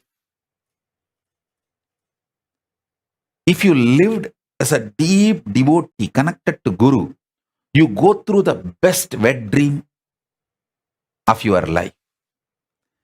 Wet dream also wakes you up. Nightmare also wakes you up. If you lived throughout your life fear-centric, you go through the worst nightmare during the death. If you lived an very deeply, romantically devoted life to your Ishtadevata or your Guru, the higher being, you go through an extremely sweet, ecstatic dream, wet dream, through the 3 seconds, and you wake up, liberated. You move to the Turiya state. If you neither go through nightmare nor go through wet dream, like a mediocre, then you again fall back into the same next birth and go through this birth and death, this rut. So listen. Now every statement I made, if you just map it to many questions you have, you will fall from this quantity, quality, nagging, irritating frictions into the quantum enlightenment now. You will understand your conscious sovereignty is the most supreme existence identity of you, and in you, with your approval, with your permission, your order, because of your commandment, your creation dimension, your maintenance dimension, your destruction dimension, your delusion dimension, your liberation dimension, all the 5 functions, and your unmanifest is the Lord. You are the Lord. This truth, when it clicks in you, you regain your conscious sovereignty. My life is to give you conscious sovereignty. Not just my life's mission, my very life is to give you conscious sovereignty.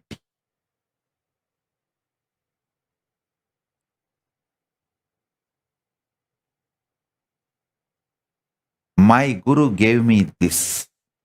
I am here to give you this.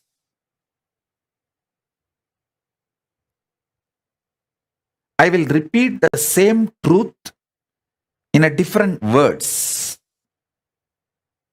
from the different angle. Listen. Gauri Bharata, tell Anusha to come and sit for initiation. Get Anusha. Shilpa, get Shaktidhara for initiation. I'm not seeing him. I think the lighting.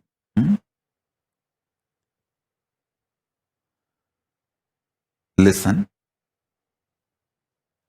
I'm going to repeat the same truth with the different words.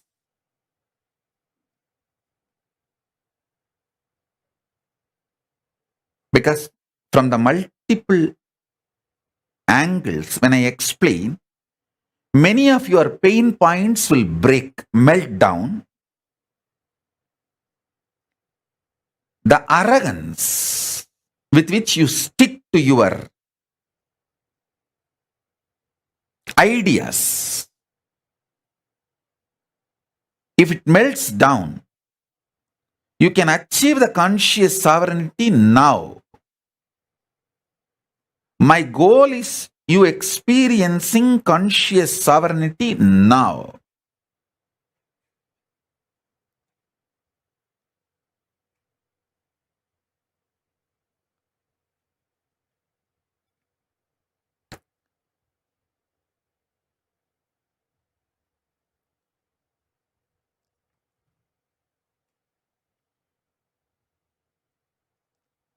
See, the satsang is going to be very long. I'm going to elaborately talk and initiate all of you. So if you guys are a little tired, I think it's already going to be 11 o'clock night. So if you guys want to pick up a cup of coffee or a cup of hot chocolate, tea, you can pick up. Come and sit very comfortably.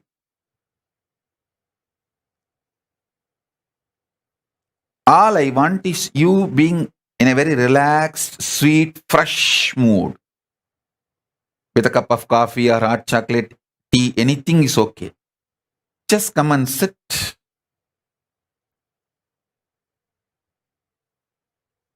Enjoy. You don't need to be tensed actually. Because I will take your stress. Where all you have pain points, where all you are locked, where all you are caught, I know it. I will crack them. You don't need to worry. You sip cup of coffee, you sip cup of tea, and keep a cup of coffee for me also. I'll bless that and give it to you as a prasadam.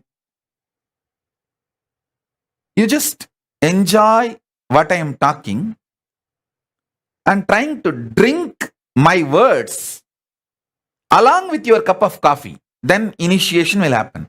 That quantum initiation will happen. Nothing serious. You don't need to be very serious. You don't just be awake, but nothing to be serious or worried. Ma Pragnya, tell your brother also to come for initiation. Call him.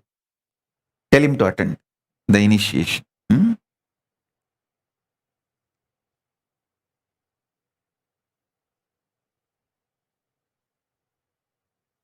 Vinesh, can you get all your pets?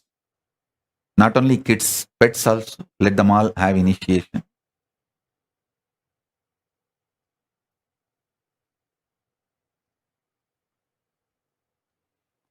So listen.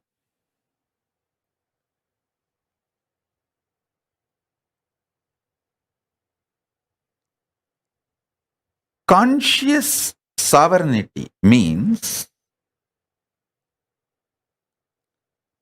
there is no blind spot about you and your existence.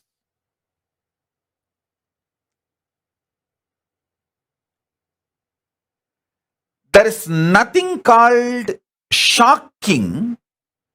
Everything is sweetly surprising. See, sweetly surprising is not wrong. But there is nothing called shocking.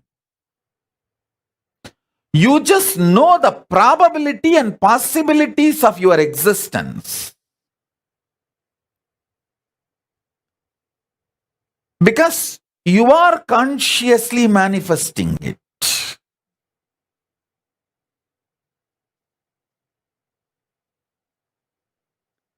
Even your so-called negative patterns, bondages, chains, which binds you, your mind, your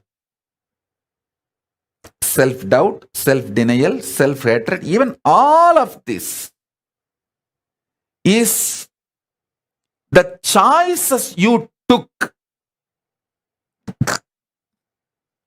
maybe out of delusion, but that does not mean it is bad. When the delusion becomes strong, you will simply wake up to the next level of consciousness.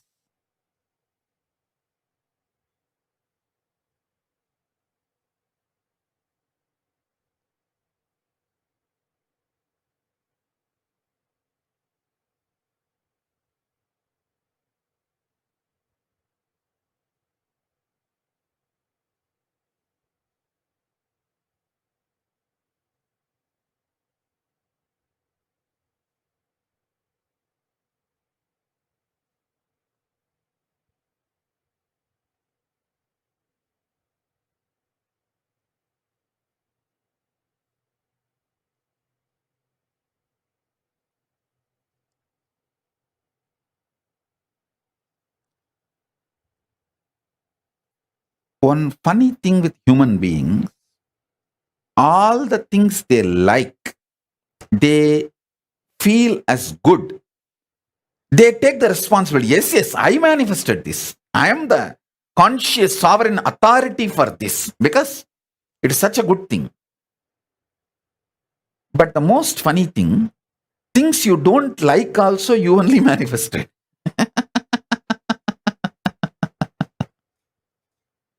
You manifested it for different reason. Maybe after manifesting you forgot. You liked it and you wanted it. You called for it. So listen. Tripura, call Vedaswarupa to attend. Yes. Vedaswarupa, call Bhagavan Reddy also to come and attend. Bhagavan Reddy and his daughter and wife, the whole family. Listen. I'll repeat now. Even if you missed the whole satsang last, I think 1 hour I am speaking. Even if you missed the whole 1 hour, don't worry. I'm going to be elaborately repeating in various words. Because it's the initiation, the words I am uttering are like a mantra. Initiation. It is not discourse or a teaching.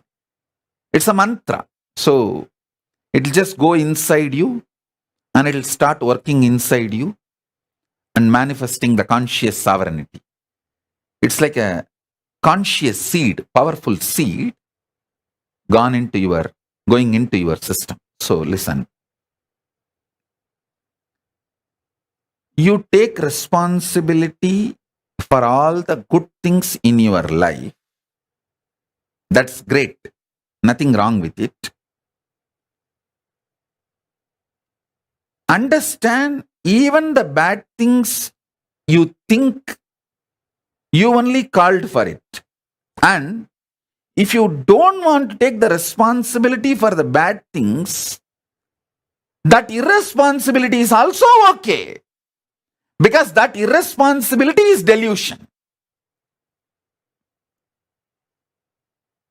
Irresponsibility, not wanting to take responsibility for the bad things you invited in your life is delusion. That delusion is also going to wake you up and lead you to liberation. So it is not that delusion is something bad.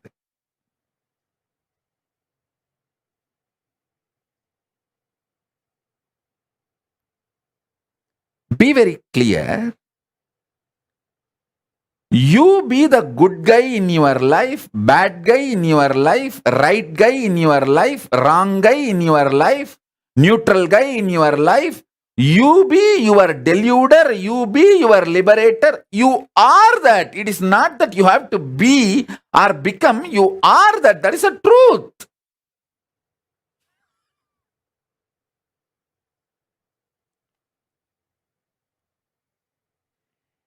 Get comfortable with this. And if you don't want to get comfortable, also is okay. Because you are that. See, even if you don't get comfortable with the truth, you invited your headache by having a head. You deciding to have a head itself. You accept the process of possible headache, the possibility of headache. The moment you decide to drive in the road, you accept the possibility of the accident or a sweet surprise of meeting your friend whom you did not meet for a long time. So the surprise, sweet surprises, shocking accidents, both are possibilities, probabilities of your decision to drive in the road. So ultimately, You are the source is not teaching, it's a reality. And the great news is when you start getting comfortable with this truth, you manifest powers. You manifest powers. You manifest powers of conscious sovereignty. That is what is powers of Paramashiva. Every time when you manifest powers of Paramashiva, I give you one powerful cognition to manifest that power. That powerful cognition is one of this liberating principle.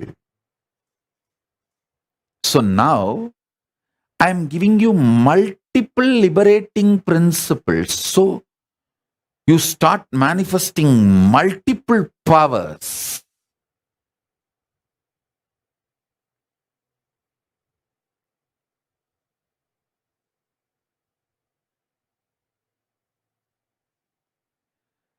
Do not let others play bad guy role in your life. And even if you let them play the bad guy role, it's okay. This paradox, the other you choose, you want as a bad guy, is also part of your conscious sovereign decision.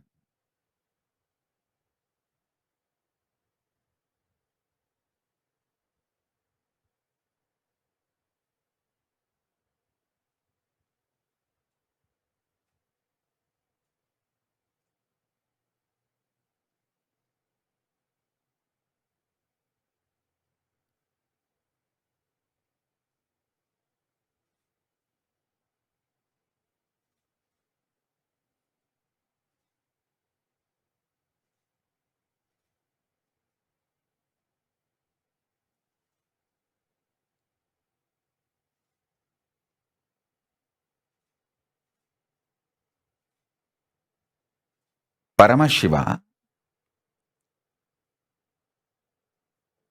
creation,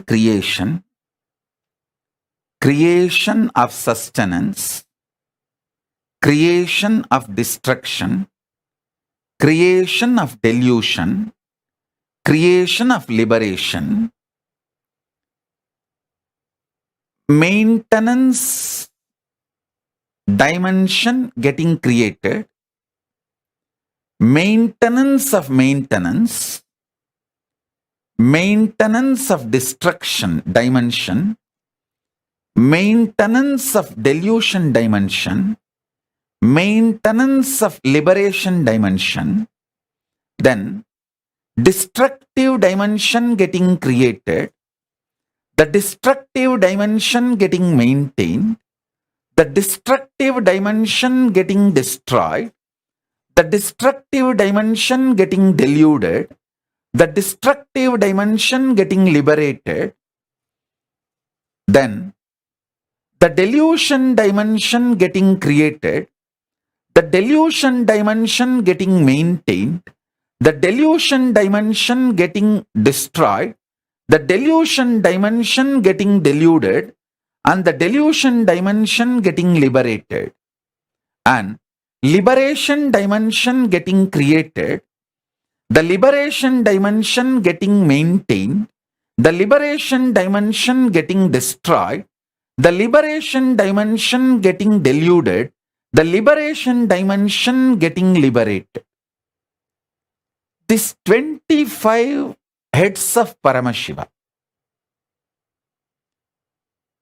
Contemplate how in each of this dimension you are manifesting your life. How you yourself enjoy many times your own delusions knowing it is delusion. Multiple times you enjoy your delusion knowing it is delusion.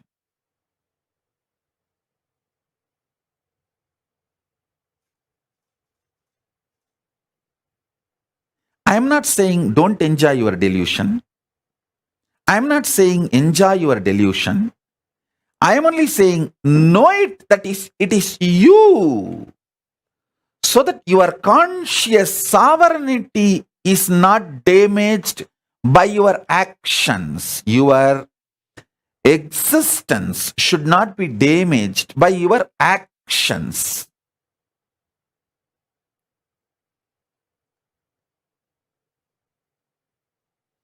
You may be eating, does not mean you are an eater.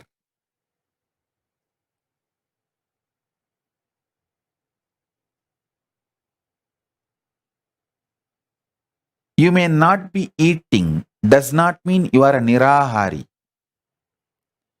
You may be having sex, maybe sometimes even with different persons. That does not mean you are a womanizer or a nymphomaniac. I am not saying go and be a womanizer. I am not saying do this or don't do this. All I am trying to tell you is the actions does not damage your existence. Your conscious sovereignty is independent of all your delusions put together.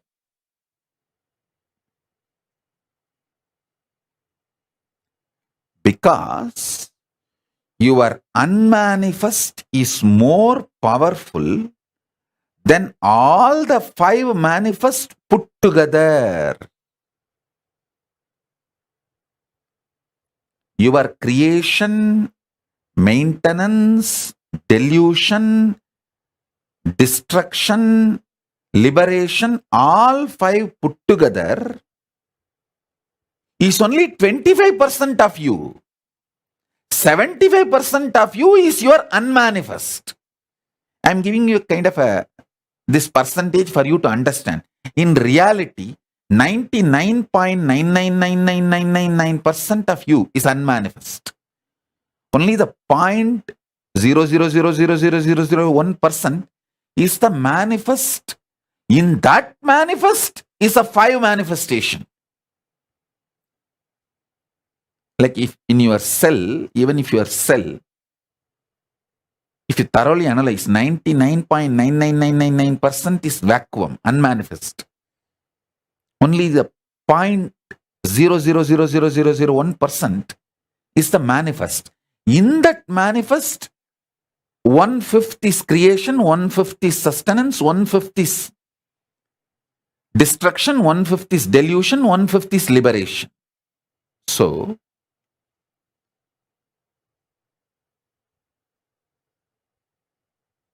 drop from quantity, quality based,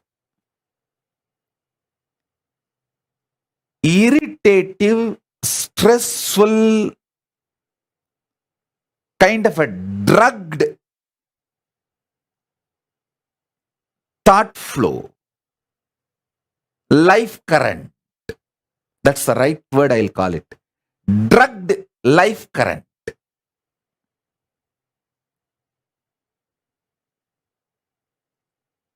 Drop from that.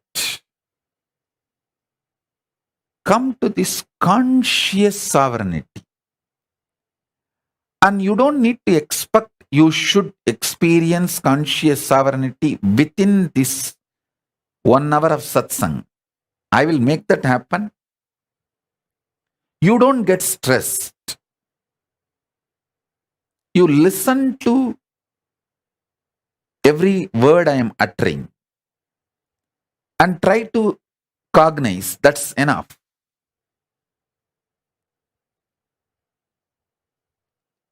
Mind is a drug.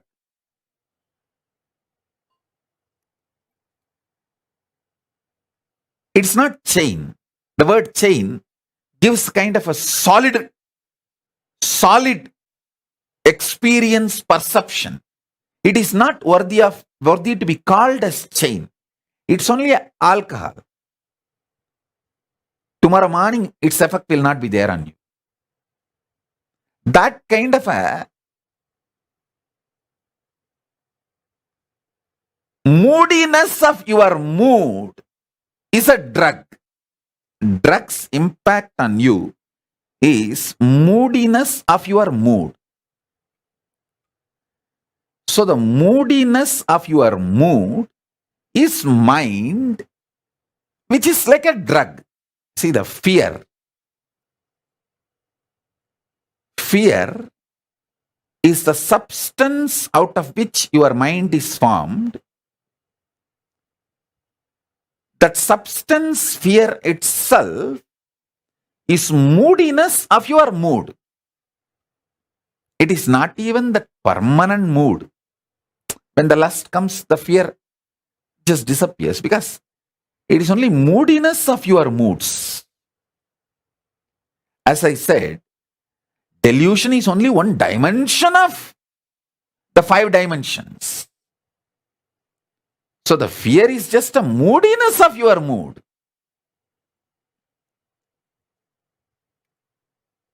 The Chidananda Swabhava, which is like a ecstasy of knowing your conscious sovereignty, even if a drop of that ecstasy, knowing your conscious sovereignty, starts seeping into your mind, the drug called mind loses power over your brain. See, your brain as on now is drugged with a drug called mind. Even one drop of nectar, dose of Chidananda Swabhava Amrita, if you know your conscious sovereignty even in one dimension, hey, yes. What Swamiji is saying is clicking, yes. Other words I don't understand, but this one word I understand what he is telling. Even if one click starts happening and clicking, that nectar starts getting you out of the drug called mind. So listen. Now I am giving you multiple nectar drops. Anyone works on you is enough. You will start cherishing the conscious sovereignty, which I sincerely want all of you to manifest by Guru Purnima. By Guru Purnima, I want all of you to have the conscious sovereignty, because by this whole Chaturmasya, I want all of you to enjoy this conscious sovereignty and manifest powers. Powers of the unmanifest, Paramashiva, the source of you. Listen.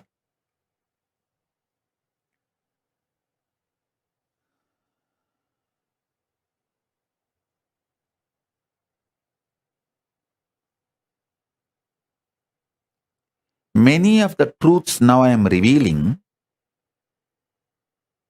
I uttered in last 27 years of my public life, documented multiple times in multiple places, in multiple words. I am just now putting all of it together with this focus and presenting it to you. See, whatever I am sharing is basically from the revelations Paramashiva revealed in Vedas and Agamas. Last 27 years of my public life, whatever I was sharing, from what I inherited from my gurus, now I am compiling with the focus of you experiencing conscious sovereignty. I want you to catch the glimpse of conscious sovereignty. Vishoka, tell your mom to attend the session. Vishoka, get your mom to attend the session.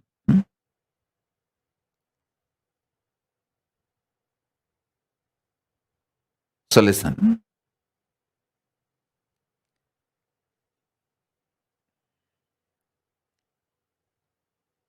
First, stop hating.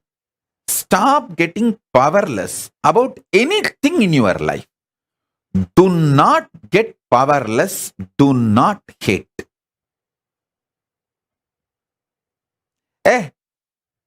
There were so many assassination attempts on me. Even those things, I neither care nor hate nor enjoy. I don't enjoy the assassination attempts on me. And I don't hate the assassination attempts on me. I don't care about it. So first thing, stop forming rigid attitudes. Stop appreciating rigid attitudes as your wisdom. That is not wisdom. Rigid attitudes are informations frozen in your brain, not wisdom radiating in your brain. Informations frozen in your brain can only be the brain blockage.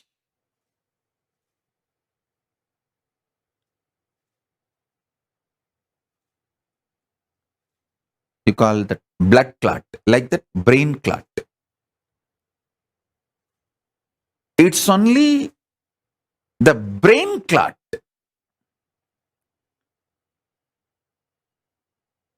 Go for conscious sovereignty centric existence. Even if you miss in your stressful life to be conscious sovereign being, when you come back home, when you drop your coat and shoes, drop your mind and stress and decide, inside my home, I will be conscious sovereign being. Sit and remind yourself, cognize conscious sovereignty of you. In few days, this will become your existence. Because anything you enjoy,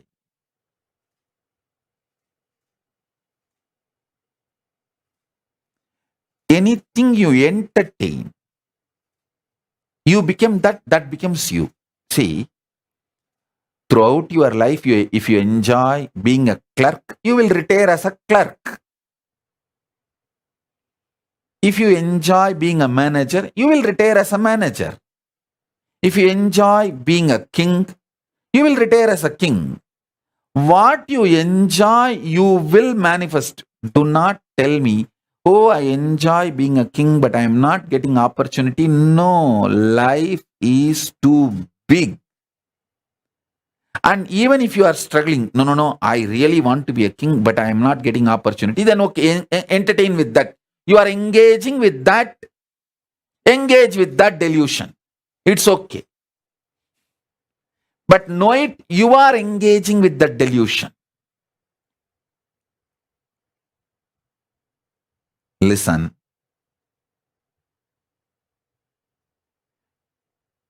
When you want to brand life as unfair, you decide you want this, but you are not given that. That is why life is unfair. The conclusions you want to come due to your non-involvement with the life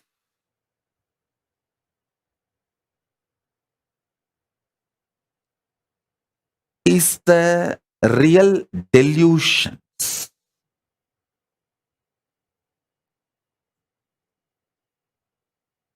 But as I said, it's not that delusions are wrong, Because when the delusion becomes thick, it becomes nightmare and you wake up. You are pushed to the next level of enlightenment automatically.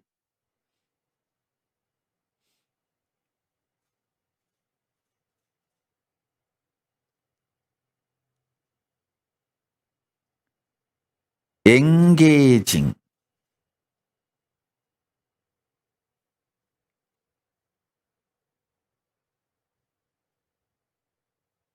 With the quality, quantity centric thinking always leads to destruction and delusion.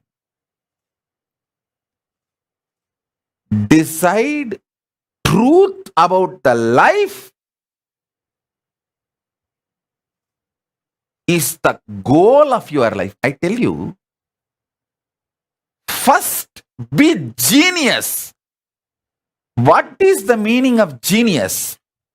Search for the truth is the center of life. From that, make six-pack body. From that, make billions of dollars. From that, make all the relationships you want. From that, manifest all the powers you want. Create what you want. Enjoy what you want. Celebrate what you want. Destroy what you don't want. Be deluded when you want. Be liberated when you want. But centered on your conscious sovereignty. Listen. People who search for the truth in the field they have chosen in their life, they become genius.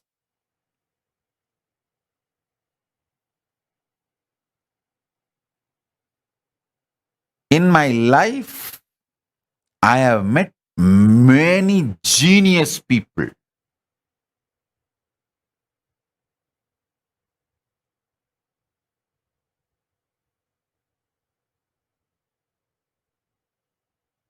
In Tiruvannamalai alone, I have met at least 50 genius people. Genius means extraordinary genius because their whole focus is about the truth of life.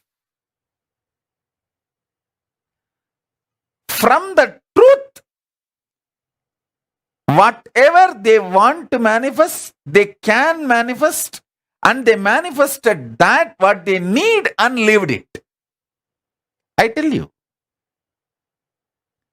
Annamalai Swamigal had only 2 loincloth and 2 towel his whole life. But I have not seen a more richer person than him. In my life, I have not seen anybody else richer than Annamalai Swamigal.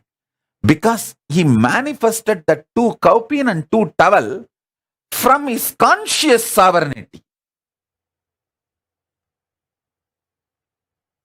His decision to exist on the truth of life is a genius, I tell you.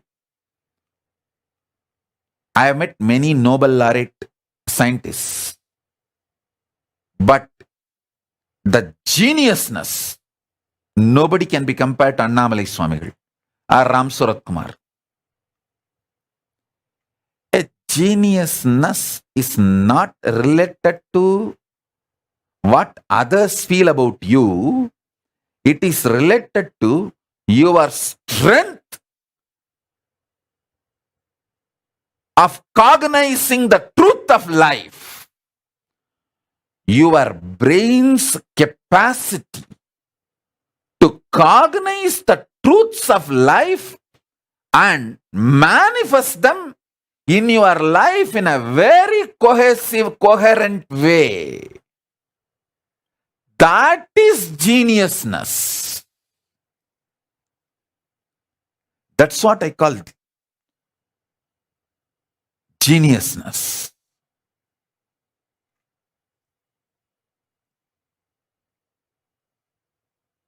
neither Annamalai Swami will want third cowpea, nor he would have accepted even if people forced it on him.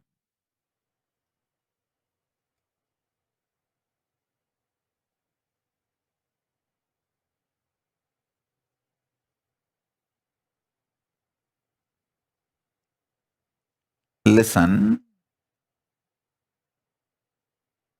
I am not saying you also live with just 2 cowpea and 2 clothes. No. All I am saying is manifest billions and trillions without losing your geniusness. Genius means your capacity to cognize the truth. You have 25 heads, as I explained now. You have 25 heads.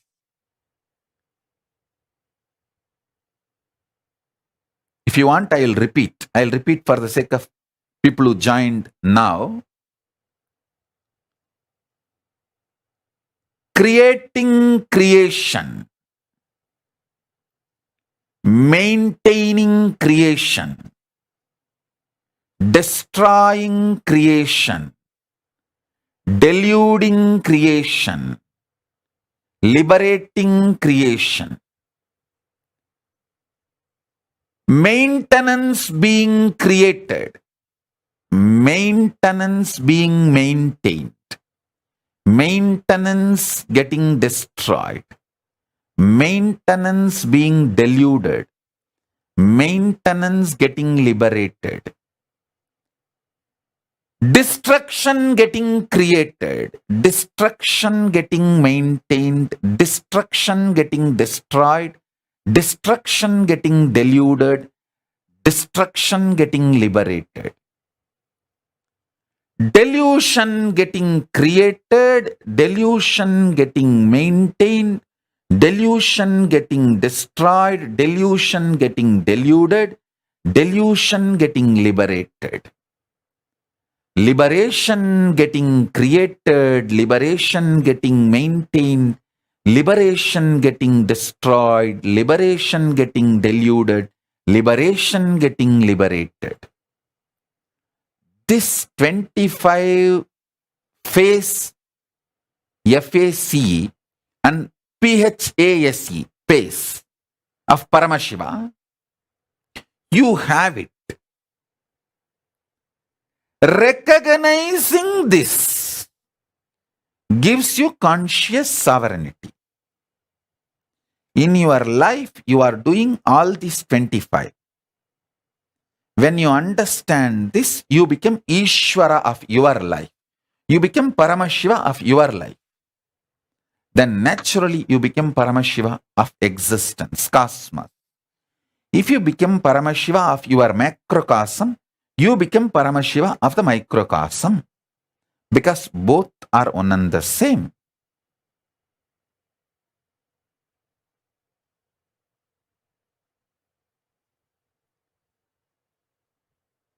Ability to cognize this is geniusness.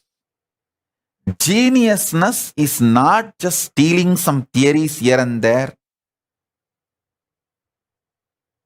Listen, the so-called modern civilization mostly built on stolen money and stolen theories from Hindus of India. Instead of India, I'll use the word Bharat. Because the Bharat is from Himalayas to Malaysia, from Gandhar to Gadaram. The whole thing is Bharat. India means you will feel only that small area, but Bharat. The modern day civilization mostly built on stolen wealth and stolen ideas of Himalayas, from Himalayas to Setu and Gandhar to Gadaram, Bharat. From Bharat, the knowledge, ideas, principles and wealth stolen. Out of this only, the modern day civilization is built. Only thing is, they stole our parts of it. They did not fully steal. That is why the whole mess. Geniusness is not about stealing some concept, principles and rebranding, rewording in your name and getting Nobel Prize or this prize, that award, that recognition, this recognition. Geniusness is ability to cognize you are doing this 25 in your life.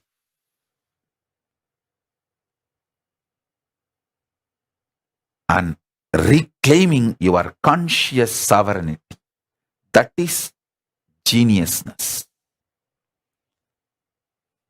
This is what I call sarvanyatva. So many universities have so many departments. Some of the universities have 200 departments. They are all able to produce only genius of that field in that chair. But now what I am saying, if you cognize, you will become sarvanya. You will be the genius of conscious sovereignty.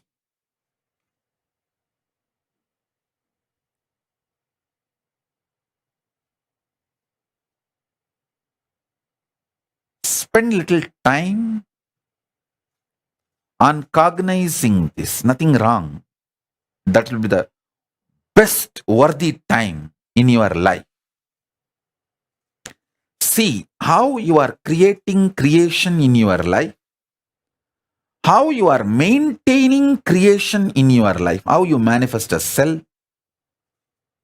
and how you sustain that cell, how you destroy that cell, how you put that cell into delusion, means different usage, and how you liberate that cell. Once for all, you free it, and that becomes part of your larger existence, unmanifest form.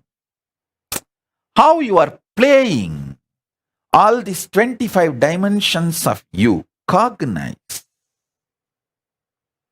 These 25 phases and paces.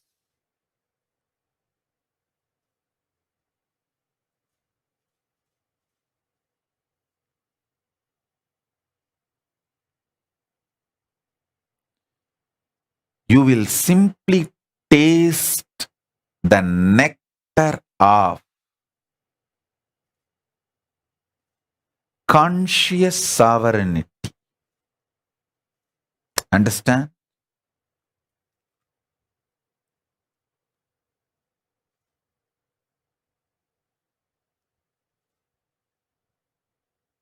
This quantum initiation to happen between Paramashiva, me, you, all three of us.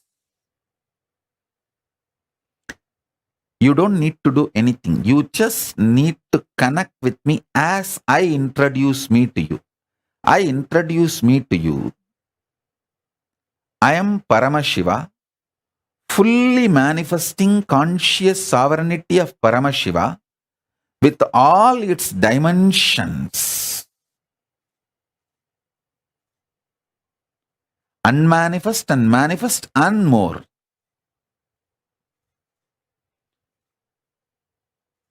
When you choose to connect with this introduction, the Shakti Pada and Shaktini Pada between Paramashiva, me and you starts happening. And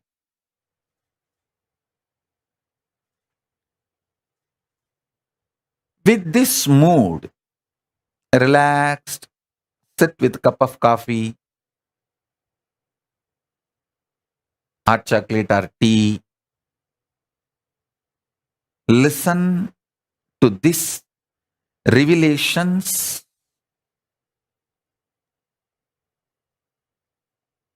At least till few things click in you. Ma Maheshwara, Bhagavan Reddy is sleeping. Wake him up. His head is already hung.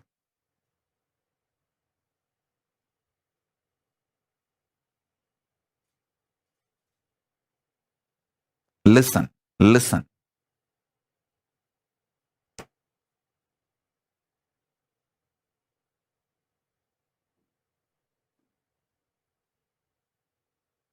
I am giving you the essence of everything Paramashiva revealed, the best of everything Paramashiva revealed to all the rishis and to Devi Parashakti, and from her to Vishnu, to all the rishis, that Guru Parampara, the whole thing we inherited from whatever was grown from Himalayas to Setu,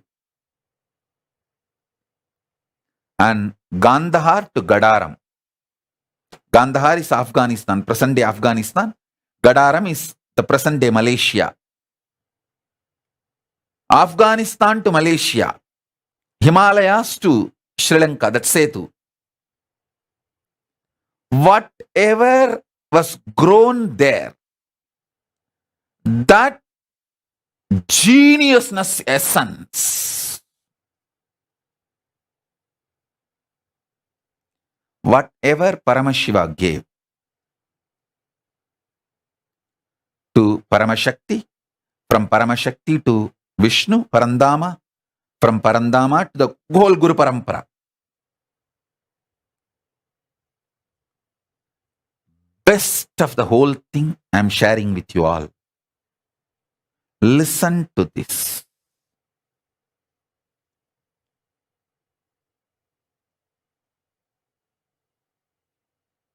Ultimately,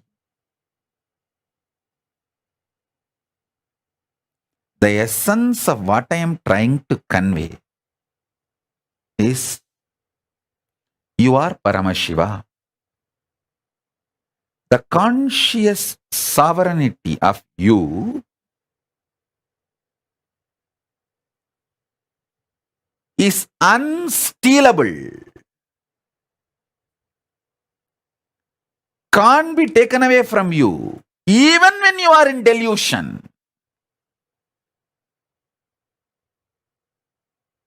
Sit and start cognizing, recognizing, recognizing this Shaktipada and Shaktinipada I am giving you now will sink into your being and sink both of us with Paramashiva. Paramashiva, me, you, all three of us will be in sync.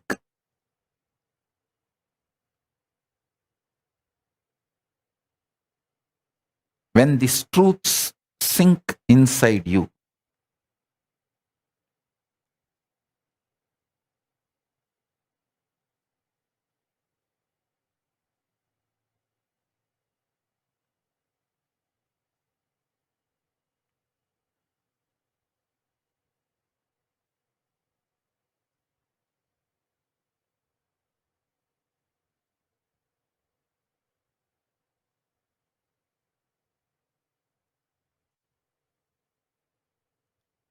do it like a homework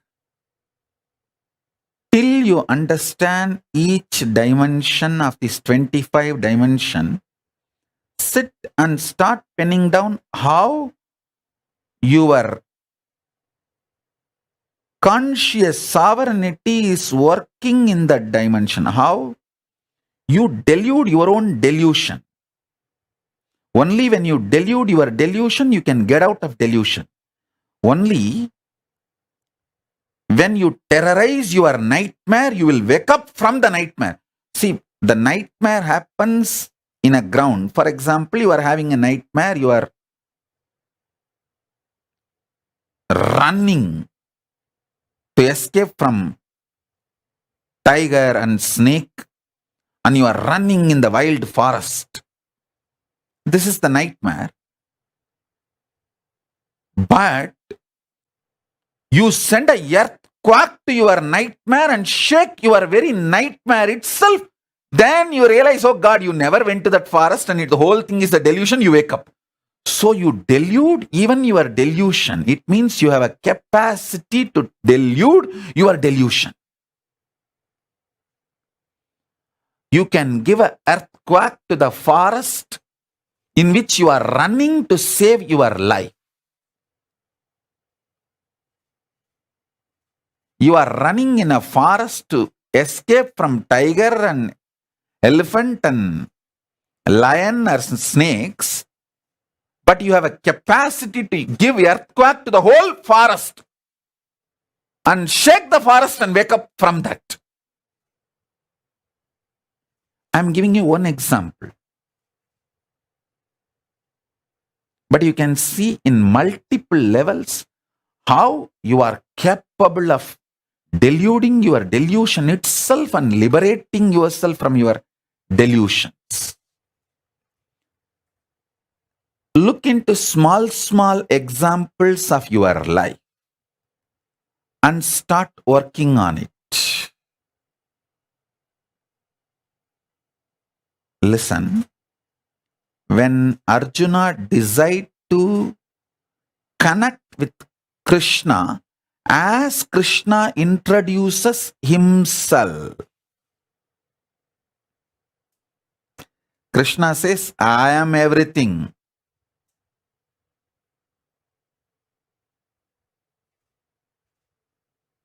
Krishna says, I taught the science to Ishwagu, Surya.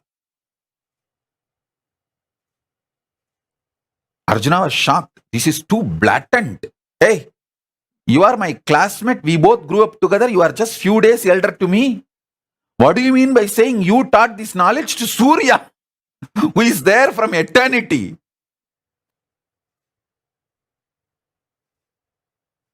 Arjuna even asks openly. Then Krishna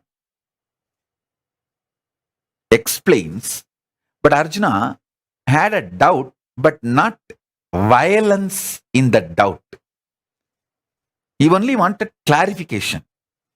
So the moment Krishna clarified, Arjuna decided to connect as Krishna introduces himself, not as the Krishna abusers introduced Krishna, or as he himself has perceived Krishna. See, Krishna and Arjuna grew up together. They were classmates, all mates. They enjoyed life together. It was such a sweet relationship.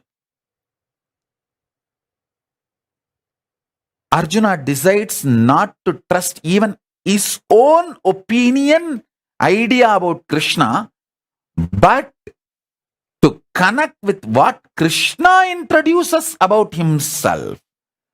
Then Arjuna gets the Divya Chakshu and sees the Vishwarupa of Krishna. The Shaktipada and Shaktinipada happens between Parameshwara, Paramashiva, Krishna and Arjuna.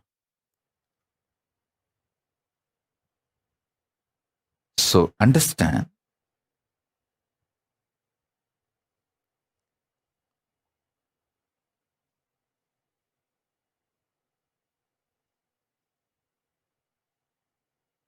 this knowledge will make you real genius.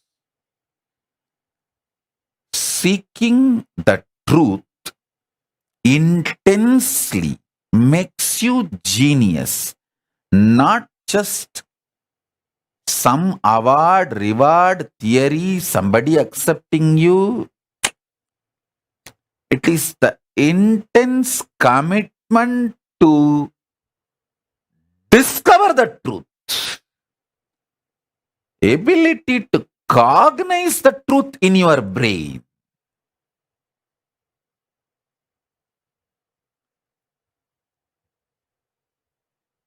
Everything other than this geniusness, others can do for you.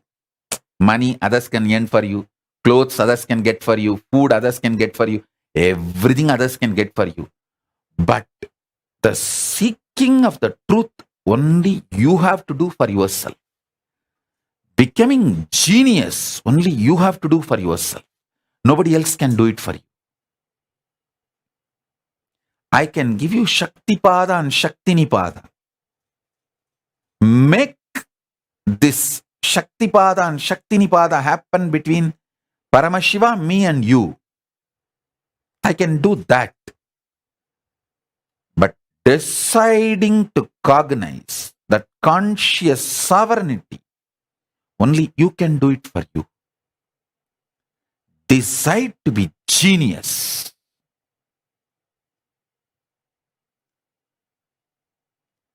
Decide to be conscious genius. Decide to have conscious sovereignty. Decide to grasp how you are doing all these 25 in your life. Till you catch it, sit and pen down, think through. This will make you most practical. I tell you, most of your stupid decisions are because of delusion.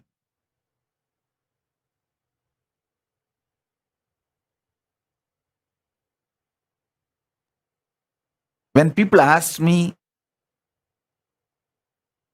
about divorce, I tell them, hey, marriage itself is a stupid thing which you already did. Why do you want to do one more stupid thing called divorce?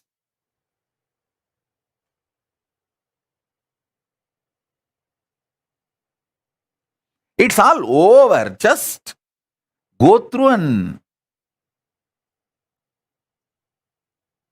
work on your conscious sovereignty. So you can make not only your marriage, your whole life work. Doing the marriage out of stupidity is the crime, and doing the divorce without getting out of the stupidity is a bigger crime. If you have done the marriage out of stupidity, get out of stupidity, not getting out of the marriage. Getting out of the marriage is not solution. Get out of the stupidity.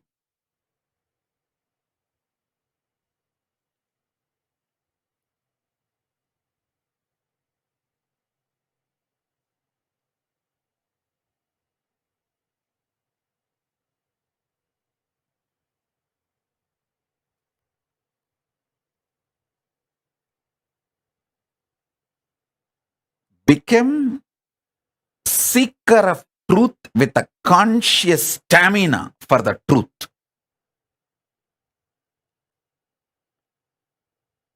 Seeker for the conscious sovereignty with a stamina. You will become genius, and your practical life will become most beautiful. I am not talking some otherworldly.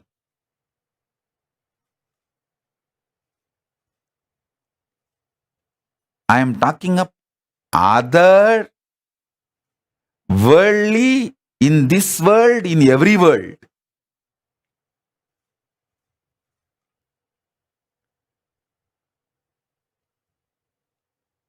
This conscious sovereignty truth, swalpamapyasya dharmasya trayate mahato bayat. Even if you start cognizing even little bit, so much fear will be destroyed, so much bad things will leave you. You will become so good to yourself and to others and to the whole world.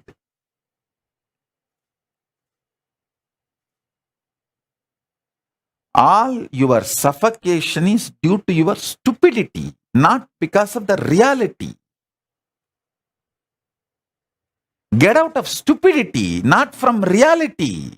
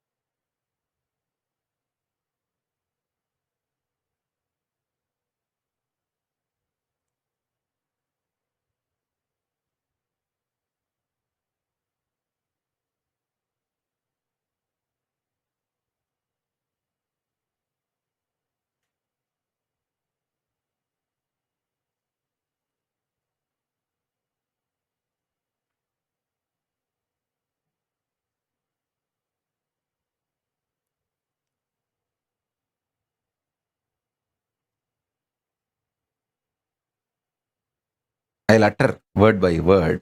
I'm just trying to reveal layer by layer.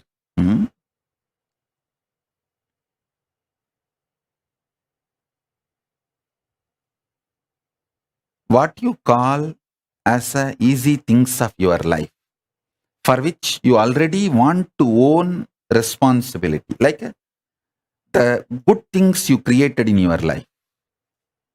Look into all of that and understand how you created all of it. Then move to little difficult things. You may not have created it directly, but you created the possibility for it. You did not create your stomach pain directly, but you ate all the shit which you are not supposed to eat and created the possibility for the stomach pain. So move to those kind of things and start understanding. Then move to your pain points. You literally deny, no, I did not create this. This was forced upon me by my enemies. And then you even have some stupid things. People dare to tell, this was forced upon me by God himself. As if bum loose. Paityam. Paityam.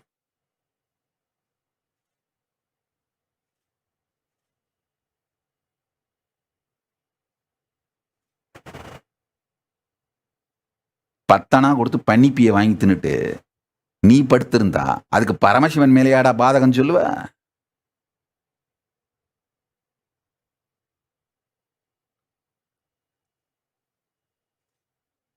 சட்டி என்ன கொதிக்குதுன்னு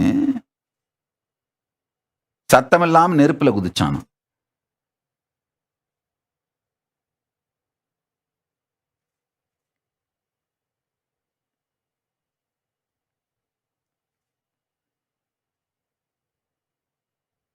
This all village slang, it's a little difficult to translate.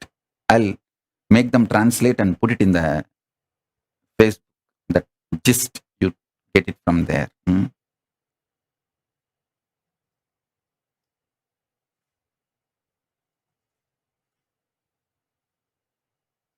Listen.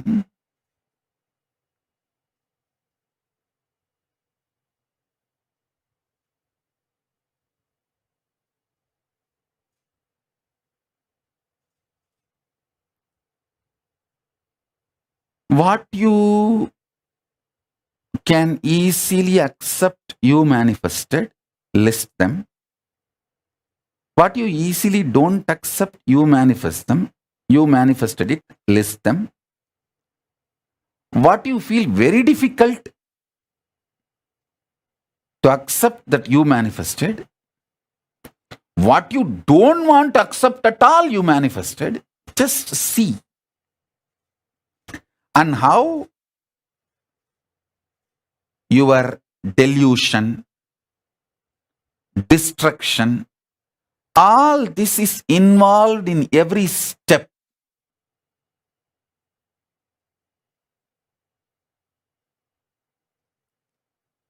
Start cognizing.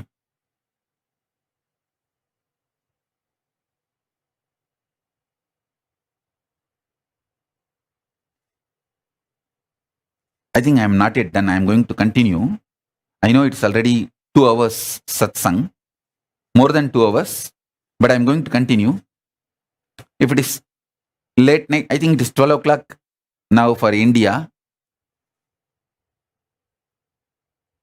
But anyhow, when I wanted to share, let me continue and do the initiation. So better you guys get one more cup of coffee, tea, hot chocolate, anything you want, and keep yourself awake and listen. Get the initiation, because now the initiation is happening.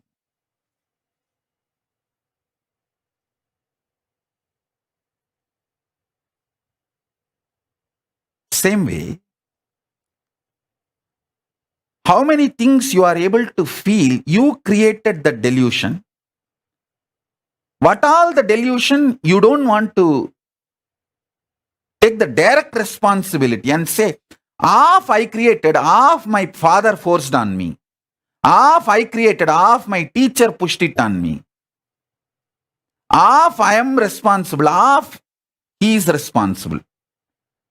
Then there are some things you say, no, absolutely I am not responsible. It was forced on me. It was literally like a rape.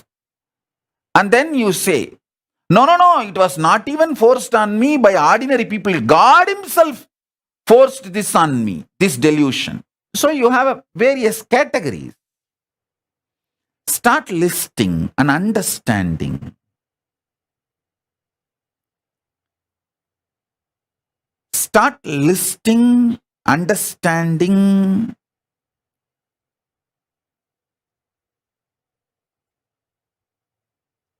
The creation dimensions, sustenance dimensions, destruction dimensions, delusion dimensions, liberation dimensions.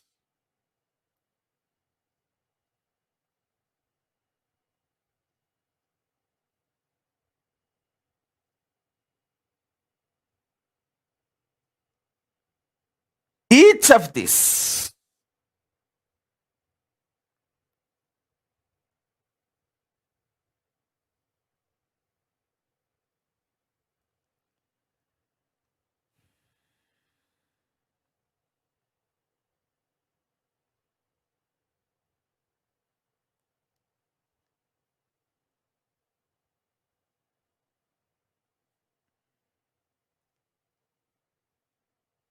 understand, every aspect of you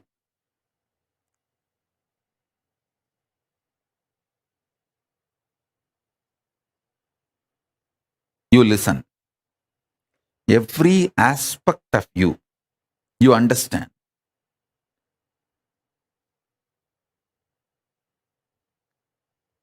Your capacity to manifest your conscious sovereignty in that field will start like hitting the roof. Peak performance will start happening. I'll give you the example of food. The field of food, if you understand how you generate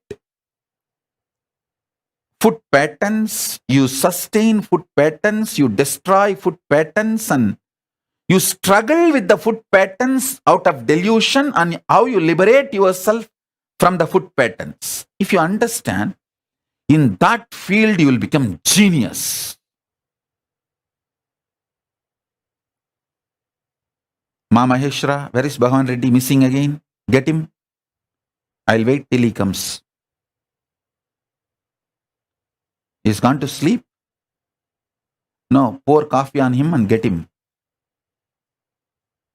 Not on his head, pour in his mouth. Give him coffee and get him. Ma Supraja, get Bhagavan Reddy. Bhagavan Reddy has come back. So let me start. Listen. Hey Supraja, give him coffee. I tell you,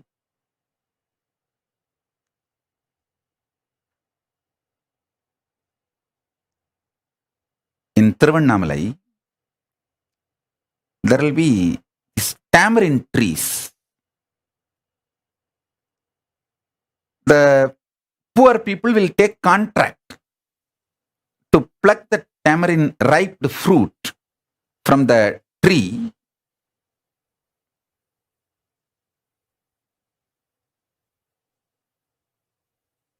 One day, one person who took that contract came to my guru, Raghupati Yogi, and complained that he has to get so much of labor to shake the tree and make all that ripe tamarind fruits to fall. The labor cost is more than the selling cost of that tamarind.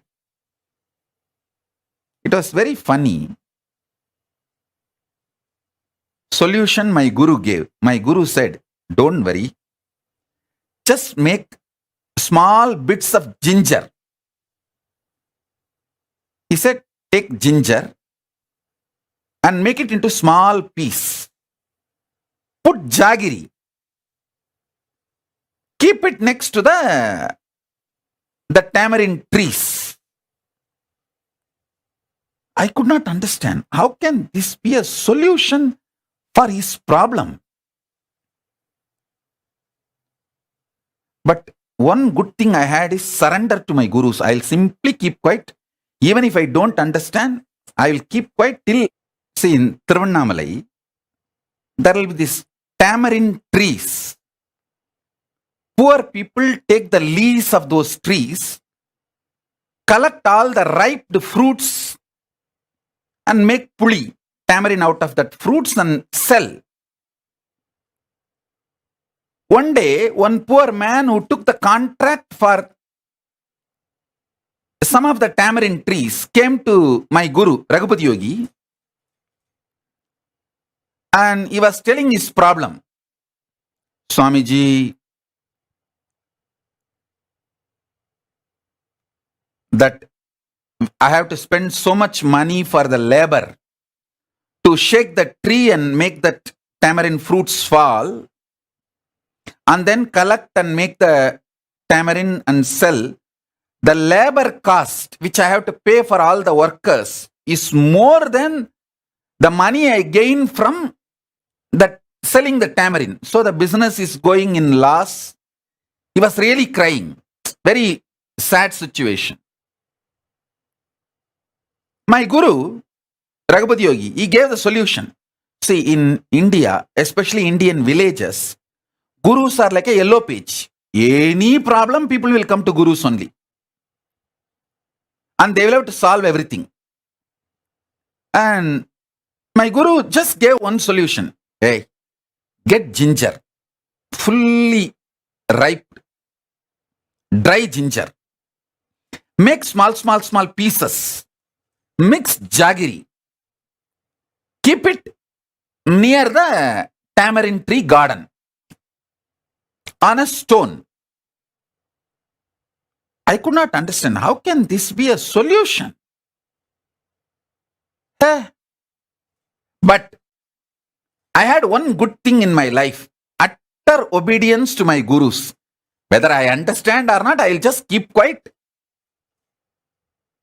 and wait till I understand.